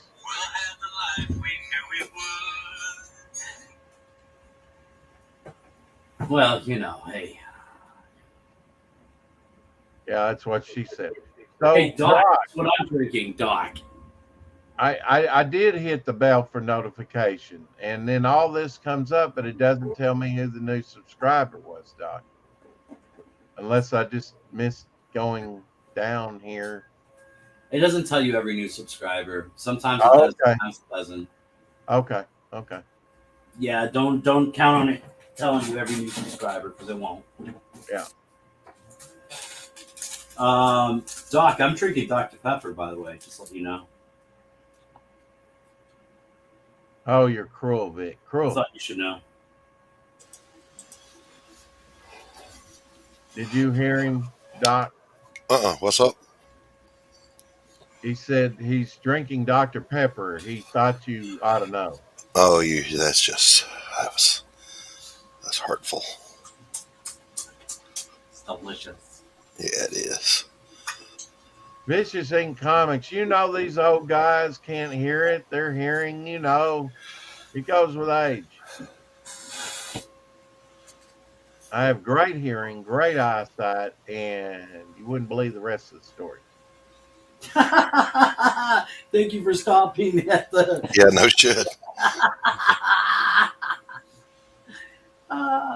See, Carol, that was Rex being nice to you because he could have gone on.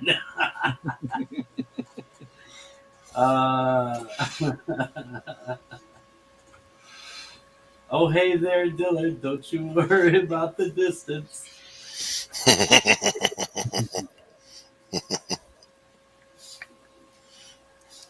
I got to agree on the nipples, Doc. I got to agree on the nipples. Yeah, they must be kind of tiny. And off to the side, I mean. All right, so I got to think. I haven't made a determination on that. See, I would have no problem Showing nipples? I would have no problem putting in nipples, right? They would go right about here. Oh, really? Pulled off to the side? Yeah, you got to do this. You got to do this. Yeah. Right to that cross and do this. They're not. It's not straight on like that. No way. That would be fake boobs. Right. Yeah. You go up to that little indentation right there between the collarbones. Mm-hmm. You draw a pyramid shape out. That's the theory. So I mean, I could put the nipples actually would be underneath one of the bones, but I could put, but they would be tiny. Yeah, I look at her as having more tiny nipples, really. Tiny nipples. She's a tiny girl. Yeah. Don Ho used to sing about tiny nipples. Tiny bubbles. No, it was tiny nipples. Tiny nipples. Carol says, then tell me what song he just played and who was singing. Yeah, who's singing that song? I don't know what that means. Who's the musician on the song? Hey there, Delilah, I've got so much left to say. If every simple song I wrote to you would take your breath away, I'd write it all. Well, I'm going to go with Giva. I don't give a fuck. And Lorenzo, I'm live with George Peter Gaddis. He's showing off exclusive content from his campaign. Well, hey, come from Rex's stream onto mine. I'll go over there and troll them.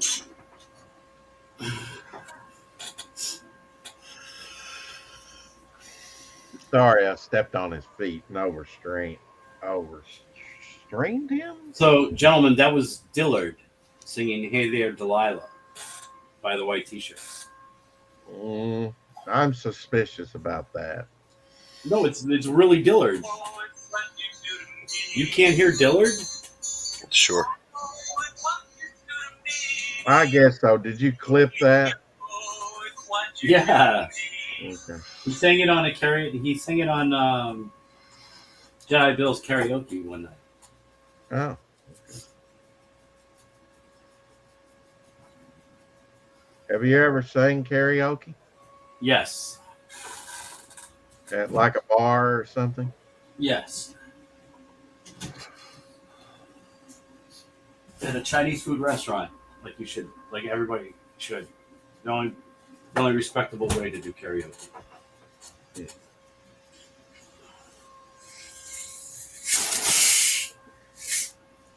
Oh, it's another bottle Beer on the wall? of Dr. Pepper. And it just cries out, I am refreshing. It is 100% Dillard.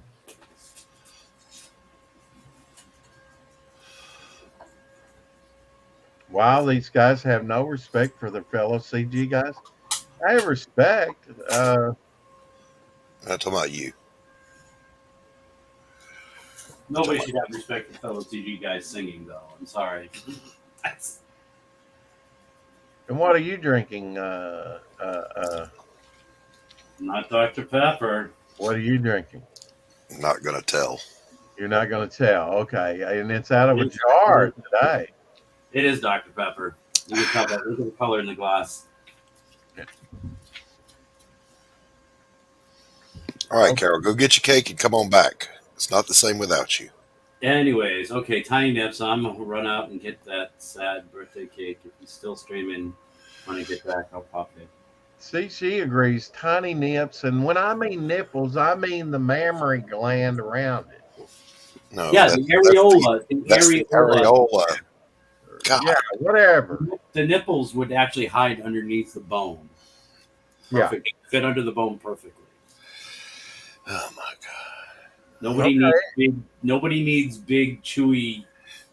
Yes, they do. Fucking, yes, they do. Like disc, like you've got there. Yeah, that's way too big for her. I've even seen. I've seen inverted nipples. This is what he wants.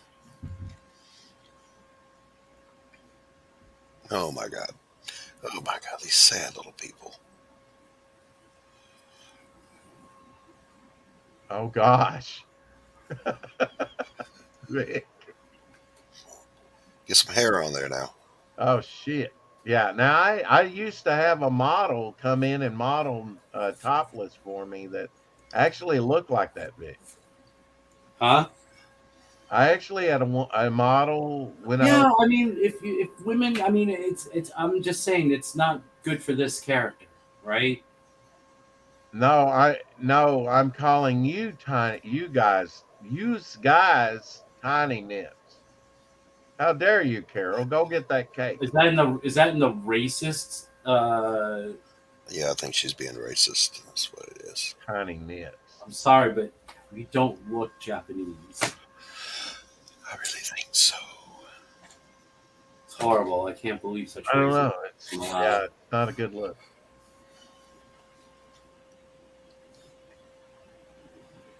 You go to the store. You bring me back birthday cake. No. Let's stop the racism. Don't get your channel taken down, bro. Don't get your channel taken down.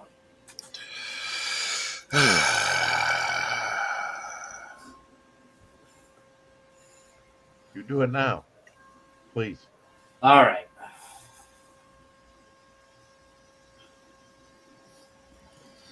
Alizon and her tiny nipples. Tiny nipples. Big mammoth dwarf. It's a dwarf mammoth. Dwarf mammoth. That's kind of an oxymoron. Mammoth. Well, it's kind of, mammoth seems big, you know. So the creatures in this world. This is supposed to take place sometime between the Ice Age and whenever, right? So, right. The mammoths are half. They're like half elephant and half mammoth now. You know what I mean? They're shrinking. The saber-toothed tigers are like just regular tiger size, but have the big teeth. You know. Mm-hmm. There's lots of different variations. It's a world with a lot of unique creatures. Right. You know. Yeah. And this midget dwarf mammoth, mammelephant, mammelephant, um, is her like spirit animal. Or familiar? Her family, her tribe uh, raised herds of mammoths. Now Or that would make an interesting connection if she raised that from a she did. small, She you know, did. Okay, so the story with Elazon is right. As a little kid, her village is wiped out. The only two to survive her village being massacred are her and this tiny ebony um, or black dwarf mammoth elephant. Those are the only two. Those are the only two that survived. So she and this midget mammoth have grown up together. They're interesting. inseparable. Yeah, it sounds like a Disney movie. Disaster strikes and our Well, hero except for the fact that she gets Naked. well, no, but X-rated she gets Mulan. she gets possessed by the goddess that her tribe worships, which is the blood crone. Yeah, And, that was a bad look. and the blood crone is just a savage killing spirit. Yes, come in, please. Oop, hold on. That must be his new phone. I reckon. Yeah. See, he knows people. All right, I'm finished. He knows people. I mailed that check yesterday, Doc, Okay, just to let you know. all right, that works. Because I have definitely got to go get some supplies. I'm down to the last 2 sheets of paper too. Let's see how this looks. If it looks bad, I'll burn it. Yeah, there we go. Oh, he'll burn it. Well, how do you think it looks? Well, it looks pretty darn good. And that's a panel to. No, no. This is a sketch card of Knock Knock, who is the 7 foot tall albino enforcer in Pariah Blood and Oh, Blood. okay. After his And what do you draw your sketch cards on? Is that a little piece of Bristol or? it is Bristol. Hey, Shep, but I have a whole stack of certificates of authenticity for my art business. Okay. For my paintings. All right.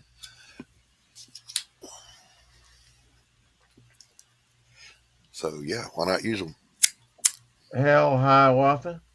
Carol is gone to get her birthday cake. Tomorrow's her birthday cake, so Tomorrow's her birthday cake. And I'm just waiting on him to say hi to me, Doc. He said hi to the chat and hi to Carol, who's not here, and said hi to you, but Well, that's because I'm a celebrity, not Rex. me or Victor. You I'm might a, not know Vic was here. But I'm a celebrity, though. You got to understand. indeed. Oh, and hey, Drex. I'll take that. Now, see, when I first highlight, it blinks. See here? Sometimes it'll blink, sometimes it won't. I really think it's my internet. I'm gonna have to do something about that. Couldn't see on my phone. Yeah. Get them, get them. No, this is not even really a sketch card. This is a study I'm doing for his painting. All 4 of the main characters in Pariah will have painted portrait cards. So Okay. just finalizing his final form. See old Knock Knock there. Not really evil, just working for a bad guy. We don't know his backstory, but after his first run-in with Elizabeth, she lets him live to deliver a message for her. Well, he does that, but then he takes a trip down beneath the subways and enters this home that's down there of this ancient old crone. And he says, "This rune you gave me to protect me from evil magic didn't work." And he tells her what happened, and she says, "Well, yeah, it did work. It doesn't protect you if a person magically, for example, summons a 50-gallon barrel of kerosene and sets it on fire and drops it on you, you'll burn." He goes, "Well, I want to be blah, blah, blah." So she says, "Are you sure? Because there's always a price to pay." Yeah. So she hoobity-hoobities, and he turns into a even bigger, stronger, but almost Frankenstein-looking thing. So, Mm-hmm. but spoiler alert, he's one of the only people that survives meeting Elizabeth. Welcome back, Apex. Hey, Apex, what's up, buddy? See, when I flashed that up there, now a short one. Let me try a long one. See there, it blinked. It doesn't blink on this end. Okay, well, it did in StreamYard. So I got some good news. Tell me. you won the lottery? No, well, I wish it was that. No, I really wish it was that. But I haven't been able to visit my mother because they had a COVID incident at the nursing home. Right. And but we're going to we're able to now, like, her floor is cleared, so we're going to pick her up on Saturday. We're going to have a get together on Saturday. Fantastic, man. That's good news. That's Right, really 'cause good news. I don't think you've seen her since Mother's Day, have you? No. Yeah. Can you guys still hear me okay if I shove It's this mic down different here? here, Vic. My mother had a couple incidences. They did away with the mask finally, and since she's been over there, and they had a couple more COVID incidences. Oh, about 3 weeks ago, and it was no big thing. It was like, no, you got to wear a mask, or you can't come in, or no, there was none of that here. So Boston's a little bit different. So Shep wants to know, the question in his head is, does Allie have a rack like the one in the drawing? She says no. I couldn't tell you, Shep. She says no. Well, can't you see her rack when she streams? No. She's always like chest bone up. Like right just below the Clavicle. Yeah. She's never ever given any She's not as endowed as I am, Shep. She doesn't wear anything revealing. Inquiring minds want to know. Well, but the truth is, I'm not particularly curious. Ron White said it though. Is all men, once you see one rack, you want to see them all. Oh my, she's a tease.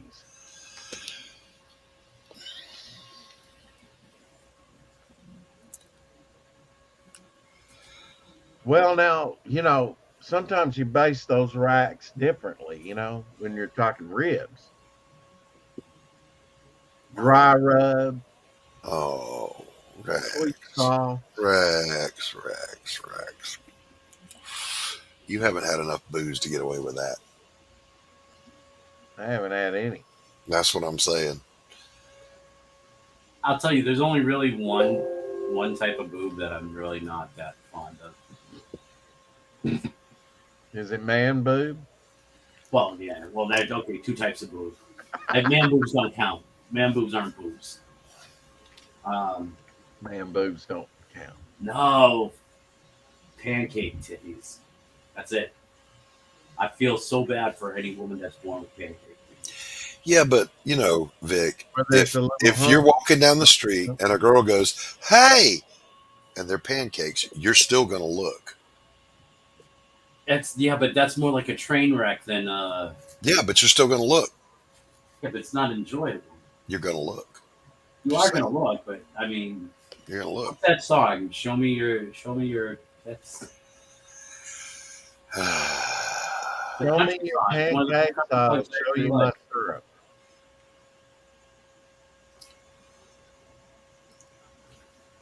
I prefer pancakes over waffles. I'm sorry, I just did. Oh, in context, Rex, that was 5 kinds of sideways. I'm sure it probably was, Doc. Holy buck! What are we gonna do with this guy? What are we gonna do? I don't know. They've already tried deporting me, and that didn't work. So yeah, Rex, I got to redraw this page that I'm working on for you. Nothing wrong with it technically, just the layout doesn't work. Is that the So pie? right before it, The pie? Oh, okay. right before it. So we Did got you get to to the little thing we talked about? all of it's drawn. I'm just inking now, but that one page, it could be better. And Well, you know what we talked about over the phone, adding. yeah, Okay. yeah.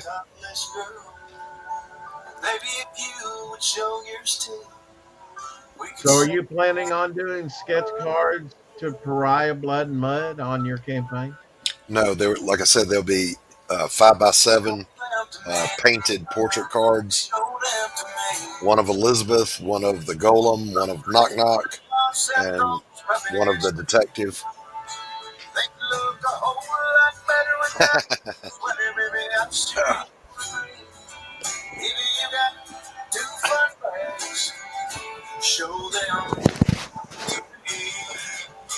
All right, we got a blank.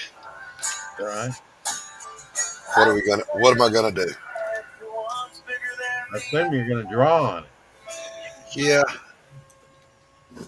don't know what though. Draw a real boob. Draw real poop. And I don't mean me. I was already halfway through with that sketch when you said that.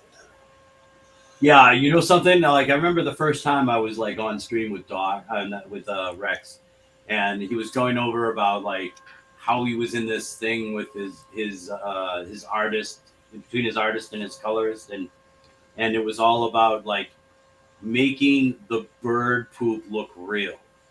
And I'm like, I thought it was odd at the time, but he does have like this obsession with fecal matter has to be drawn realistically. If it's not ethically drawn, then you know. That wasn't it at all. There was two buildings depicted, and the corner had the artist did not put any poop on that. So we got a really neat corner, and then we have one that's all muddied up with poop. Now is that realistic? No. I had nothing to do with any kind of poop conversation. Telling the colorist, look, all I want is a couple of spots of poop on that building. That's all I want. And he said, oh, and he would send me stuff and he'd go, oh, I did that, but it's on another layer that I haven't shown you yet. And I'm like going on and on about it, trying to get him to understand something that he's already understood, but not shown him. That was one reason I kind of fired him, you know. One reason you kind of fired him, you either fired him or you didn't. I mean, which is it? Well, I mean, you know, I left the door open, Doc, but you know, for all intents and purposes, I might use him for some small things. Kick him in the ass on the way out. I haven't totally said, okay, I'm not ever going to use you ever again. He didn't tell him he was fired yet. Vic, that's what I got from that. Yeah, I haven't told him he's fired. Yeah. The guy's sitting around going, yeah, when's that work coming? Right? Right. I mean, he got back with me recently, Vic, in the messages the other day. Let's see, where is he? Right here. Yeah. It is dark as shit in my studio. He said, okay, well, I'm here when you need something colored. And that's good because I'd already told him, and, you know, I'll let you know. And I don't blame him for doing a follow up. But now I think he's got it. I mean, I actually gave him the lowdown of what's happening, trying to get the backup stories finished. How did that even happen? Get some more light, Doc. My adjustable light somehow got itself put in a position where it can't be adjusted. Yeah, feed me booze and pancakes before you show me art. Confirmed.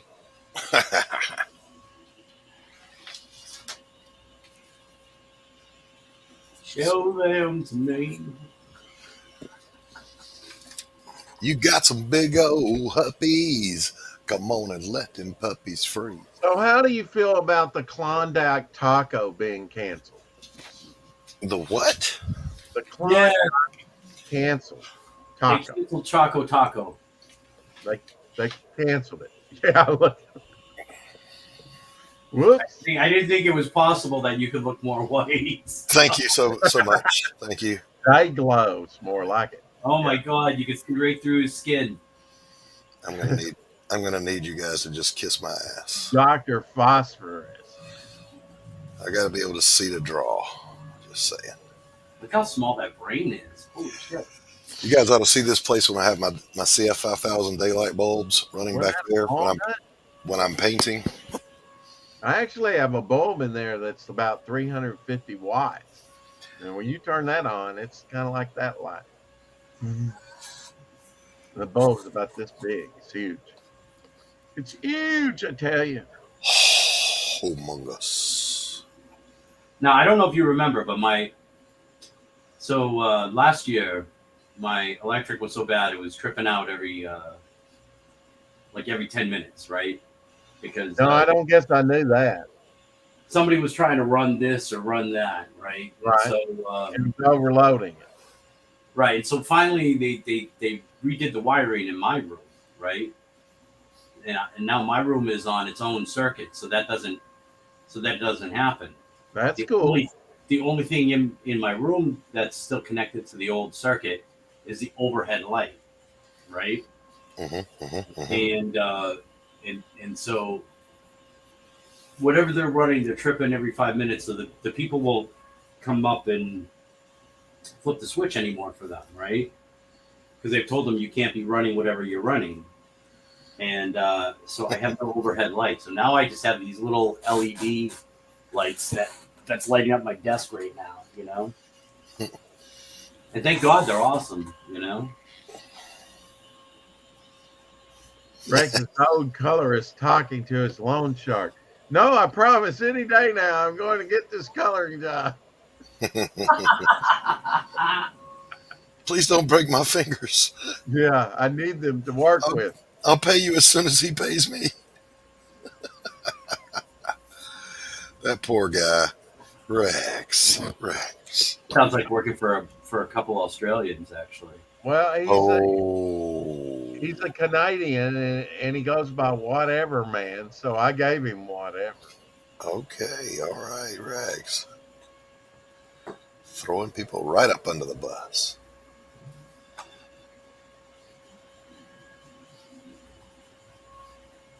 I mean, like I said, I'm not working. I'm not, he did a pretty decent job. I felt like on the trading card stuff. Here's the thing: if they ran over the bus with you first, Doc, it's okay to then throw them under the bus. I wasn't talking about you. Oh, all right. I'm like, Talking about Rex just called dude out. Yeah, he goes by this name on Twitter.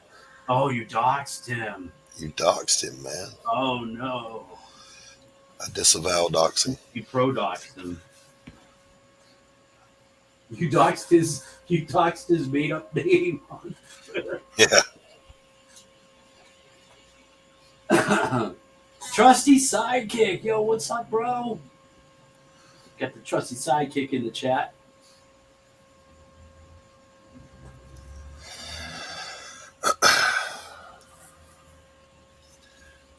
I need my mirror. Tail Rider says, personally, I take their toes first and start in the middle. They don't really need them.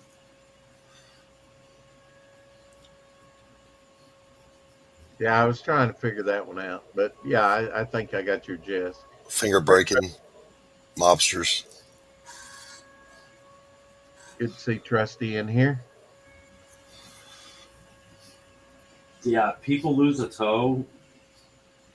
That person trying to figure out how to walk and have balance takes a long time. So you got to lose a finger. Which one are you going to lose? Oh, If I had to lose a finger, I guess it might be this one here. Okay, so yeah, you're not a musician. All right. Take a pinky. Take a pinky. The right pinky. As a bassist, I use all of these and these, but I don't use this. And it's already gone gimpy anyway, so come and get it. Well, yeah, that All would right. be a no-brainer. Whose is this we're looking at? This is Dillard. This is Dillard, yeah. Dillard. It's Delardio. what? It's Dillard. That's the name of their new joint studio. Dillardio. Delardio. It's Dillard and Dario combined. Delardio Studios.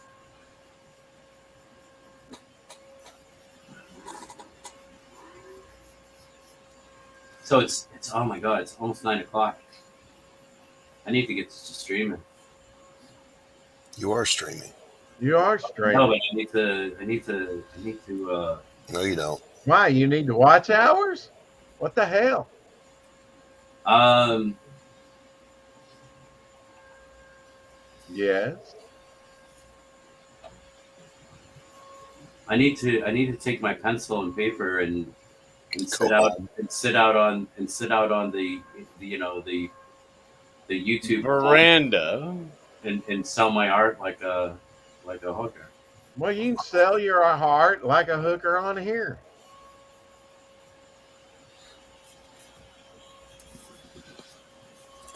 Well, that's just not working. That's not there. You go. Sorry. But only if you want to.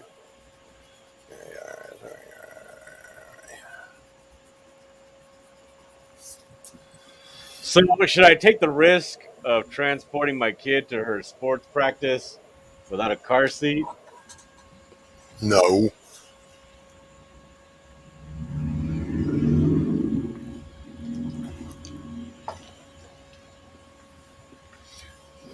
No.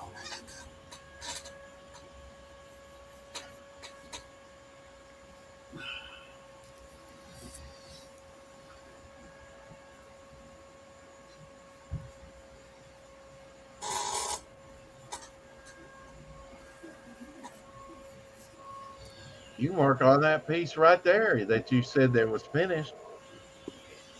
Oh my god! Thanks, bro. Savage. Savage. Well, I could see where you say, okay, that's done because you have the pencil lines and it completes the lines. And then when you erase it, it's like, oh, that wasn't there. Or you print it out.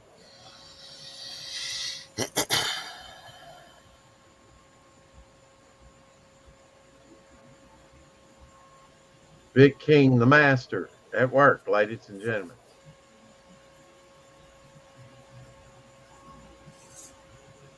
What kind of pen are you using, Vic? This is like a generic brand multi-liner you can get on. Okay. What's it called? This one is called. Oh shit! I don't even know what these are. Oh, needle drawing pens. You can get a set of these, like 10 of these for like $8 on Amazon, and they're okay. I mean, they're not like they're good for like going in and doing other stuff, but like fill in stuff, but they don't last horribly long, so they're not like as good as like a Micron. They're the same thing as a Micron, but they don't last quite as long as they do. So though the tips seem to be more resilient.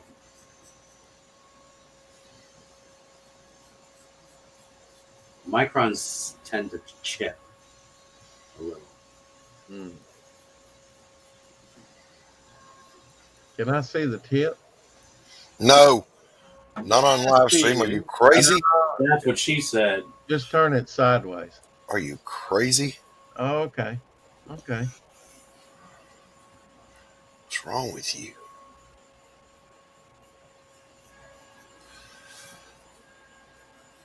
I guess it's the editor. I see these things and I go, okay, that's not completed yet. Have you noticed that? I didn't mean to offend anyone. I'm sorry. I did not mean to offend you. You're doing a good job. Yeah, but Rex, you could say in the private chat, oh, there's a couple lines I think you might want to connect. Not like the way you went about it was just kind of like, Just threw my man completely under the steamroller. yeah, you were like, so you really think that's finished, huh? Yeah, why? He basically said, well, And you're Rick, like, I think well, it there's this sucks. line over here and this line over here, and Yeah, okay. I see your point. I could have done it in a more tactful thing. I still think I could have done it on stream without having a private chat and go behind. I mean, Yeah, it's being a little snowflakey there, big. no, I know, but I mean, come on. A little snowflakey. yeah. Jeez. Now, when you really get it done, then come back and I'll critique it. No. Oh my gosh. No, I don't think you'll ever do that again. That ship has sailed, Rex. Well, good. Let me tell him a few other things I see there And another thing. while I'm at it. No wonder he wants to go off and stream by himself. I got to get out of here. Yeah. I will be a little bit more Tactful. tactful. Yeah, we'll just Tactful. You can call it tactful. The answer is actually gay. No, I won't be a little bit more gay. No, You'll be a lot bit. that's mine, Drex.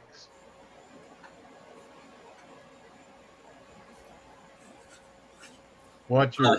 Shep is buying this piece. Oh, okay, cool.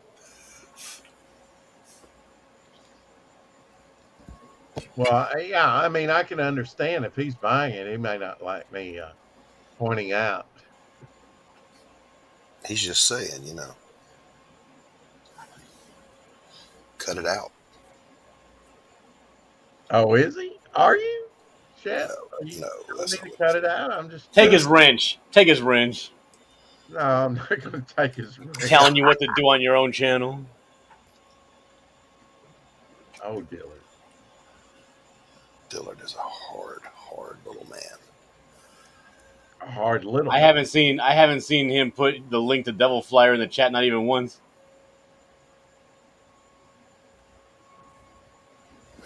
What? What has he got that wrench for if he's not going to be putting the link to Devil Flyer? Oh, I don't need a wrench to do that on my own channel, I'm right? talking about Rex. God Try to damn keep it. up. Oh, Try to keep up. Yeah, Rex, try to keep up. oh, is Hawaii? Rex, you doddering old fool, keep up.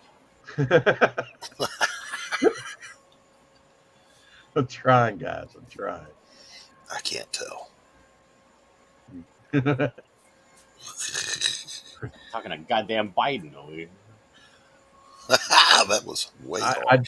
I do find myself saying, you guys, or what you say all the time?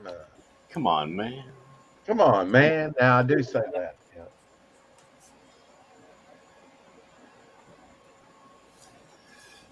And every time you walk by a woman who's washed her hair with Pert shampoo, it's Pert. kind of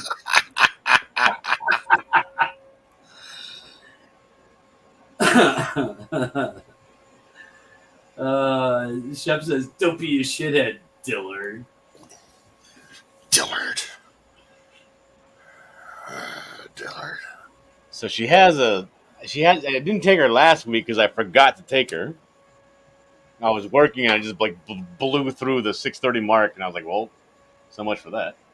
Oh, but Hiawatha Chef will drop the Embrace 2 link. I see. Times Square can't shine as bright as you. I swear it's true. Hey there, Delilah, don't you Oh worry. no. Distance, I'm right there if you get lonely. They don't believe me that this is you, Dillard. Close your eyes. Yeah, that's me. I believe that's him. You guys never go to Jedi Bill's karaoke night? No. Because I'm a grown up.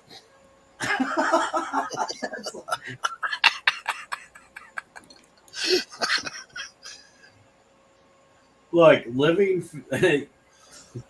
assisted living facility. Too late. You qualify flubbed it. you as a grown You up. flubbed it. You flubbed it.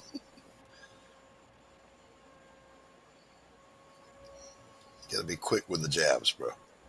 Haven't heard that name in 20 years. They still make it. I've seen it. But Oh. it did. It used to be. They used to advertise it. It used to be a lot more popular than it is now. I guess. I don't know.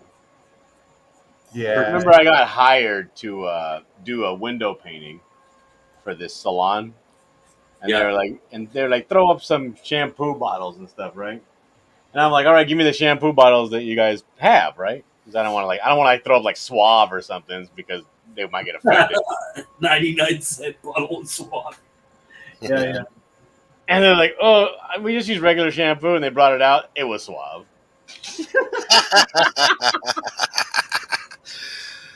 Damn it, man. And I was like, all right, whatever.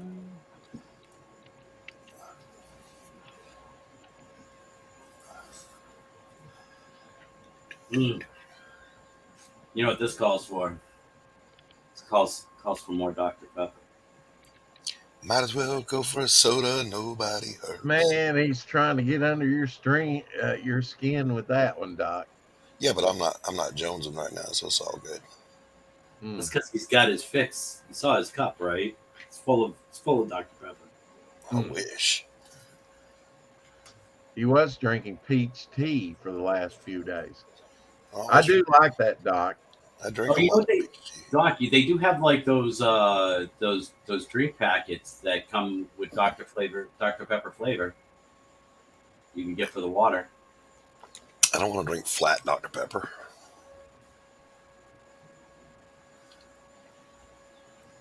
Have you tried them? Yeah, I've had a Dr. Pepper go flat before. I Well- think that if Alka-Seltzer But I mean the were to pack. make a deal with Dr. Pepper, Yeah. you know, put some fizz in there, we might be talking about something. Yeah, I've always wondered that myself, like why somebody hasn't created like a flavored Alka-Seltzer tablet. Yeah. You make your own soda, you know. Exactly. That's Just drop the tablet in, and suddenly you got a Coke or a Dr. yeah, Pepper. that's my thought too. Waiting on you to make the $1 million. Well, Let's I'll tell try on that. Make a couple $1 million. Yeah. we talk about this stuff, and then we either never do it or somebody else does it, right? And then we go, they stole our idea right out from underneath us. The guy that I was with in the Navy had this great idea, and he followed up on it. He contacted McDonald's and said, here's my idea for a whole designer line of toddler clothing. Well, as you know, they exist now, and it's because of him, and he got rich, got out of the Navy. Whole line of what? A clothing line by McDonald's for toddlers. So he knew how to strike. I just laughed at him. I thought it was a stupid idea. Man, you stupid.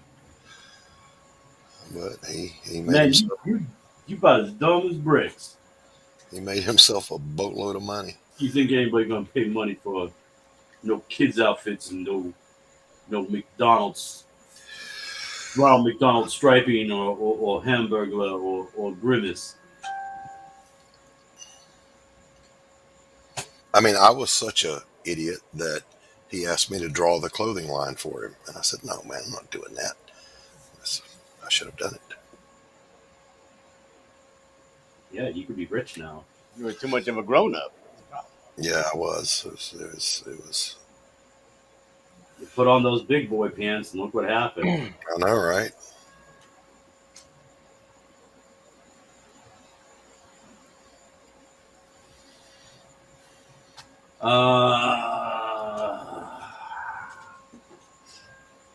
I got some sort of a notice. Let's see what kind of notice I got. Dear Vic, I'm sorry we can't be together anymore. I found free crack elsewhere. Good coral there, Dillard. Thank you, Mr. Blaylock. You are welcome, sir. Praise where praise is due. Oh, people are tagging me in Dillard posts. Hey, What? I'm not getting any notifications.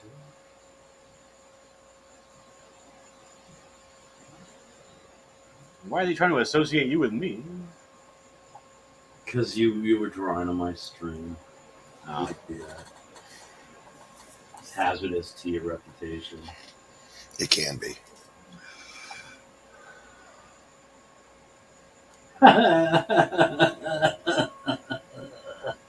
Yeah, what the hell is that laugh?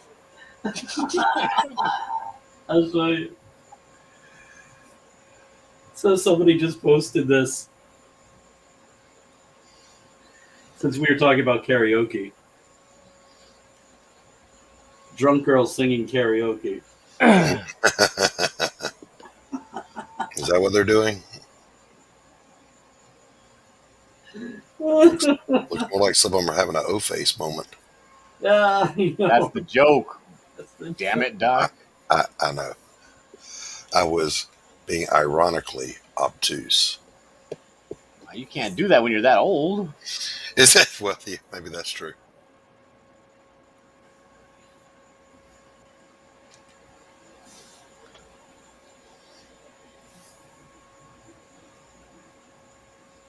Oh, what you do to me?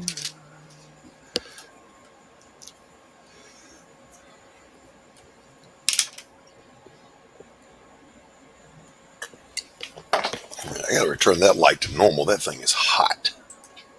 I'm asking it is. You're getting a tan, Doc. I know, right? We might be able to see you now.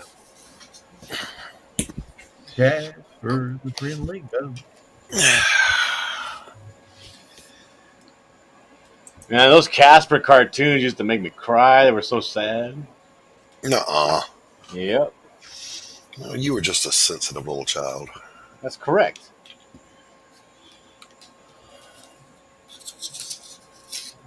I remember he had one where he had a little duckling, and the duckling got shot by a hunter, and it almost died. But Casper rescued it, and he nursed it back to health, and he What took the hell it. was that, Rex?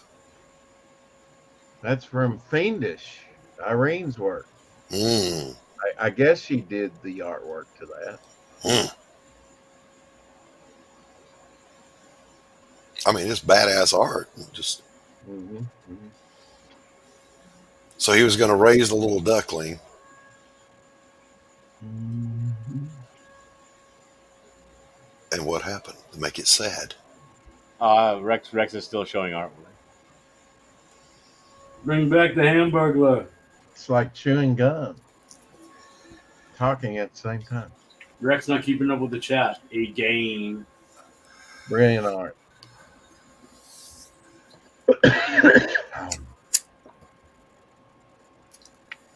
So anyway, finish telling us about the Casper that traumatized you. Yeah, so he raises him back to health, gets his wing that was shot, gets him flying again. He teaches him to fly because he's a ghost, you see. He also can fly. Mm-hmm, mm-hmm.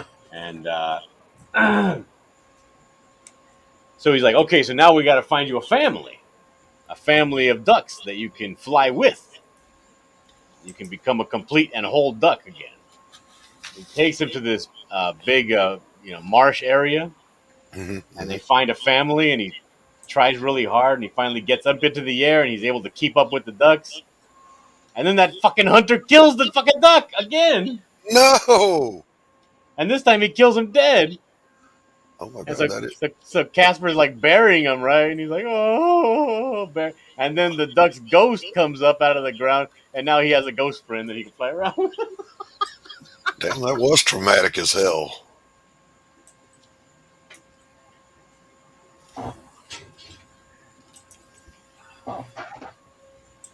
Look who's here. And what's her name? Abigail. Abigail. Looks a lot like my snook. Yeah, I thought so.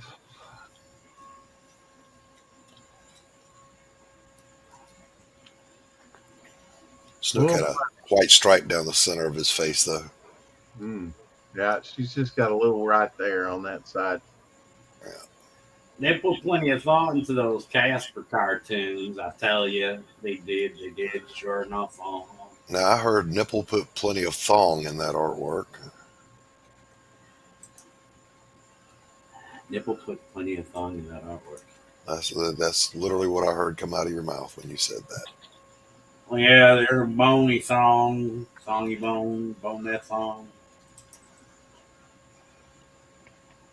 Ooh.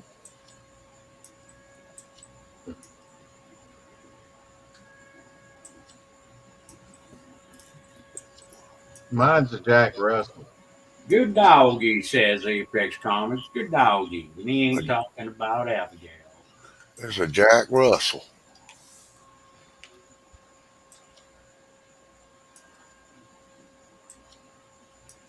Yes. Then they did another very similar Casper cartoon, almost the exact same premise, but with a fox named Ferdy that was being chased by a bunch of hunters on a fox hunt.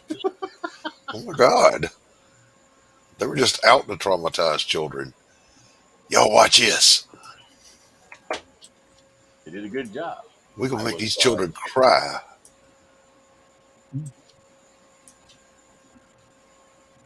I was very upset.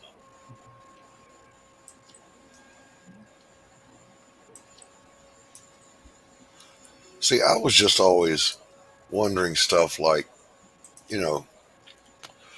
I get Popeye, the spinach wears off, But like Sinbad the Sailor that would pull his belt and get super strong, why did he ever revert back?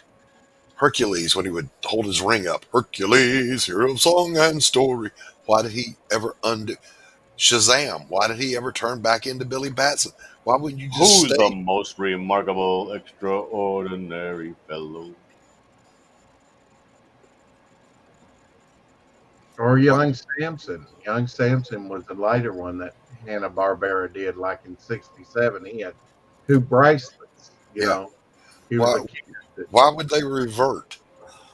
Yeah. Adam and He-Man even. Why revert back into little effeminate Adam? Why wouldn't you just stay, the big guy?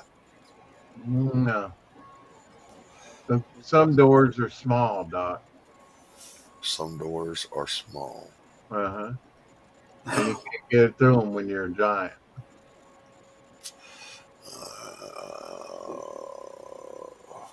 And spell it out for you. But if I'm Captain Marvel or Shazam, yeah, you're making your own. I'm making my own damn door. Yeah. Shazam! Shazam! Doc conquers the world. Confirmed. Absolutely. Never give me power. You're incredible. Don't you hate when you see something that's all the way across the room that you wanted, but it's all the way across the room? No, because I'll actually get up and get to shit. Yeah, well, it's easier for you. You don't have 20 million things in your path. I don't know, man. Now, I'm not Dillard. I don't have 5,000 empty Diet Coke cans. I know. Well, I saved them. Somebody's jealous. I remember we were watching him stream one night, and he goes, "I'll be right back. I got to go get this thing." And you hear all these aluminum cans being kicked and dying horribly. Dillard waded through his studio.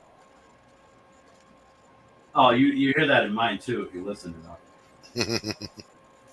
But I don't get up as often as Dillard, I guess maybe. But yeah, Oh, that's cheating, Dillard. That's cheating. So what? I would do that shit too in a heartbeat. How many times I gotta tell you guys I don't give a rat's ass about your opinions of cheating?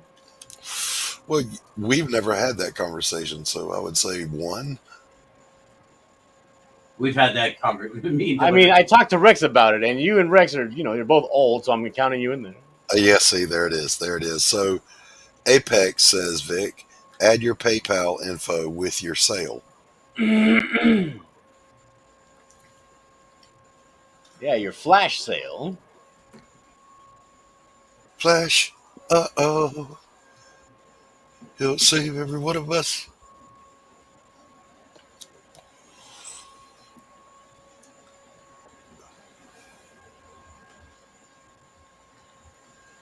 I don't know, man. It just needs more gray. What needs more gray? My beard. Don't worry, that'll come in time. Dillard, you've been in a good mood here lately. Did you get laid or paid? Or both. Or both? That would make a really good day.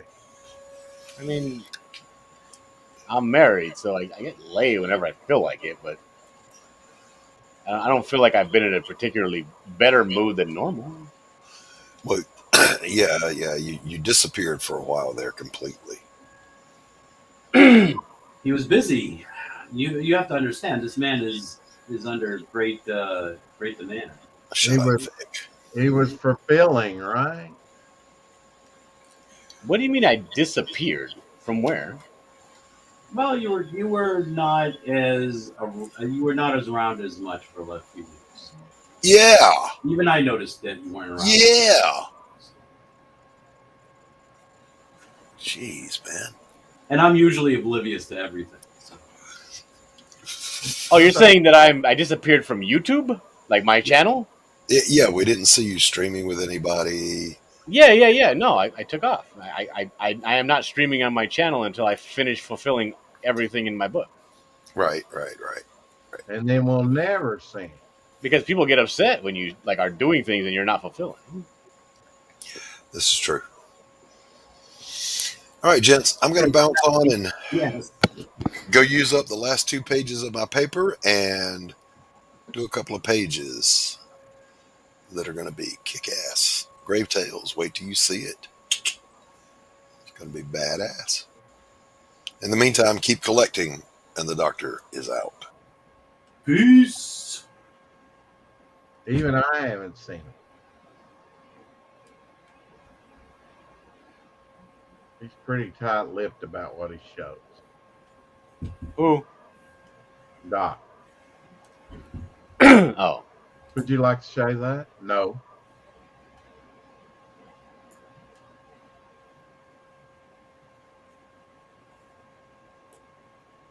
La la la la la la la la la. Now I'm doing barnacles. Mm-hmm.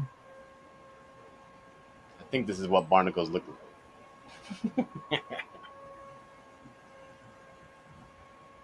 Barnacle Bill. Yeah, on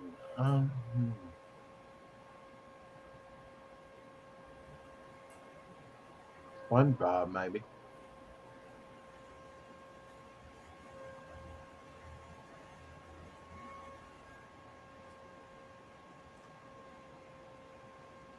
You're so quick, Dillard.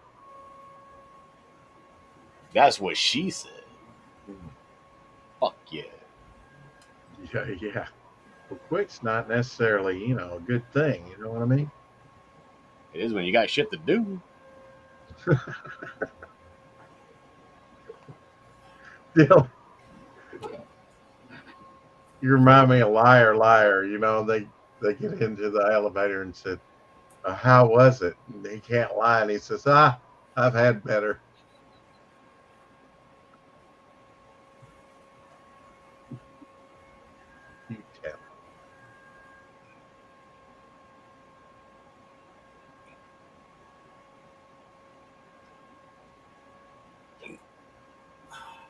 I think Vic's just wanting to play his music. Well, I gotta. Well, no, it's not. It's not just that. Yeah, when did you start doing that, and why? I've been doing that for ages No, and why? because people like it. Oh Lord. Because I don't. Because here's the thing. I like to at least for a while draw without a panel, because like as soon as a panel comes in, it gets a little crazy. It's harder to draw. There's all this other stuff going on. The focus is no longer on your art. It's now on what's going on the conversation, and it's harder to sell stuff. If you're trying to sell commissions or things like that, it's harder to do that if you have a panel on and everybody's going, crazy about this and crazy about that. That's why I don't bring the panel on right away. You have a hard time I keeping the understand- conversation on your stuff. I understand the balance of both. I mean, I understand the value of both. Like,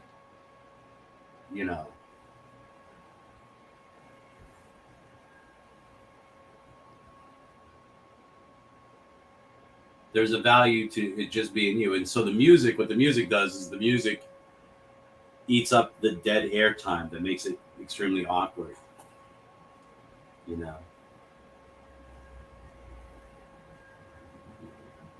And the people that come, they seem to like it. So they'll request a song, I'll play a song.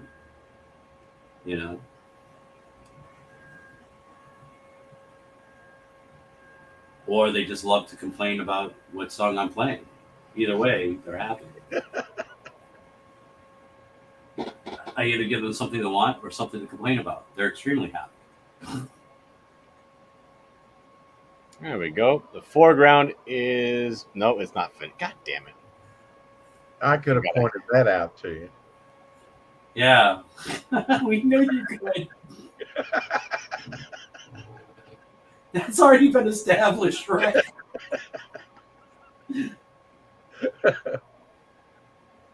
All right, guys. I'll catch you later. Bye. I'm gonna go fire up my. We might be in after the music. All right, sounds good. See you, Vic. Peace. Yeah, that's unfortunate. His music is kind of questionable. Yeah, that's kind of why I stopped hanging out over there. It's like, ugh. It's not because I don't like the music. I just don't like music in general. I don't really care about somebody's taste in music. Right. I'm not gonna listen to it anyway. There we go. What do you think of the ocean floor? Let me embiggen it so I can. And then, wait a minute. Let's get rid of us.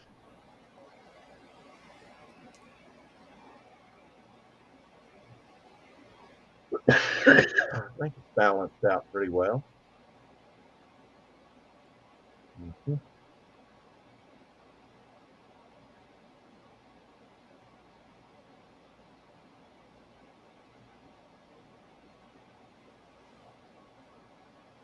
You gonna complete that line there, are you? What line? Over there by the Bronicles in the middle, in between the fan? No, that's going to be a portion of what's happening back there. Mm. You see that box above it? It's going to be coming down. It's not really part of the foreground then. Correct. That spire in the back is not part of the foreground. That's part of the background. Beautiful. Beautiful. Thank you.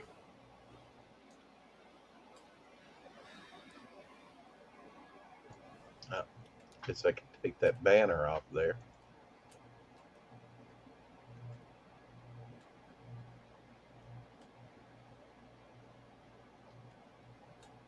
Yeah, let's see. How about that?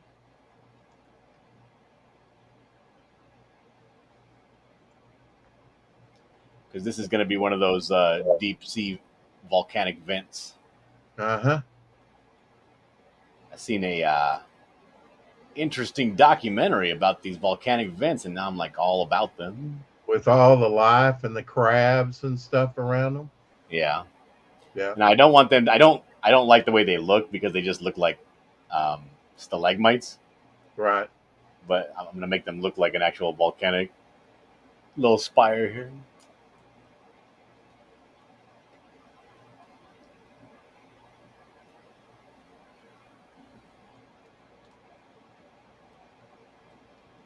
I kind of like the smooth area detail. Yeah, that's good. Hmm. Yeah, there's a lot of life that lives around there, even though the water is just boiling hot. Mm-hmm.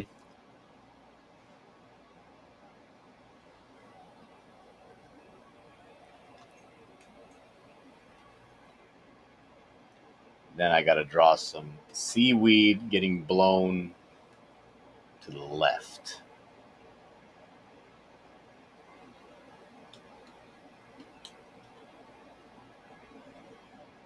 It's a good line. I like that line.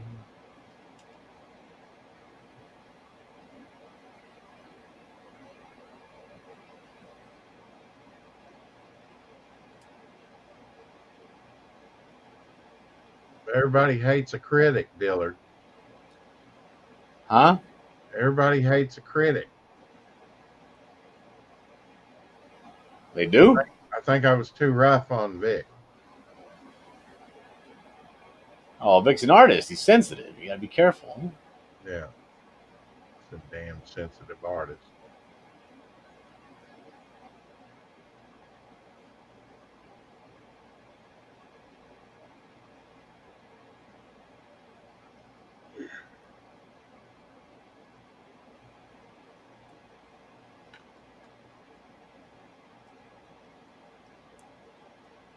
Be interesting to know how this works into the story. The underground, the underwater. Love underwater adventure stuff. Me too. No, it's actually a pretty good story. I think you're right on the money with condensing down the story, though. I've tried. That's what I've really enjoyed about my anthology is writing those shorter stories, and writing and putting the essential stuff in, but truncating it down to its bare essence. To bare Yeah. minimum page. That's what I've I enjoyed. mean, realistically, I don't have the budget the time budget or the financial budget to just draw endlessly filler stuff. You know what I mean? I got to Right. get down to the brass tacks. Right. Yeah. Exactly. Without it seeming truncated when you read it. Yes. Yeah, I've learned you can put a lot in. They say show it, don't explain it. But I mean, sometimes it's better to explain it than to show it. Yeah. I mean, I'm not saying that there's never a reason to do a nice long story. Right. I just don't have a reason to do it. I have a nice long story that I want to tell for book 2, but even then, I got to get a handle on this because I don't have unlimited time and Oh yeah, resources. I mean 40. I was. It'd be about if I paid one artist, depending on the charge of it. It'd be over $6,000 for a 48-page comic. Yeah. I'm like, wow. Okay, that's sobering thought. That's more than I'm making a year doing what I do.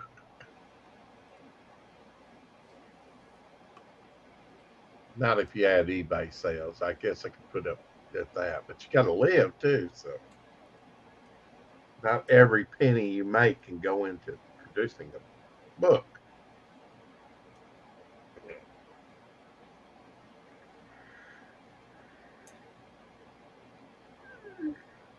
That's right.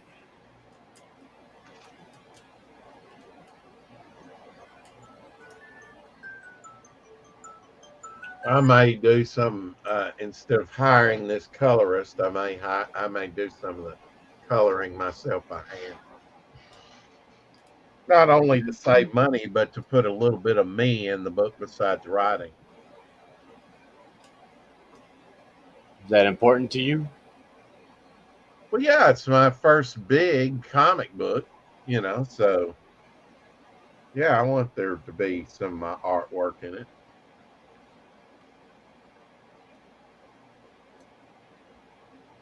But I also want it to look good for everybody. Best it could be. I feel you. Yeah.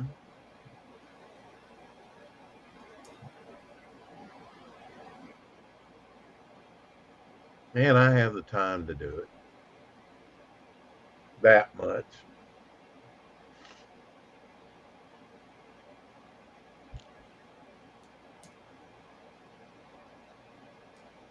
I think I was like, yeah, I would like to actually hire other people to do some Buckler stories, but the Buckler hasn't produced that much money yet to warrant that. Right, right.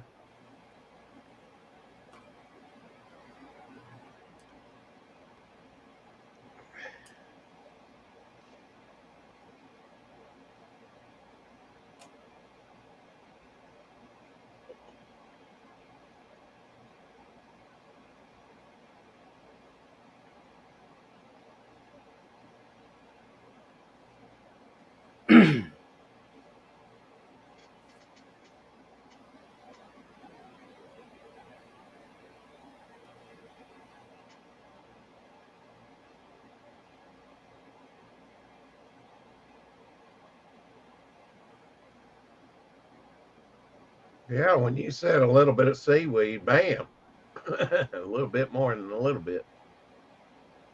Of course, that's the way it is, all entangled, and Yeah, the sun, if it's not too deep.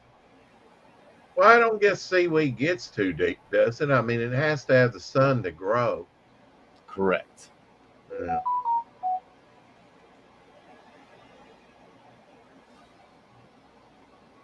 That should be about enough right there.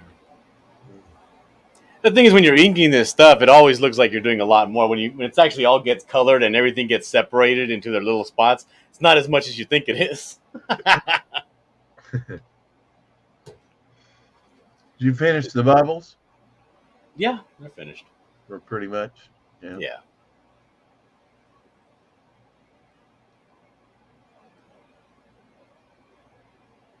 Yeah. It did obscure some of that, didn't it? Yep. Now that's just on another layer overlaying it, right? It didn't erase anything. Correct. Okay. Now let me do some more mid ground over here. Still got a smaller pen. So if you wanted to use the whole back ship, have a whole ship, you'd still have it. It's just, Yes. yeah.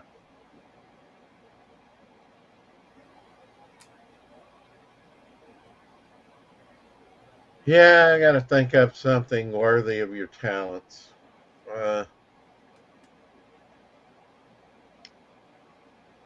I'm down to draw. Oh, my commissions are now open. I changed that on Twitter. there you go. You heard it first.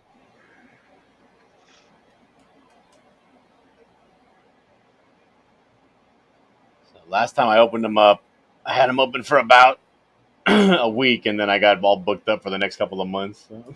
Yeah, that's why I'm thinking I need to think up something quick, worthy of your talents, because you may get pretty busy here soon. Yeah.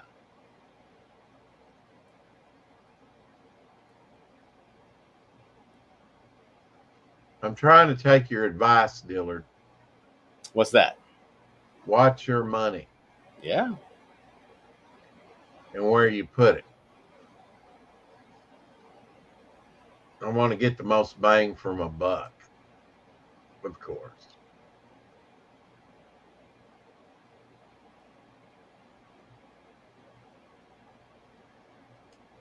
Just know, Rex, if you hire me to do something for you, I'll knock it out of the park. Oh, I know you will. It'll be fantastic. You'll Be love fantastic. it. Be And beyond. you'll be like Dillard.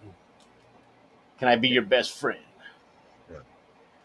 I'd probably be like Dillard. Would you have my baby? And I would have to decline respectfully. Yeah, because not that men can't have babies, but men can't have babies. Not that men can't have babies, but I certainly would not have your baby. Yeah. Ageist. He's an ageist.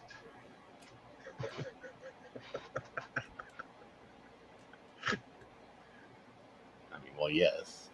Talk about, you know, I know that's off the geriatric pregnancies. It's high risk after 35, you know? Well, yeah. That's I what want to put a clam on one of these rocks. yeah. Maybe this one. Well, after seeing this, I might have to have you do something with Sea Demon. Yeah, you like this underwater stuff. Yeah, I like everything, Rex. yeah. I figure that.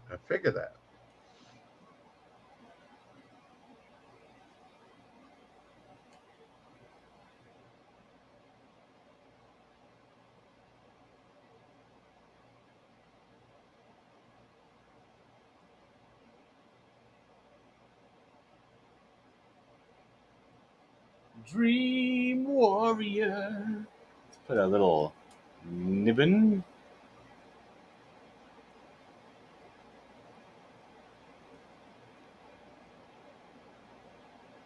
What's the difference between a mussel and a clam?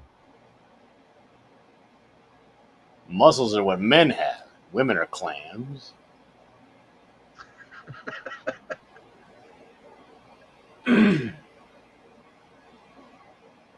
But it's always the women that says clam up.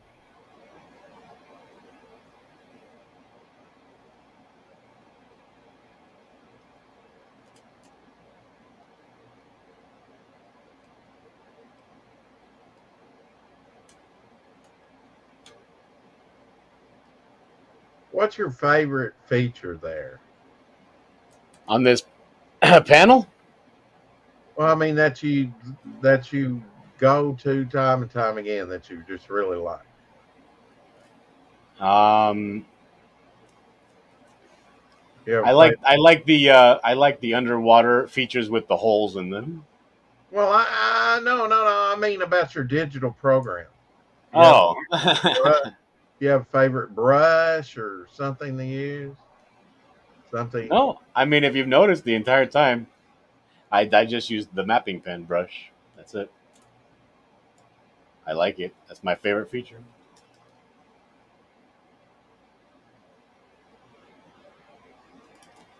This doesn't look cartoony enough. It looks like a rock. Let me make it look even more like a clam. Look like a rock, yeah. But after my faux pas with Vic, I wasn't going to say anything. Oh, you're learning. Well, I don't know about learning. I would have eventually said something. Let's see if we can turn it into a different kind. Let's see if we do like this. Like this. Now, you could slightly open it. Yeah, I'm not going to do that. No, that's a damn donut. What the? An eclair. Jelly filled.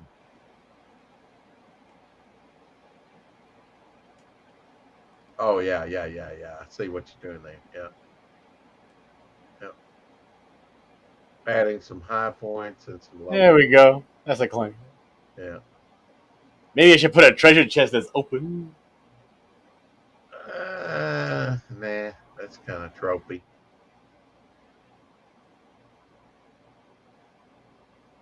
You're tropey. So they tell me. Okay, now it's done.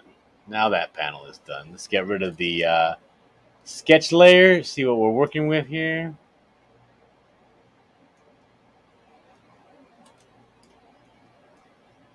There it is. Okay. Nice and clean. I'm going to make a suggestion. Sure, go ahead. It'd be nice to see, maybe way off in the distance, just to balance it out. Fish on the other side of the sub. Oh yeah. I was A gonna little do bit, schools of fish. a little bit more life in that ocean.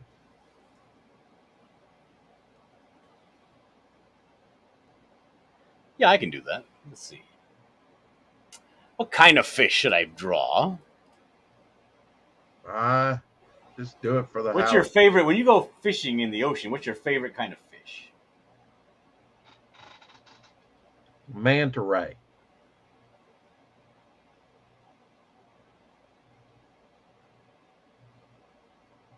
All right. Stingray. Well, we can do a stingray, I guess. Let's see here. Let's I know it's kind of big, but you could, reduce it down. let me get Hey, the body shape real quick here. Mhm. Stingray has like a box head, and then it kind of goes like this. I thought of swordfish. I really And then did. it Hey, kind of goes Carol, like welcome back. this. Hope you got your cake. Happy like birthday, by the way. Happy birthday, Carol. Carol, it's your birthday. Carol's going to be 23 tomorrow. Oh, she's a youngin'. Yeah, she's real young. Or maybe that's just the distance of age between me and her. All right, so we'll do like a devil ray face, right? Yeah, thank you. Anytime, Carol. I don't look at age, I look at maturity.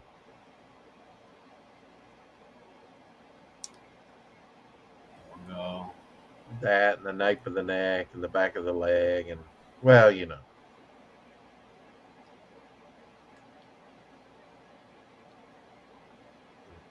You know, sometimes I feel like that character, and I will love her and stroke her, and Whoa, whoa, whoa! my friend George.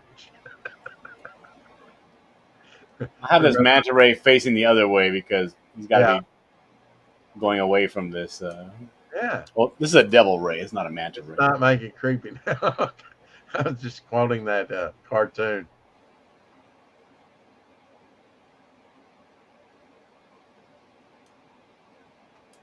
Well, just because I'm 105 doesn't mean that I don't like women. And it's not that I like you, Carol, not in that way, but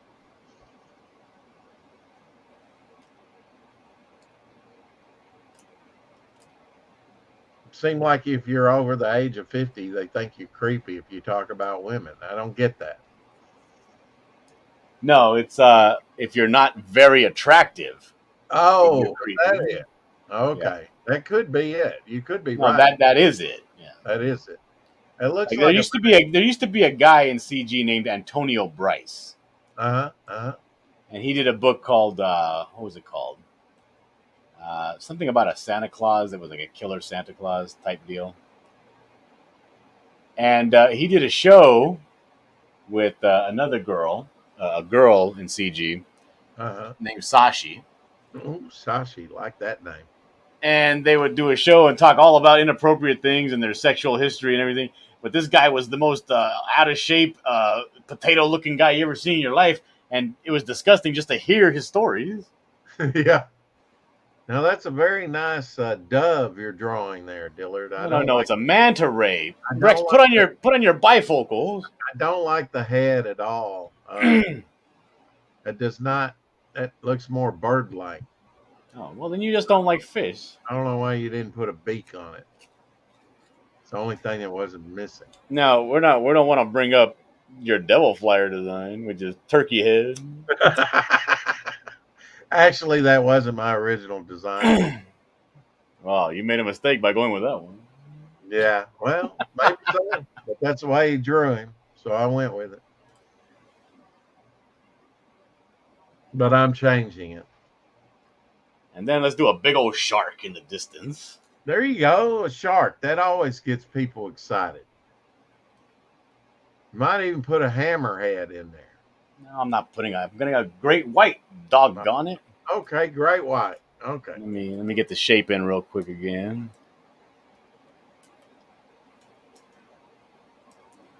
I need a bigger pencil.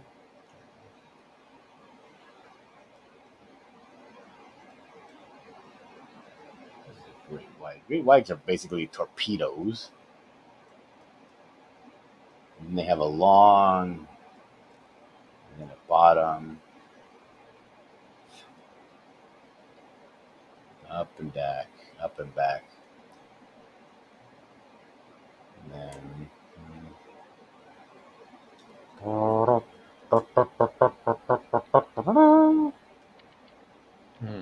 Jaws music.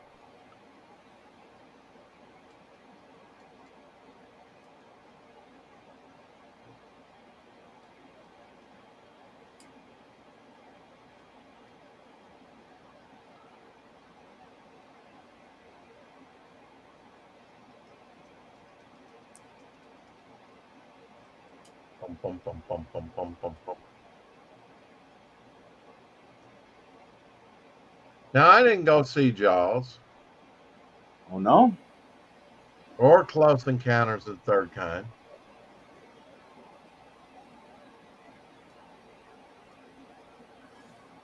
Maybe a decade later, I might have finally saw Jaws or Close Encounter for that matter. There's just certain movies I never did see. Now, the one I might have regretted not seeing back in the day at theater was maybe Caddyshack, but not really.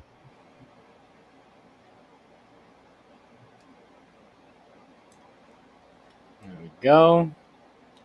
And let's ink this shark up. Your air system almost sounds like an aquarium. That's ominous. Or do you have an aquarium? No, I don't have an aquarium.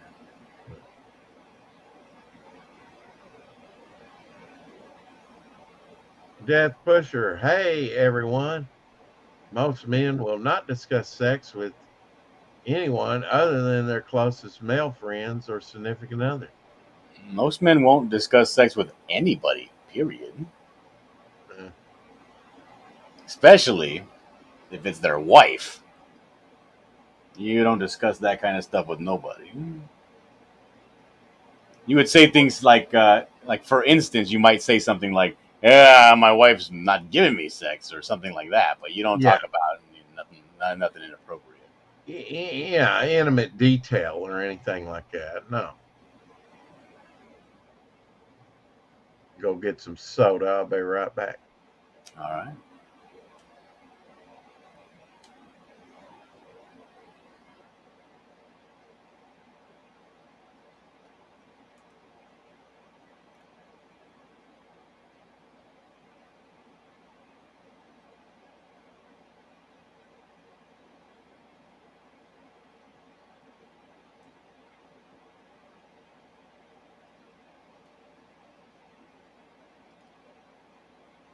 Yeah, number one, nobody wants to hear about you and your escapades. Number two, it's kind of like why would you want to talk about your wife to other people? Like even when when you're single, you say things like, yeah, that broad from last night, yeah, I got with her. Oh yeah, and you don't volunteer details. That's just nasty. Just the fact that it happened should have been enough.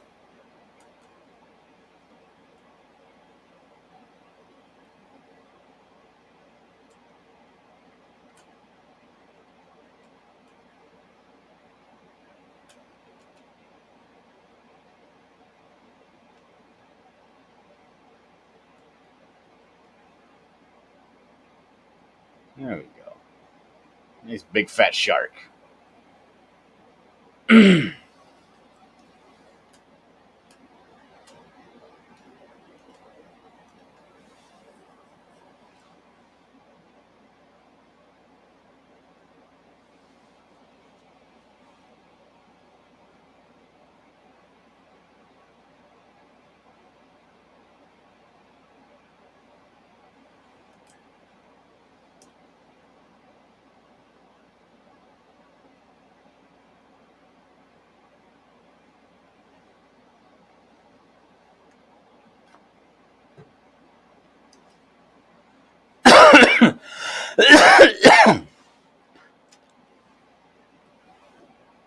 All right. It's just about 7 o'clock. At 7 o'clock, I'm gonna have to go because I gotta take my kids away from the babysitter and kind of give them some outside time so they can go and enjoy the fresh air.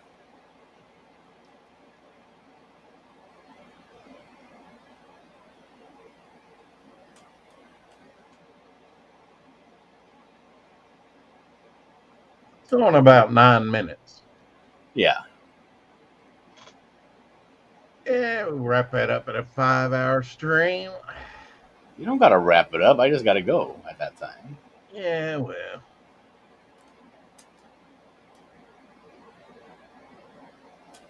What do you think of my shark there? Yeah, it looks decent.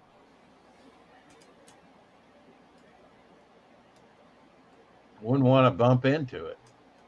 That small craft.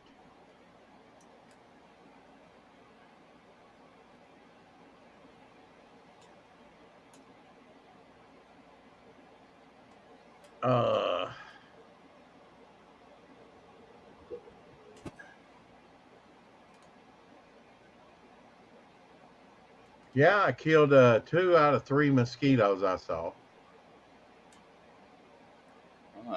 What a quick and agile reflexes you have. Yeah. I have a hard time actually killing mosquitoes. They're too crafty and wily for me. Yeah, I need to find my bug zapper, and then I'd really get them. I have like a tennis-shaped. The electrified tennis racket? Yeah. I have several of them. In fact, I gave them out for. I bought a bunch of them. I forget the regular price on them, but I bought a bunch of them for like $5 a piece. And Yeah, those are normally like 14, 20 bucks a piece. yeah, so I handed them out at Christmas time. That was only one gift out of many that I gave, of course. Of course. Yeah. Because I give out gifts, Dillard. But, some people that I give out gifts to, they don't ever give out gifts. But that's okay. No, it's not. What are you talking about? I won't out my brother like that. But, he's just kind of like that. Yeah, I stopped giving gifts to grown-ups around about maybe 7, 8 years ago. Now that they're, now that my brothers and sisters have kids of their own, like they're the ones that get presents, not you guys no more. My other sister is still single, so she still gets Christmas gifts from me, which I think is appropriate. But I think once you're attached and you got kids, you don't get presents no more. Get out of here. That's over the top, Carol. Put an arm in the shark's mouth or a flipper from a swimmer. She says, I also have one of those tennis rackets and have the bug assault gun. Yeah, I've seen those. My friend has one of those. Death Pusher says, damn, Dillard, nice work. Thank you, Death Pusher.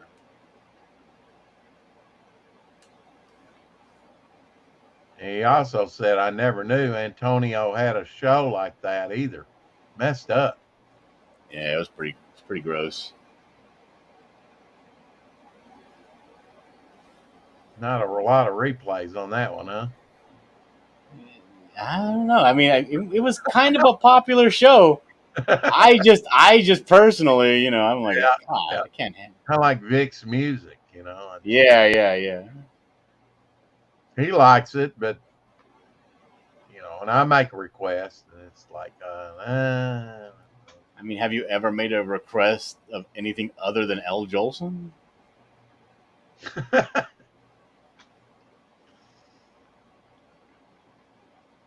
Yes, Dillard. Frequently, Dillard. Not that old Dillard. Okay. Now, who's behind the wheel there? Whose hand is that? Same guy. This guy up here. This flat top guy right here. Ah. Now, with that flat top guy, how influenced were you by Mortal Kombat? You mean Guile from Street Fighter? Street Fighter, yeah, that's it. 100% influenced. Yeah. Yeah, I'm a big fan of Guile from Street Fighter. Was that the character you like to play? No, I like to play. I like to play fast and nimble characters, so I would play with Vega. Hmm. But they're not very strong, right? So I kind of like. I used to actually do that, See you, Carol. and try to get a little bit like competitive with it. Bye, Carol.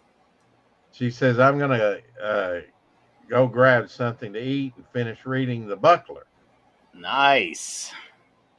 That's what I want to hear. She always knows what a man wants to hear. That's right. I need to use a tool. I'm going to go read your book, Dillard. And hopefully I'll like it. To which you retort, oh, I know you will. Oh, I know you had better, and if you don't, you better not tell me. Catch you later, Carol. If I'm quick enough, that is. Oh, damn it. There goes the phone. Yep, I gotta go. I'll see you later, Rex. All right, Dillard. We'll see you later. And bow. We got a few more minutes. I got to make it to 5 hours. Got to set goals for yourself, right? Nobody wants to see me. Carol bows out. Dillard bows out. Everybody's bowed out. Oh, well. Great night off, though. Probably do some things around the house. Such as the life of a bachelor. Take care of my little dog. She needs a bath bad. I mean, it's probably been about 3 months since she's had one. Except for rain. Well, I take care of her. She doesn't like baths. I don't give her that much. She doesn't get that dirty. But man, she's been rolling around in the dust. I mean, it's been like heat index of 115, 110, 105 around here. Till it rained. Now it's going to get real steamy.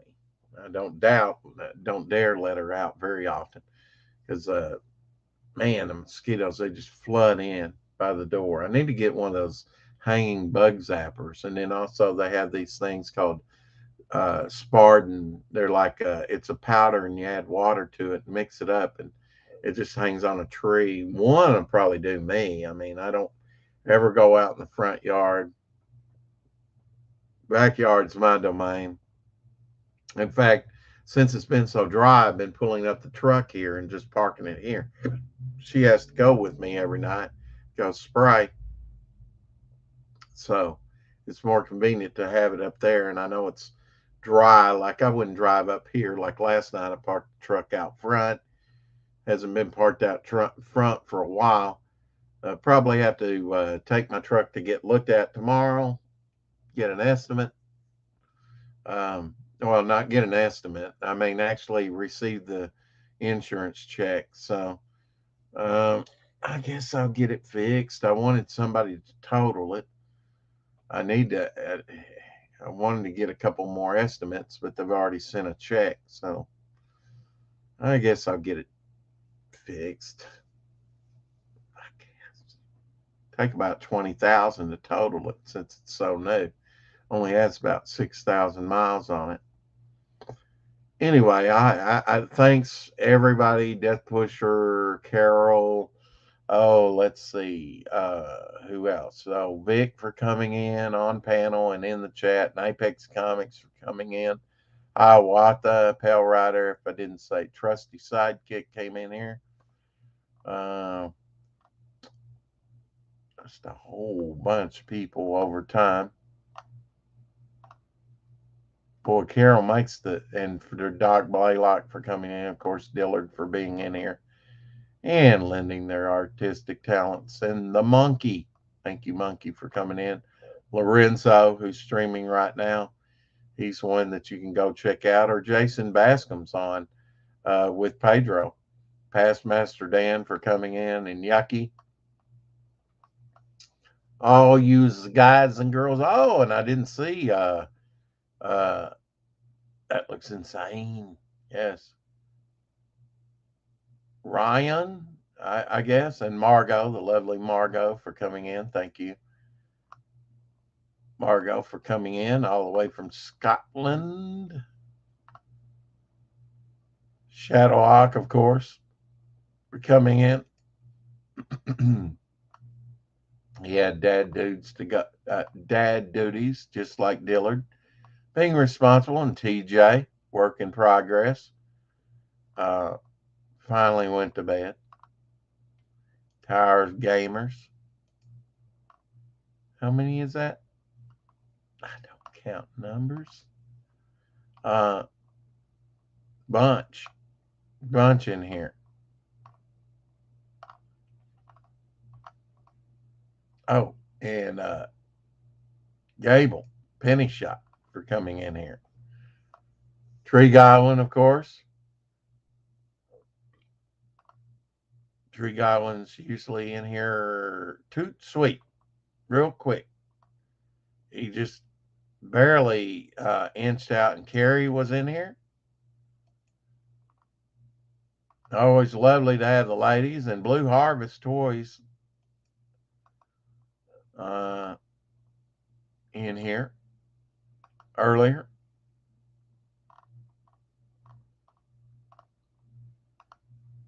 Going up and up and up. A lot of people. And David, Texas Dave, he's going to be on Tuesday again, and we'll be talking some Doctor Who.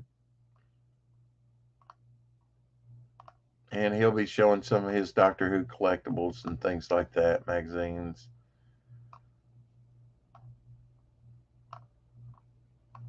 Some people are into my Doctor Who, some people are not. And some people are into New Who, and some are into New and Old. What's wrong with your truck, Rex? Oh, I got hit. This guy ran a light, and I hit him because he cut me off, and I got it on film.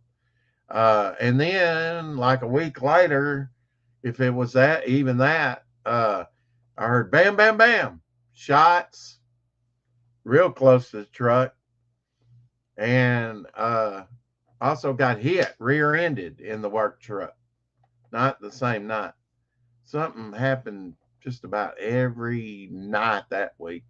Snake out in the yard I had to kill, which I eventually showed on here. I thought it might be a rattlesnake, but it was a rat snake. But yeah, it's messed up pretty bad, over $14,000, but not enough to total it. It's only got about 6,000 miles, a little over 6,000 miles on it. I guess I'll get it fixed, barring the understructure being wrenched. They're not going to total it. There was a couple other places I wanted to check, and maybe I could do that. I don't know. Ouch, glad you're okay. Yeah, man, she hit me pretty hard in the back rear end. I hit him pretty hard on the driver's side. He was streaking through there. I mean, there's another light on Main Street. He evidently probably came through that one pretty close, and that other light's like real close to that light, and it was green, and as I was started through, it turned to yellow. So you knew it had been red for him for a while. So I figure he came through that light and just kept going. He couldn't speak a lick of English. He was a Hispanic guy. I don't know how familiar with the area was. I think part of my truck's still down there on the sidewalk. I go through there all the time to go to work, which is, if you hit traffic right, maybe 7 minutes away. It's probably longer than that with traffic, though, really, realistically. But you need at least 7 minutes to get there. I've timed it out. So I try and give myself at least 15 minutes. If I give myself 10, that's about right. But anyway, thanks, Death Pusher, for coming in here, and everybody else I mentioned, and thanks for showing up again. I don't know what we're gonna do tomorrow, but I'll probably be off tomorrow. It'll be storming. I'm gonna see if I can put my truck in and if they'll give me a rental. I've got to have something to drive, but I may not worry about it till Monday. I don't even want to deal with it, but gotta have something reliable. What's amazing, it still drives. It's not leaking anything. Of course, you can't get under the hood. That one part of the hood is just like that. The corner of the hood, it's like curled under. Even when I reported it to insurance, they said, "Oh, it's going to be more than that." Even they know it's going to be more than that. So they're going to probably have to cut a second check there. Here's the guy's insurance. He had Progressive insurance. So get it all taken care of. But I mean, everybody's backed up as far as repairs. I stopped by one place to get an estimate twice and hadn't caught up with the guy. The guy working on hail damaged vehicles, and he's got them too, boy. I mean, I beat the hell, no pun intended. But he said, man, most of these places are backed up till October. If you dropped it off here, it'd be a week before we even look at it. We're so behind. It's just the way it is. And a lot of it is they can't get parts. F Joe Biden. Thank you very much. The comics are booming, and keep collecting.